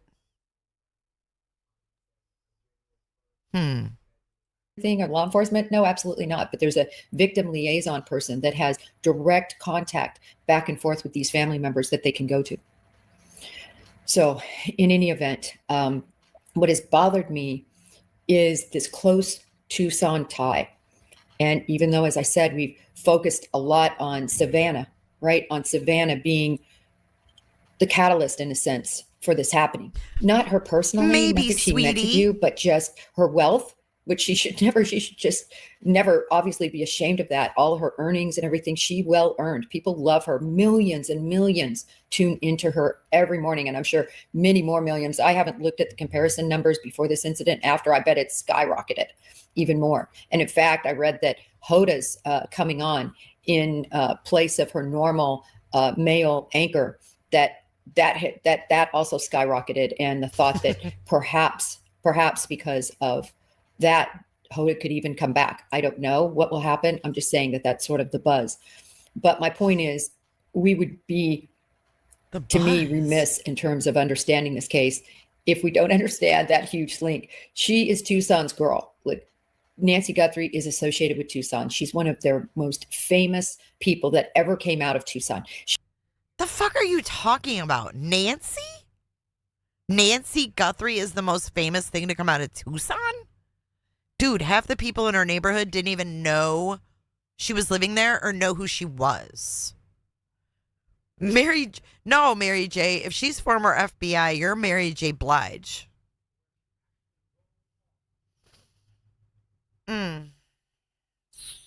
Associated with Tucson. She's one of their most famous people that ever came out of Tucson. She wasn't just there for a few years. She grew up there. This family lived there for 50 years, everyone. I think that for many of us, I was totally nomadic. I don't know about you all, but nomadic. My parents, we moved a lot. I've moved my children 8 times before the age of about 14. No one cares. There's different family dynamics with everybody depending on their jobs, depending on a lot of things. But when you look at this family was not nomadic at all. This mother established this home for her children to be raised in. They had a father who tragically lost his life. You're being a Karen. To a medical situation when he was in Sonora, Mexico. I know, Sonora, Mexico. Conspiracy theorists love to throw that all in, but it is true. It's true. It was in Sonora, Mexico. Which is, for many of you know, that Sonora has been mentioned widely in this case by at least one of the ransom note writers, one of the writers that's writing the notes that's saying, listen, we know where she is. We know who did this. Send us a Bitcoin, or actually they just want a half a Bitcoin, about $34,000, and we'll give you the information. They want what's theirs. They're not happy that people don't take them seriously, blah, blah, blah. They are the ones that mentioned Sonora. And of course, Savannah's father died in Sonora. So I don't think that at all that is by accident. I think those note writers, the secondary note writers, I'll call them, the ones that wrote the notes when Savannah went back to work, her first day back to work. Unfortunately, they had to deal with 2 more notes that TMZ talks all about. When you look at all of that, those people. Oh, the real Kels just bought the 420 shirt. And oh, yes. Woohoo. She bought a shirt and a mug. Thank you so much, Kels.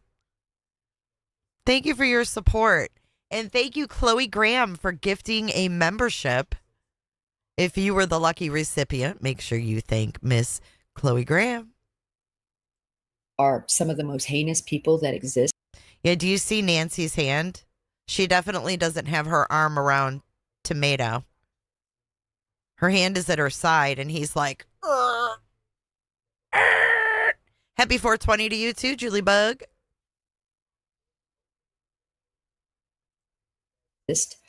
Because they exist literally to torture these families of missing people. I've seen it in all too many cases. I'm still going to do that Fort Worth case. I want to talk about a whole ring of people that do that torture and torment and write to individuals involved in missing cases, the family of missing cases.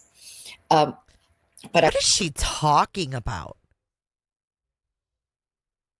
I want to get back and try to stay on track. And the reason I say this is one of the most difficult lives I'm going to do, it's difficult because with most lives, I like to speak on facts and what we know. For instance, yesterday, I hope some of you guys can catch that. It's all about the DNA, the different labs involved, the fact that there's a hair now, which is just earth-shattering information for us to know on this. Because when you have touch DNA, it's much more problematic than a hair, even without a root that's going to be able to be traced. I just said we need to be cautiously optimistic because. Wait, did she say the dad died in 2016? Did I hear that right? Coffin. Oh my God. Hold on.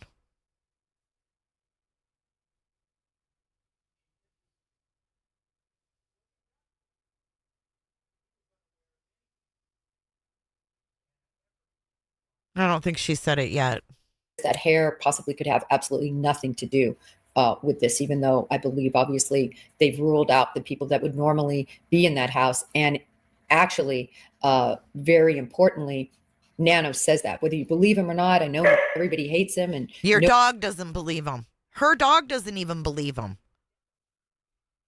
You hear that? She says, I think we need to be cautiously optimistic.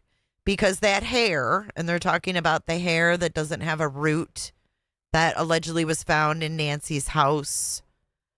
Jay, look at Nancy's eyes. She looks like she's been crying. You think so? I noticed some things in this picture I pointed out a long time ago. But she says, let me finish. The hair could have absolutely nothing to do with this, even though I believe obviously, they've ruled out the people that would normally be in that house. And actually, she says, very importantly, Nanos says that whether you believe him or not, I know everybody hates him. Nobody believes him.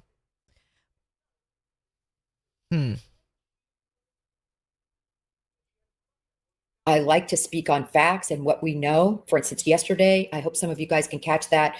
It's all about the DNA, the different labs involved, the fact that there's a hair now, which is just earth-shattering information for us to know on this. Because when you have touch DNA, it's much more problematic than a hair, even without a root that's going to be able to be traced. I just said we need to be cautiously optimistic because that hair possibly could have absolutely nothing to do with this, even though I believe obviously they've ruled out the people that would normally be in that house. And actually, very importantly, Nanos says that. Whether you believe him or not, I know everybody hates him and nobody believes Nanos.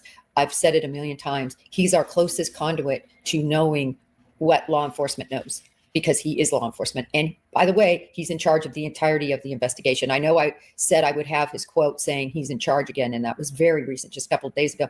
I'm going to get that for y'all. I keep forgetting to pull it. But nevertheless, he's in charge until there can be an absolute nexus. In other words, was Nancy taken across state lines? Did somebody come across state lines to commit this crime or international lines? Until that happens, everyone, this is Nanos's case. This is venue. This is law. this is just the way it is. So I want to get back on, though, this Tucson nexus that even Savannah keeps saying, everyone, I'm counting on, my local people in Tucson to help me with this case, that's where it lies. And so when you think about that, you think, is that better? Who has this? I mean, a lot of people want to get $6 million. That's what the ransom is for. So that's not off. But who has this desire to torment this family? That's not off. But I mean, a lot of people want to get $6 million. That's what the ransom is for. So that's not off. But what was that? Sounded like a freaking spirit box. I mean, a lot of people want to get $6 million. That's what the ransom is for. So that's not off. But it's scary. Who has this desire to torment this family? Who has this desire, and what is the linkage there? I've had a lot of people on, including literally helped write Mindhunter series, was the partner of John Douglas, Greg McCrary, who, again, if you can watch that episode, it ended up being a 2-parter. So we got him for so much longer. I think he promised me a half an hour, and we got him for almost 2 hours. Because you guys want me to go back to it? Okay. Venue, this is law. 9 words. But nevertheless, he's in charge until there can be an absolute nexus. In other words, was Nancy taken across state lines? Did somebody come across state lines to commit this crime, or international lines? Until that happens, everyone, this is Nanos' case. This is venue. This is law. This is just the way it is. So I want to get back on, though, this Tucson nexus that even Savannah keeps saying, everyone, I'm counting on, my local people in Tucson to help me with this case, that's where it lies. And so when you think about that, you think, who has this? I mean, a lot of people want to get $6 million. That's what the ransom is for. So that's not off. But oh my God, who has this? That's so scary, Jen. What is that? Okay, let me slow it down a little bit. That's creepy as freak. It's not off. But dollars, that's what the ransom is for. So that's not off.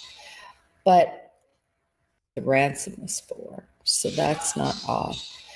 But who? Dude, is that like some kind of like fucking subliminal message or something? They didn't do it. Savannah says they didn't do it. Who has this? But who has this desire to torment this family? Who has this desire, and what is the linkage there? I've had a lot of people on. Did I pass it? I mean, a lot of people want to get $6 million to help me with this case. That everyone, I'm counting on, my local people I can't find in it. Tucson to help me with this case. To woo woo. That's where it lies. And so when you think about that, Can't find it. you think, who has this? I mean, a lot of people want to get $6 million. That's what the ransom is for. So that's not off. But whoa, there it was. Sorry, but that was worth it. That was weird. She sounds like she got a demon possession over there or something. That's scary. Sorry, but that was worth it. Her mouth doesn't even move, dude. I mean, like, she's talking. So that's not odd. But I don't know. Was Tomasso backstage or something? What the hell, girl? who has this desire to torment this family? Who has this desire, and what is the linkage there? I've had a lot of people on, Haunted Loofah, including literally helped write Mindhunter series, was the partner of John Douglas, Greg McCrary, who, again, if you can watch that episode, it ended up being a two-parter. So we got him for so much longer. I think he promised me a half an hour, and we got him for almost 2 hours because there was a glitch. And I've got part one posted. There's a glitch right now, but it's part two that's really good, where he gets into a lot of information, and that part is was seen pretty well. I'm going to put that part back up. Tomasso's Not just innocent. him, but a lot of other people that agree. Of course, Mac agrees. Many other people that I've interviewed and had on the show. That that's Mac Attack. Cheryl Mack. The one that was on Web Sleuths. By the way, we're going to be live tonight on Everyday with Jay at 9 p.m. It might be pushed back a little bit later if I need a little nappy nap. But we're going to be live tonight. We're going to be watching Gray Hughes and Trisha from Web Sleuths on one panel together. Don't miss it. Extensive law enforcement experience and or psychological or psychologists that have evaluated this. I've talked to Gary about this many times, Dr. Picotto, and she said Dr. Picotto. It's Brocado. Dr. Picotto. Everybody believes that there is a nexus to Nancy or Savannah, and beyond just the targeting. Targeting to me is such a generic, ambiguous word. Obviously, she was targeted. There's absolutely, I don't think anybody left. Initially, there were lots of people saying random. If you look back, go back to that coverage, because people were saying, oh, it's random. It's a B&E. It's a burglary. No. Most of us that have worked these kinds of cases and are familiar with this sort of what's happening, we knew no way was this just some guy walking down our street saying, oh, this looks like a good house to hit. No way. So anyway, I think we're beyond. I still see some people say that, but I think it's just because they don't know the facts yet. So we're well beyond that. So what could be a nexus in Tucson? Who is closest held in Tucson? Savannah's been gone forever. Jesus Christ. She's been gone. Okay, bitch, we know Annie and Tomasso are the closest in Tucson. I mean, what the fuck? She's been very much nomadic because of her job. A lot of I've learned a lot about, I haven't done a show yet on Savannah, but I'm going to. I'm kind of slowly preparing for it. I learned something new today when I was preparing for this. But I'm here to talk about the closeness to the community. Who is closest to the community? It's Savannah. Don't worry. I have a really good palate cleanser to get us through this one. So Nancy, stick around. Annie, Nancy, and Tomasso. Oh my God. Also, who, by the way, apparently prefers to be called Tommy, or at least the family calls him that. So I'll call him Tomasso because that's his legal name, and he hasn't given me the right to call him Tommy. That might be something more familiar. My family calls me something other than Jen. So, my closest friends and my family call me something other than that. Dude, just call him Tommy. No one cares. It's not that deep. It's not that deep. I don't know him like that. Is that telling us that you really do? Is this like the switcheroo? I mean, I don't get it. But I want to talk about I've already talked about Annie. I know many of you don't believe my thought process on Annie, and that's fine. But I 100% believe she's cleared. Had nothing to do with this. I think she is one of the ones that is so tortured. And if any of you have any interest, and you're welcome to give your juxtaposition if you don't agree with me, I did a whole segment on Annie. Everything there is to know about Annie, inside and out. Everything you need to know about Annie. That's no longer true. That's what you did. That's what you did. Everything you needed to know about Annie that is 20 years old. like that she has a full-time job, that she still has her jewelry thing, that now she's going to tell you that Tomasso is worth more than Annie too. Just But I want to talk today about her husband, Tomasso Cioni. So Tomasso Cioni has been here in the United States. He's from Italy, more than 2 decades. They've been married since 2006, so about 20 years. From my research, he's worth about just under $1 million. I'm sure a lot of that is because of the equity he has in his house. He is a school teacher.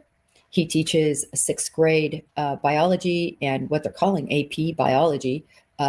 So advanced biology and I believe regular. dude, part-time teacher. Do your homework, ding dong.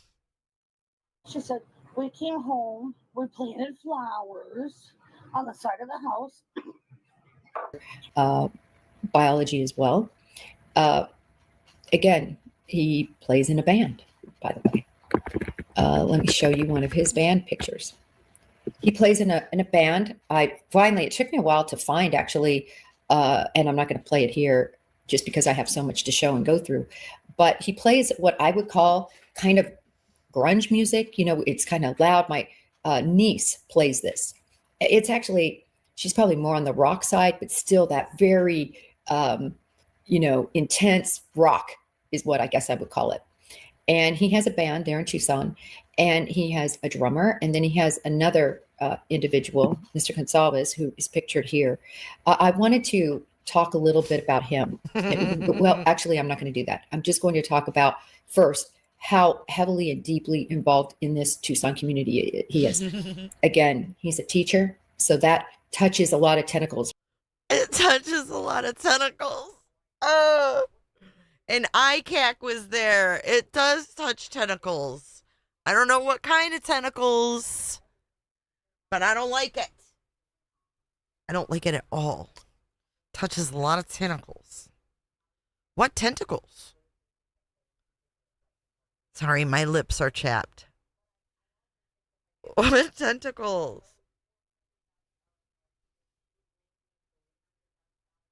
This is weird to me. Right? He has all these students every year that goes through that. Now you're interfacing with all these students, you're interfacing with their parents. You can imagine if you've done that for a decade, how many intersections you've had with other Thomasonians. I'm sorry, not Thomasonians, sorry. Tucsonians. Sorry about that. Huh? Thomasonians? Are you saying that Tomasso has a gang? The Tomassoians? Are you this ditzy or are you just pretending to be? That's my struggle with Coffin Daffer. Is she this ditzy or is she just pretending to be? I know my lips are so chapped. Imagine if you've done that for a decade, how many intersections you've had with other Thomasonians. I'm sorry, not Thomasonians, sorry. Tucsonians. Sorry about that. So that's what we call people in the Virgin Islands, and I spent many years there, so that's why I said that.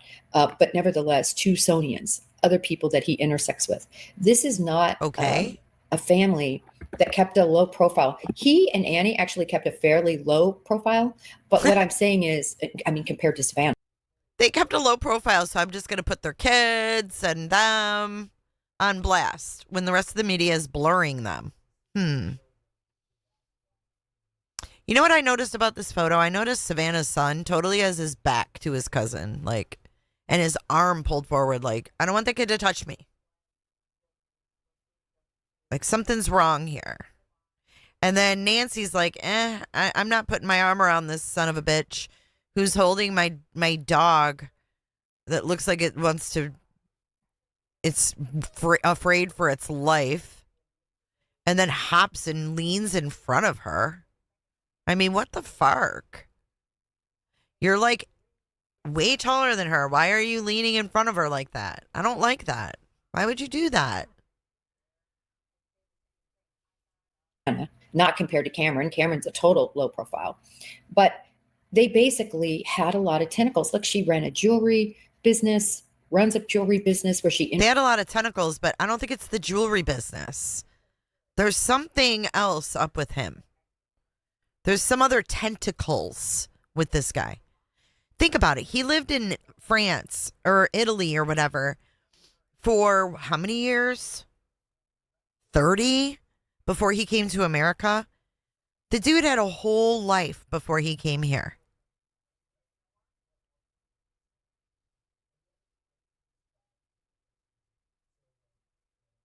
No, Savannah's husband's clearly holding on to her.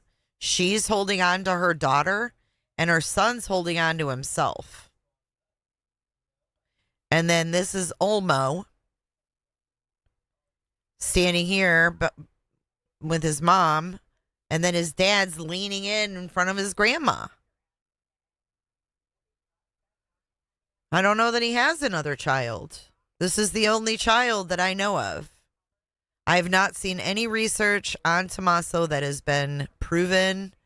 So anything that you're talking about, if you can't prove it with like documents, I don't believe it.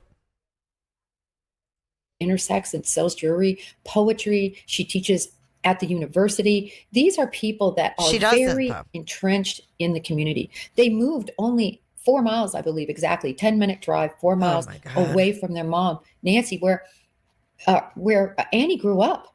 This is like so for those of you out there, just imagine where you grew up, and I've showed these videos, and you know, moved there at a very young age, and you spent your whole life in that same house, right? Your whole life there.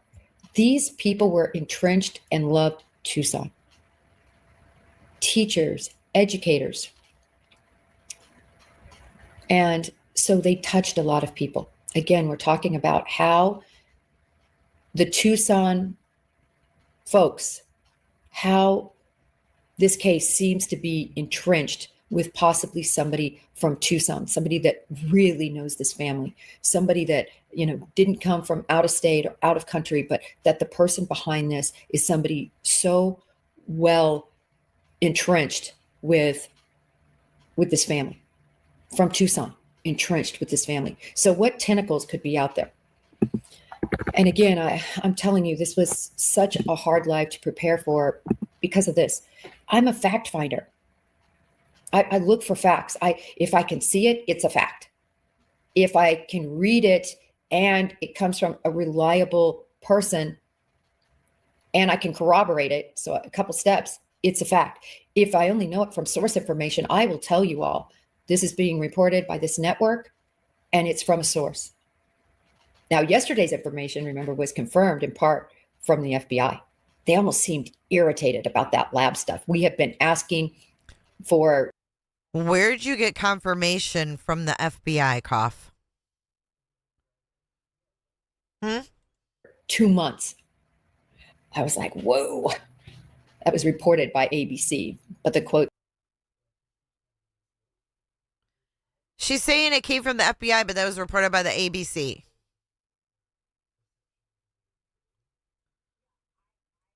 And I put it in a tweet, front and center. Remember, she says, this was confirmed in part from the FBI. They almost seemed irritated about that lab stuff. We have been asking for 2 months. I was like, whoa. That was reported by ABC. But the quotes, and I put it in a tweet, front and center. The fuck is she talking about? For 2 months. I was like, whoa. That was reported by ABC. But the quotes, and I put it in a tweet, front and center. The way that was worded was really negative against Pima County, to be honest with you.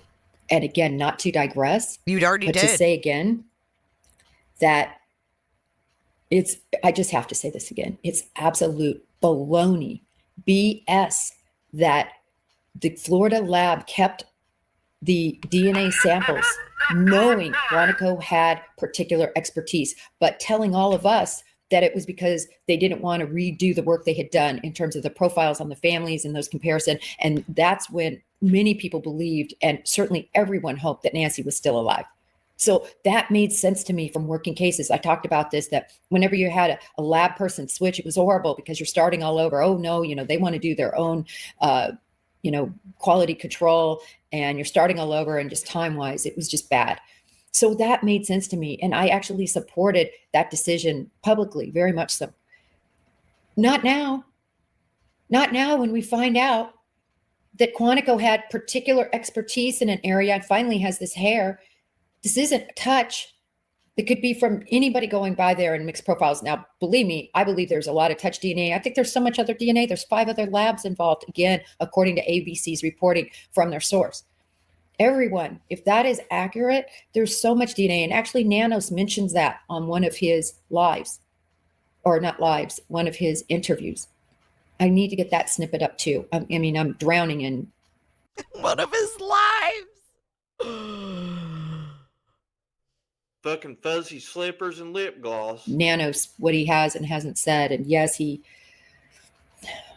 discredits himself often, but I'm telling you, in this particular case, I think there's more DNA for sure. And now we know a hair is the key if the hair really belongs to somebody involved. That's the kicker. But nevertheless, for those of you who are just joining, I did a whole live on Annie. I have made it crystal clear my belief that Annie and Tomasso did not murder Nancy Guthrie, did not abduct Nancy Guthrie, did not otherwise harm Nancy Guthrie. And I have said, why? Show me one fact. And that's been the difficult part of preparing for this live. I scoured everything. What is one fact? You know what people like to say? And I'm going to do a demonstration to show you how this is totally normal. A demonstration. But not today, on another one. Oh, but damn it. I'm going to do a demonstration that brings home the garbage that's out there. Just like when people tried to say that Celeste Rivas wasn't dismembered. Whenever something like that comes in, what a good investigator will do is they will try to mimic that situation and see if it's even plausible. It wasn't plausible. Dude, why are you so happy to be right about Celeste being dismembered? Gross. Everybody was fighting all of that. It was clear. God. I understand her remains weighed somewhere around 70 to 75 pounds when they were found because of all the deterioration of bone and of flesh and everything that was gone. But she was just over 100 pounds, 105 to 110. I've seen different reports on how much. What the fuck is wrong with this lady, dude? God bless what? America. She weighed about 5'1" to 5'2", exactly my dimensions. And that's why I've tried to fold myself up. I had my husband try to put me in a bag. None of that was going to work. And then, of course, finally it came out in the autopsy. Wait, what? Holy shit, Coffin. Smoke 'em if you got 'em. She had her husband put her in a bag. I try to review things. I try to stick to true crime. I try to follow the quote unquote experts. I try to stick with the facts. I try to discredit what's not true. And these people always show themselves. You tried to fold yourself up and your husband tried to put you in a bag? What? God bless what? America. Listen again. I had my husband try to put me in a bag.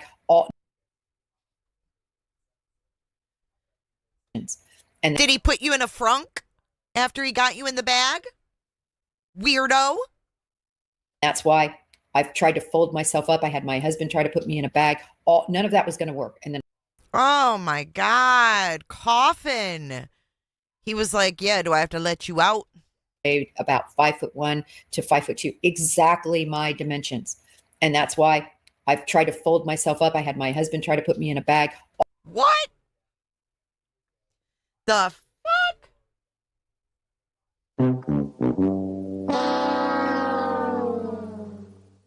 Dimensions. And that's why I've tried to fold myself up. I had my husband try to put me in a bag. None of that was going to work. And then, of course, finally it came out in the autopsy. She was dismembered.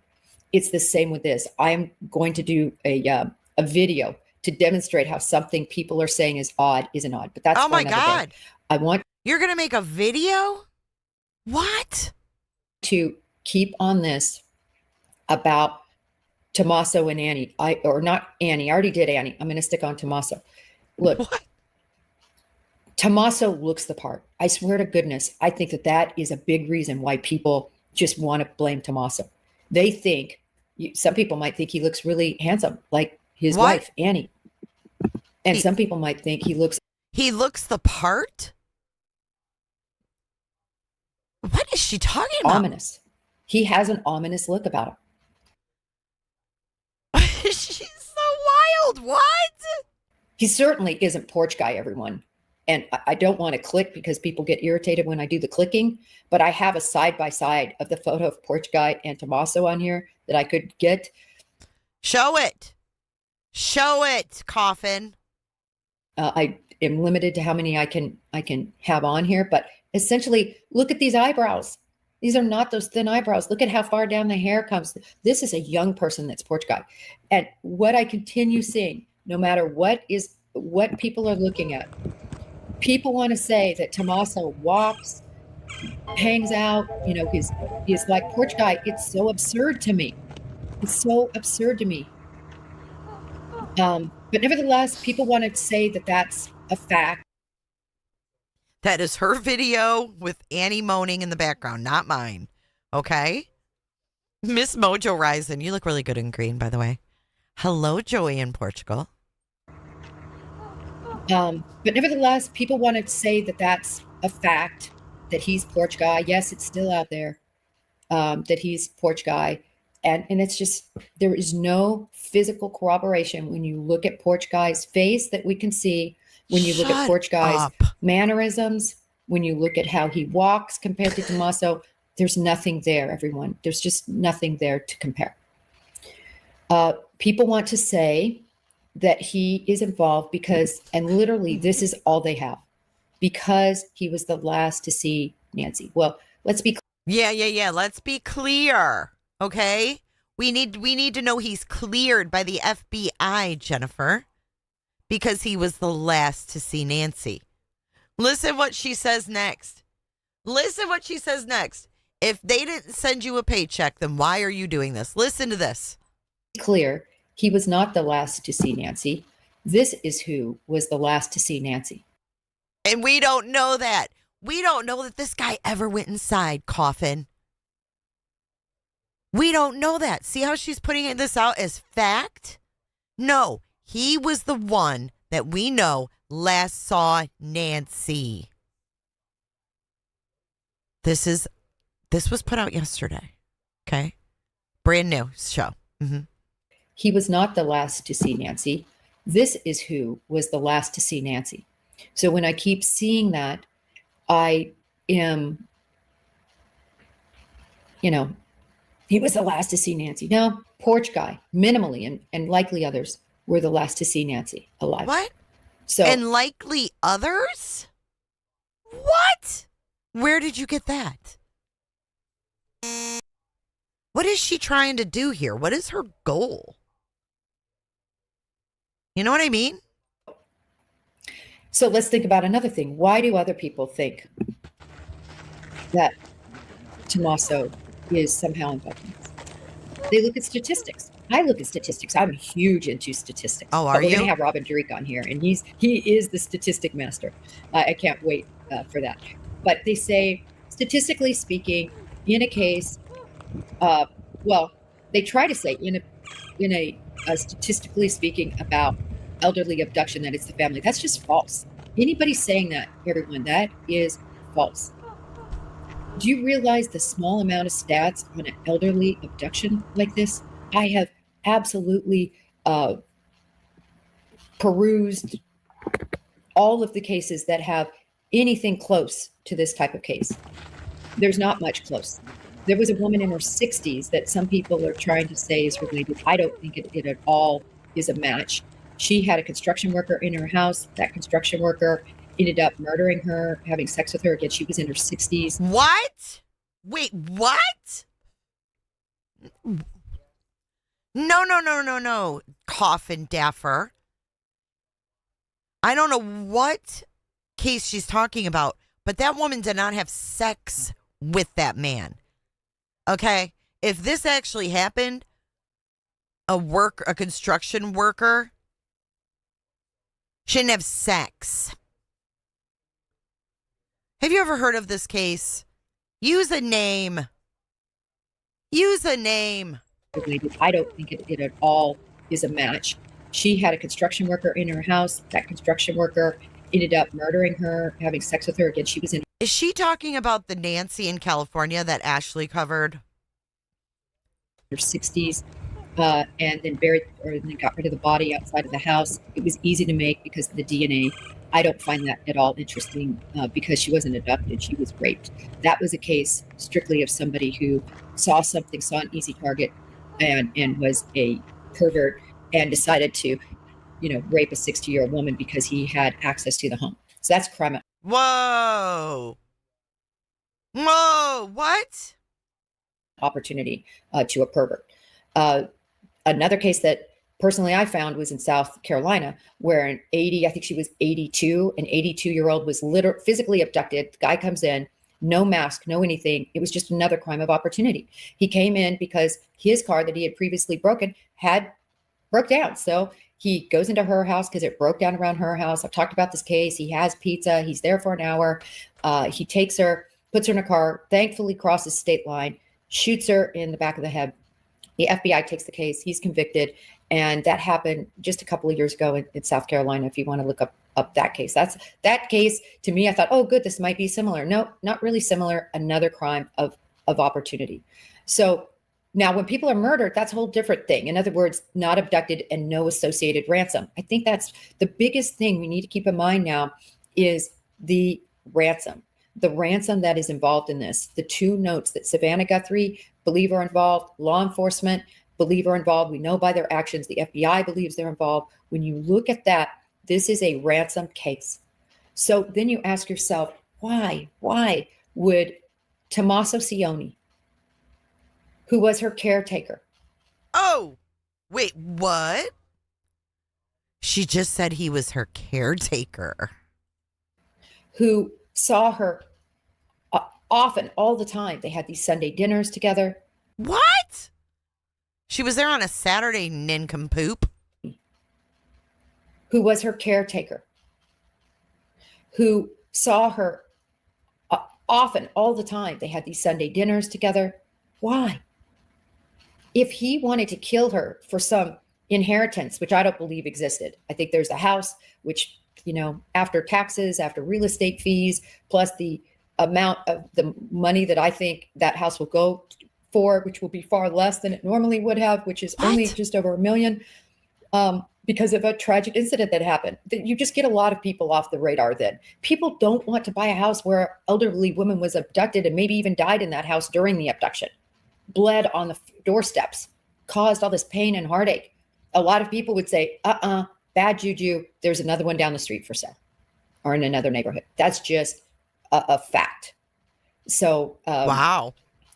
Okay. Having said that, there's just nothing for them to gain. She lived on a pension. Her husband that did provide a wonderful, remember this house, by the way, was only bought for $85,000. Now that was 50 years ago. This was a beautiful home, a nice large home with a guest home and a pool. This is absolutely an upper middle class type situation that her husband provided. And that later she sacrificed, and Savannah's talked about it. I post at night a lot of Savannah coverage talking about her family and her life just to keep her in the media and to keep something going. I really hope you guys have a chance to take a look at that. They're at night, typically 1 at 5, 1 at 7, 1 at 9, or at least in those timeframes to highlight mostly this case. And I delve into other cases too, but basically to keep them in the light. And I do a lot on Savannah talking herself, just to keep everybody focused in on what Savannah's family, what Savannah's I don't know life what else to do with and him. what Nancy's life was about. So nevertheless, Tomasso, there is zero statistical data that I know of that says it is very likely for an 84-year-old to be abducted by a family member. Now, when you're talking kill, that's different. In other words, if somebody went in there and staged, and put together a murder. Also, we need to look at this important information, and that is there was surveillance done at the house. A surveillance on the 11th, it would appear. Savannah talks about this. She says, please, my local Tucsonians, look at this. We need you. Thank you, Sophia. Sophia just gifted us 5. Thanks for dropping 5 on us, Jack. 2 Old Crows, Lori, Julie Bug, Schnitzerella, and Glenn.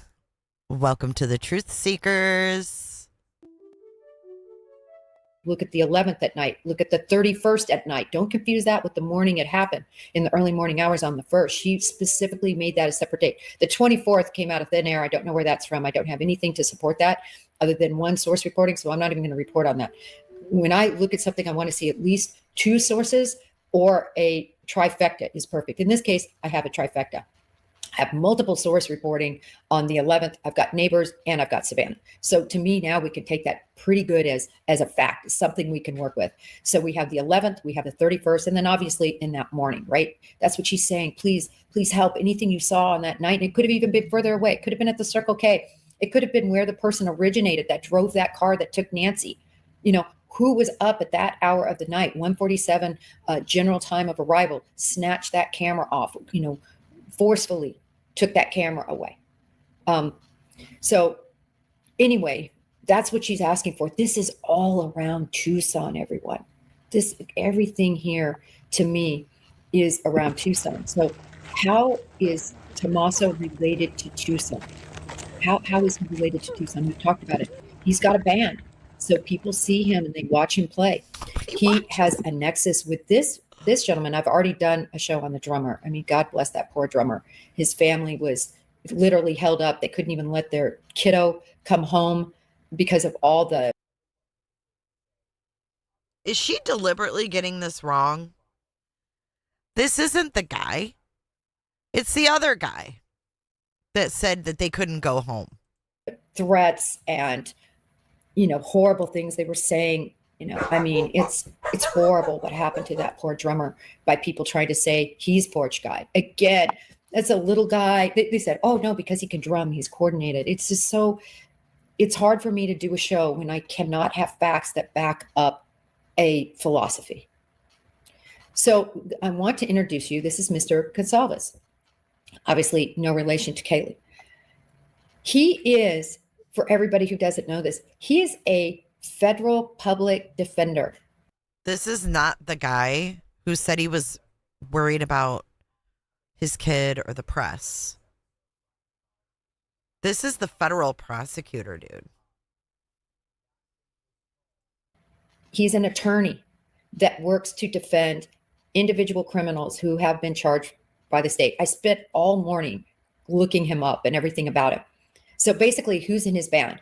He's got a drummer who I think it's 15 plus years ago, stole a watch, had an alcohol issue, has since stopped drinking, and is a teacher that everybody, he has this terrible criminal record. Look at the details of that criminal record. But anyway, I talked about him. Don't want to revisit what I've already done, but I have never talked about Mr. Gonsalves, and I found him to be so interesting. He actually has been on numerous podcasts. He has a lot to say about the fact that he believes that individuals who are He's been on numerous podcasts. This guy? What? Cut his mic. Cut it.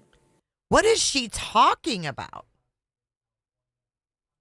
Charged and looked at in the criminal justice system really don't get a fair shake. I'm just going to dumb it down to what his overall message is, either because of their minority status or because of other factors, their indigency, other factors that sort of don't give them a fair shake. So suffice it to say, he is a fighter. Look, the Guthrie family and people associated with the Guthrie family are very liberal in their points of views. I've already talked about Nancy in terms of everybody wants to focus on Savannah, and that being the nexus to the person who decided to commit this crime. And I agree with you that Savannah's money and the exposure of her being on the Today Show certainly, sadly, and through no fault of Savannah's, likely opened the door for people to be able to target, to look at her as being a good target. But I think it's deeper than this. I think almost all of us think that there's some other nexus.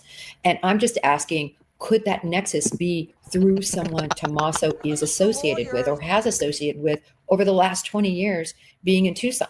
Is that a possibility? Oh my God. And one of the people, again, is his bandmate. And this guy's really a cool guy.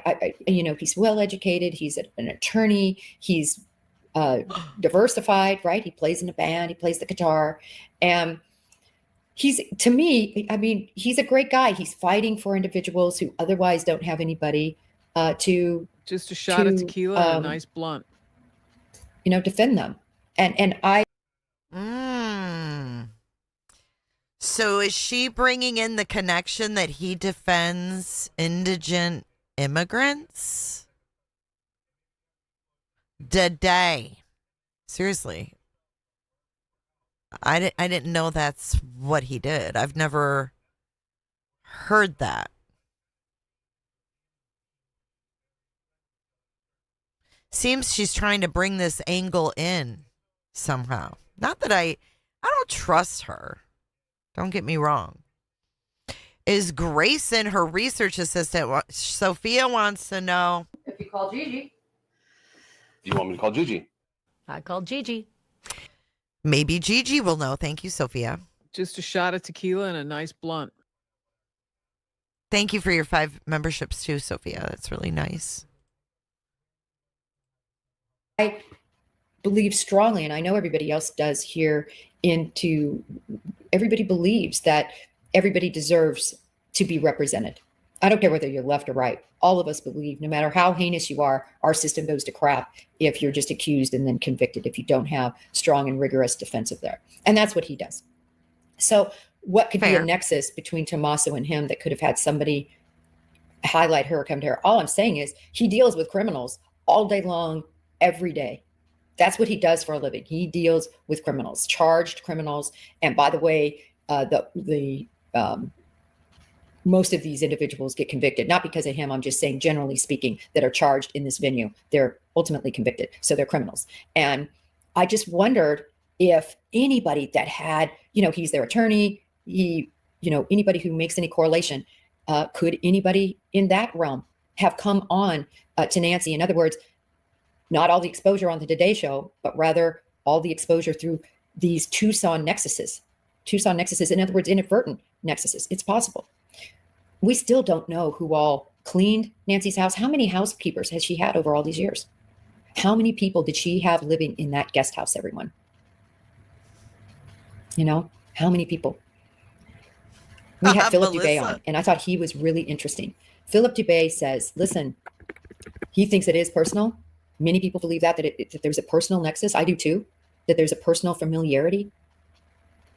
But there is absolutely no motive for Tomasso Sioni to kill or have killed or paid to have killed. Wait for her rationale. Wait for it.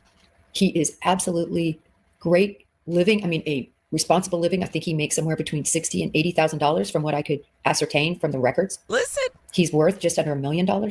His wife makes a good living too, well over 3 figures between the both of them. They have 1 son. They interfaced with her daily. If they wanted to kill her, they would have never put together this extravaganza. I talked about people going out on the 11th and the 31st. They could have told them every little bit of information that they would have ever known or needed to know by a site survey on the 11th and on the 31st. It makes no sense to make multiple visits if you have this deep inside information, because they're risky. Multiple visits to a target location are risky. Even for us in the FBI, when we're doing our site surveys before we're going to do an arrest or a search warrant, we were always, oh my gosh, we have to be very careful. Obviously, undercover vehicles oftentimes use business type vehicles, things like that, often have a girl and a guy in the car, all these things, because we want to make sure we're not detected, that we don't look out of place, because the last thing we want are neighbors looking at us and our whole plan, that's the important plan, the arrest, or the search, getting foiled. And we've had it happen. I tell you, one time, so I was the case agent, so I'm ultimately responsible. But 2 other case agents, I asked them to go and wire up our informant. That was their job. So I'm kind of running and setting people up on a particular location where we're going to do this meet. And I asked these 2 other agents, well, guess what they did? They went into a Denny's and did it in a bathroom, normally that's not too bad, but you better be at the Denny's in Southwest Houston and not in, a block from where your target location is. So now there's these two people that look like they could be feds with somebody, and guess what? Somebody associated with the case sees them, foiled. We find out about it. I was just sick. It was my fault because I should have said, people, when you do that wire, that you got to do it miles away. I wanted it in a completely different cultural environment, absolutely different. Anyway, there's no way that you want to take the risk of going there on the 11th. Whoa. She's talking about on the 11th, on the 24th or whatever, the sightings of the masked guy. And then she goes into someone being wired. What?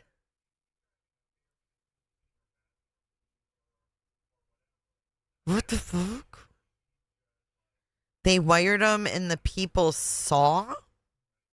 On the 31st, and they're returning on the 1st unless you have to. If you have insider information from Sione, who goes there all the time, who knows exactly what that house looks like inside and out, you don't need to do, you certainly don't need to do two. You certainly don't need to do two and expose yourself. Also, as I mentioned before, they had full ability to be around her meds. They could have put in her meds, just open up one of those little capsules and put just the tiniest amount, unless there's a reason to believe there's something going on and that she wouldn't have just died of a heart attack. Wait, what? They could have put in her meds, just open up one of those little capsules and put just the tiniest amount.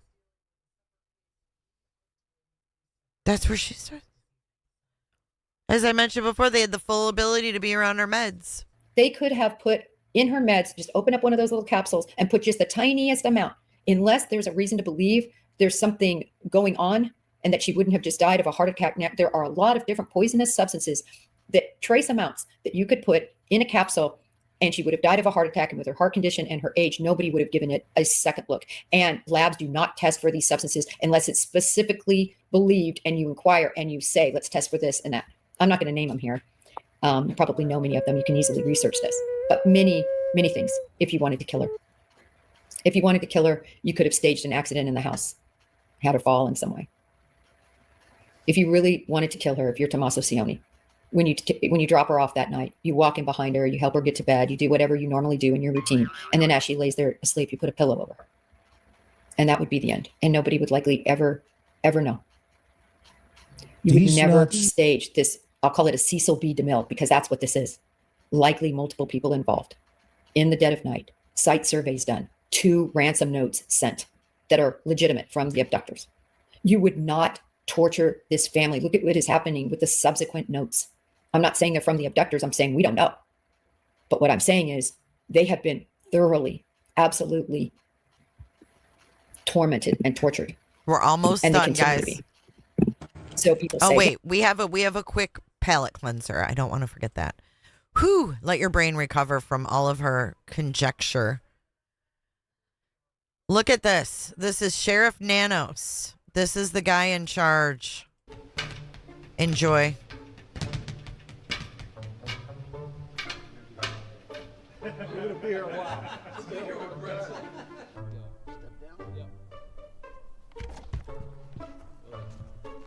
And jump. Yeah. Get him hurt. No, got that on tape too. It was above the belt, right? Yeah, it was. Yeah.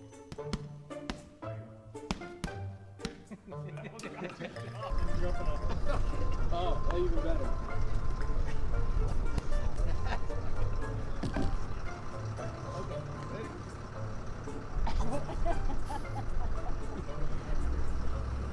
When they hold him up, you should pull the little stand out.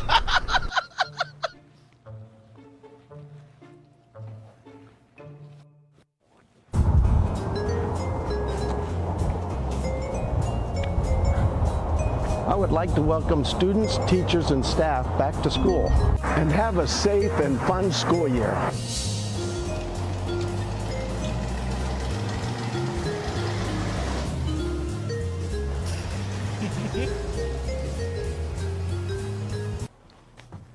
I can't see a thing. Well, maybe I'll just go down there and investigate it myself. Wow, where am I? This doesn't look like Pima County. Well, let's go then.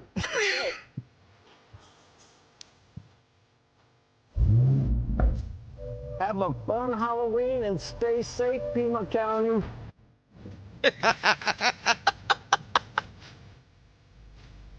Happy 420.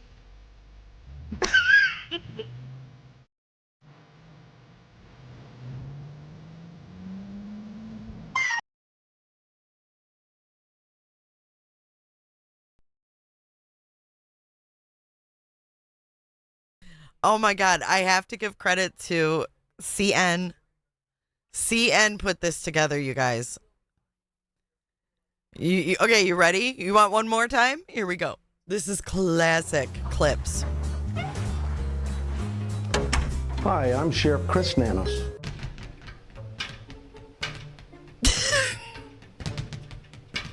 That was him and his wife, Princess Peach. Dad, will you take me over to the Nancy's? Dad, And jump. Yeah. Get him hurt. No, got that on tape too. It was above the belt, though, right? Yeah, it was. Yeah.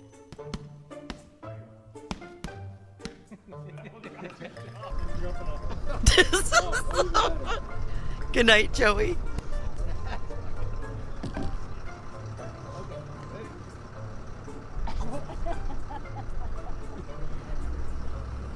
When they hold them up, you should pull the pants up.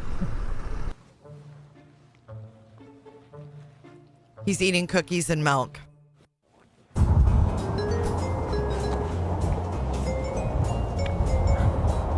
I would like to welcome students, teachers, and staff back to school and have a safe and fun school year.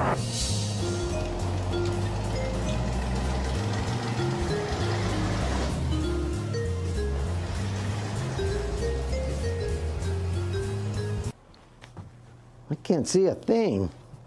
Well, maybe I'll just go down there and investigate it myself.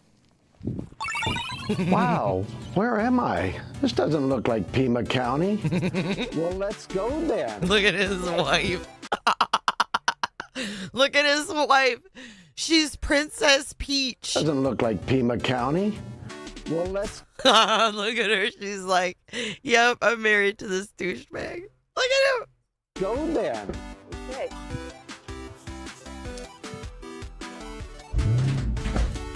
Have a fun Halloween and stay safe, Pima County. Oh my God.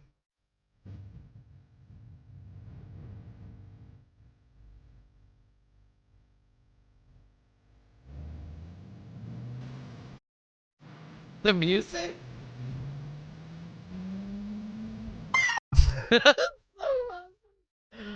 Oh my God, you guys, that I couldn't love that more. Like,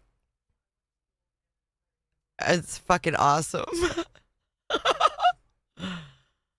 Oh my God, why is he? I know, dude. He is, I mean, all jokes aside, it's very concerning. It's very concerning that he has a car like this. It's very concerning. Like, what if this dude was like in trouble with money, like to Walter Nash? What if he was in trouble? And he's like, oh, I'll just ransom this fucking Guthrie people.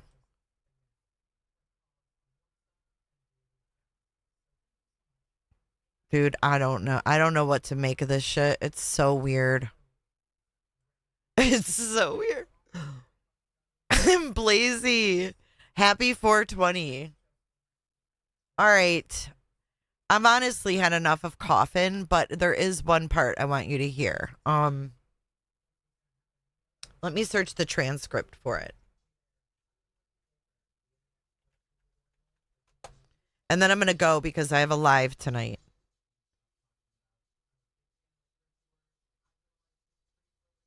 Okay. Let's start. Let's listen to this. He never had any gambling issues. He's worth almost $1 million. He had every opportunity for years to do something to Nancy if he wanted. This is way too elaborate. The bottom line is, in researching Tomasso Cioni, These nuts. I'm sorry, but I can't find anything. Not one shred of evidence. Not one shred. that he was involved in this. Not one shred. I can't find any gambling debts. Can't find anything other than rumor and garbage.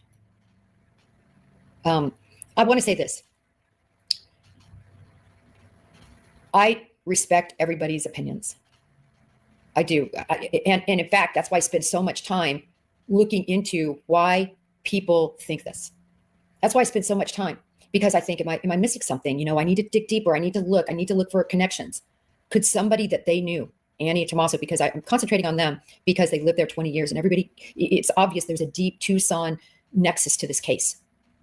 And so could it be somebody that Tomasso knew or Annie knew beyond everybody knowing Savannah, because she's in your living room every day, and Nancy, of course, with her huge footprint on this community. All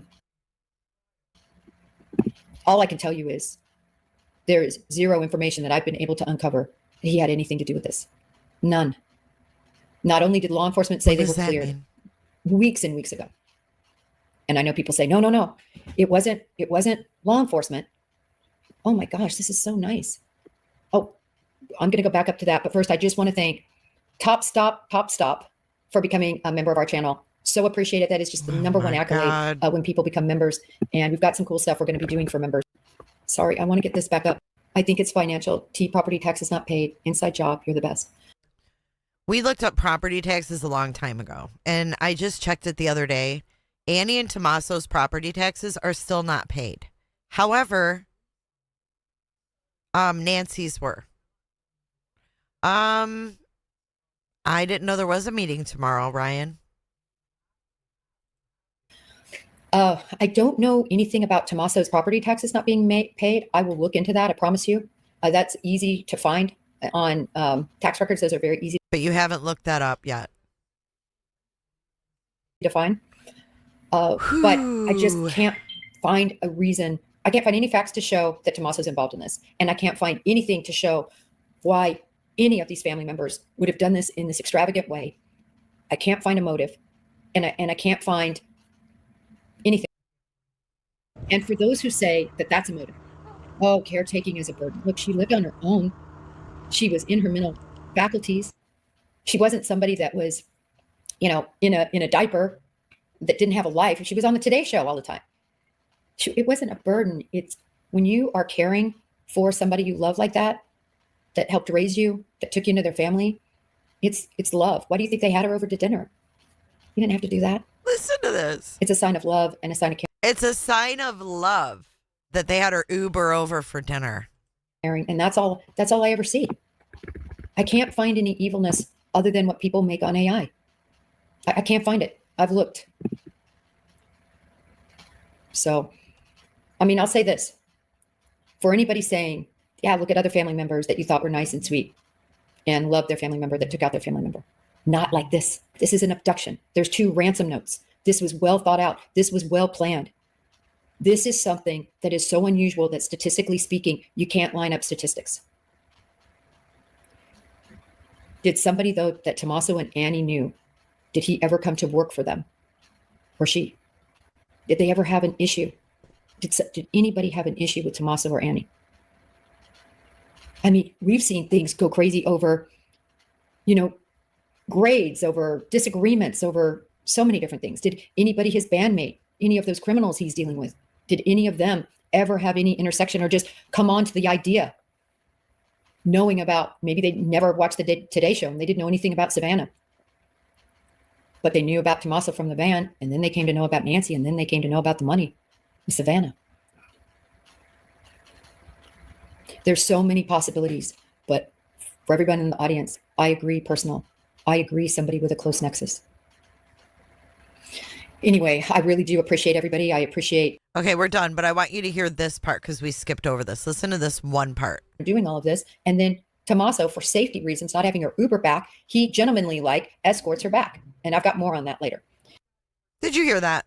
That's another part I wanted you to hear. Because that's what they did. She took an Uber on Sundays because she didn't want, they were cooking and whatnot. So she said, I'll just Uber over to you. I don't find that at all odd. I don't want to drive because I don't want to drive back at night. I can't see well. And so I'm going to Uber over while you're making dinner and doing all of this. And then Tomasso, for safety reasons, not having her Uber back, he gentlemanly escorts her back. And I've got more on that later. Gentlemanly. Didn't even walk her in, you guys. I can't with you, Coffin. I cannot. She said Nexus a lot of times. But anyways, I am going to wrap this up there, guys. It's crazy. She's got everything confused. But my main source of wanting to watch that, and I appreciate those that stuck around to the end. You guys are great. The law and crime. I really appreciate it. But no, my main point is like, why is she doing this? Why is she going so hard for them? But then talking out of, I know she does this a lot, but it never stops bothering me. But anyways, we're going to have some fun tonight. It's been heavy today, covering Lynette and watching Carly. But if you guys, I'm going to put the link to the GoFundMe for Carly in the description. If you guys want to shoot her a buck or two to help her out with her mom. And I will see you guys tonight at 9 p.m. on my other channel, Everyday with Jay. I'm going to end this one after I run our credits and shoot you guys over there. You can hit the notification button. We're celebrating 420. We've got our 420 merch and a double header. So I'll see you guys later tonight. Dovetail Gumshoe over to Cooterville. Thank you so much. If you're replaying, let me know what you think in the comment section below. Again, credit to Ashley Banfield for her marvelous coverage in the Bahamas. I'll see you guys tonight. Everybody stay safe. Go eat dinner. And I'll see you then. Bye-bye. Oops. Oh my goodness.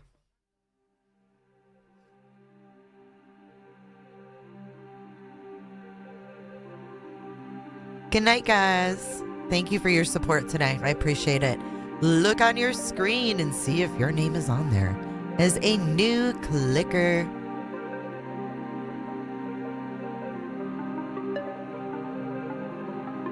Thank you so much for watching. If you enjoyed this live stream or video, make sure to give it a thumbs up and hit that subscribe button so you don't miss out on my latest content. Want to take it a step further? Bring it all in. And join our community clickers by becoming a Patreon or a YouTube member. You'll get exclusive access to our Discord server, special channel perks, and much more. Until then, I'll see you in the next one. Click. It's real easy, man.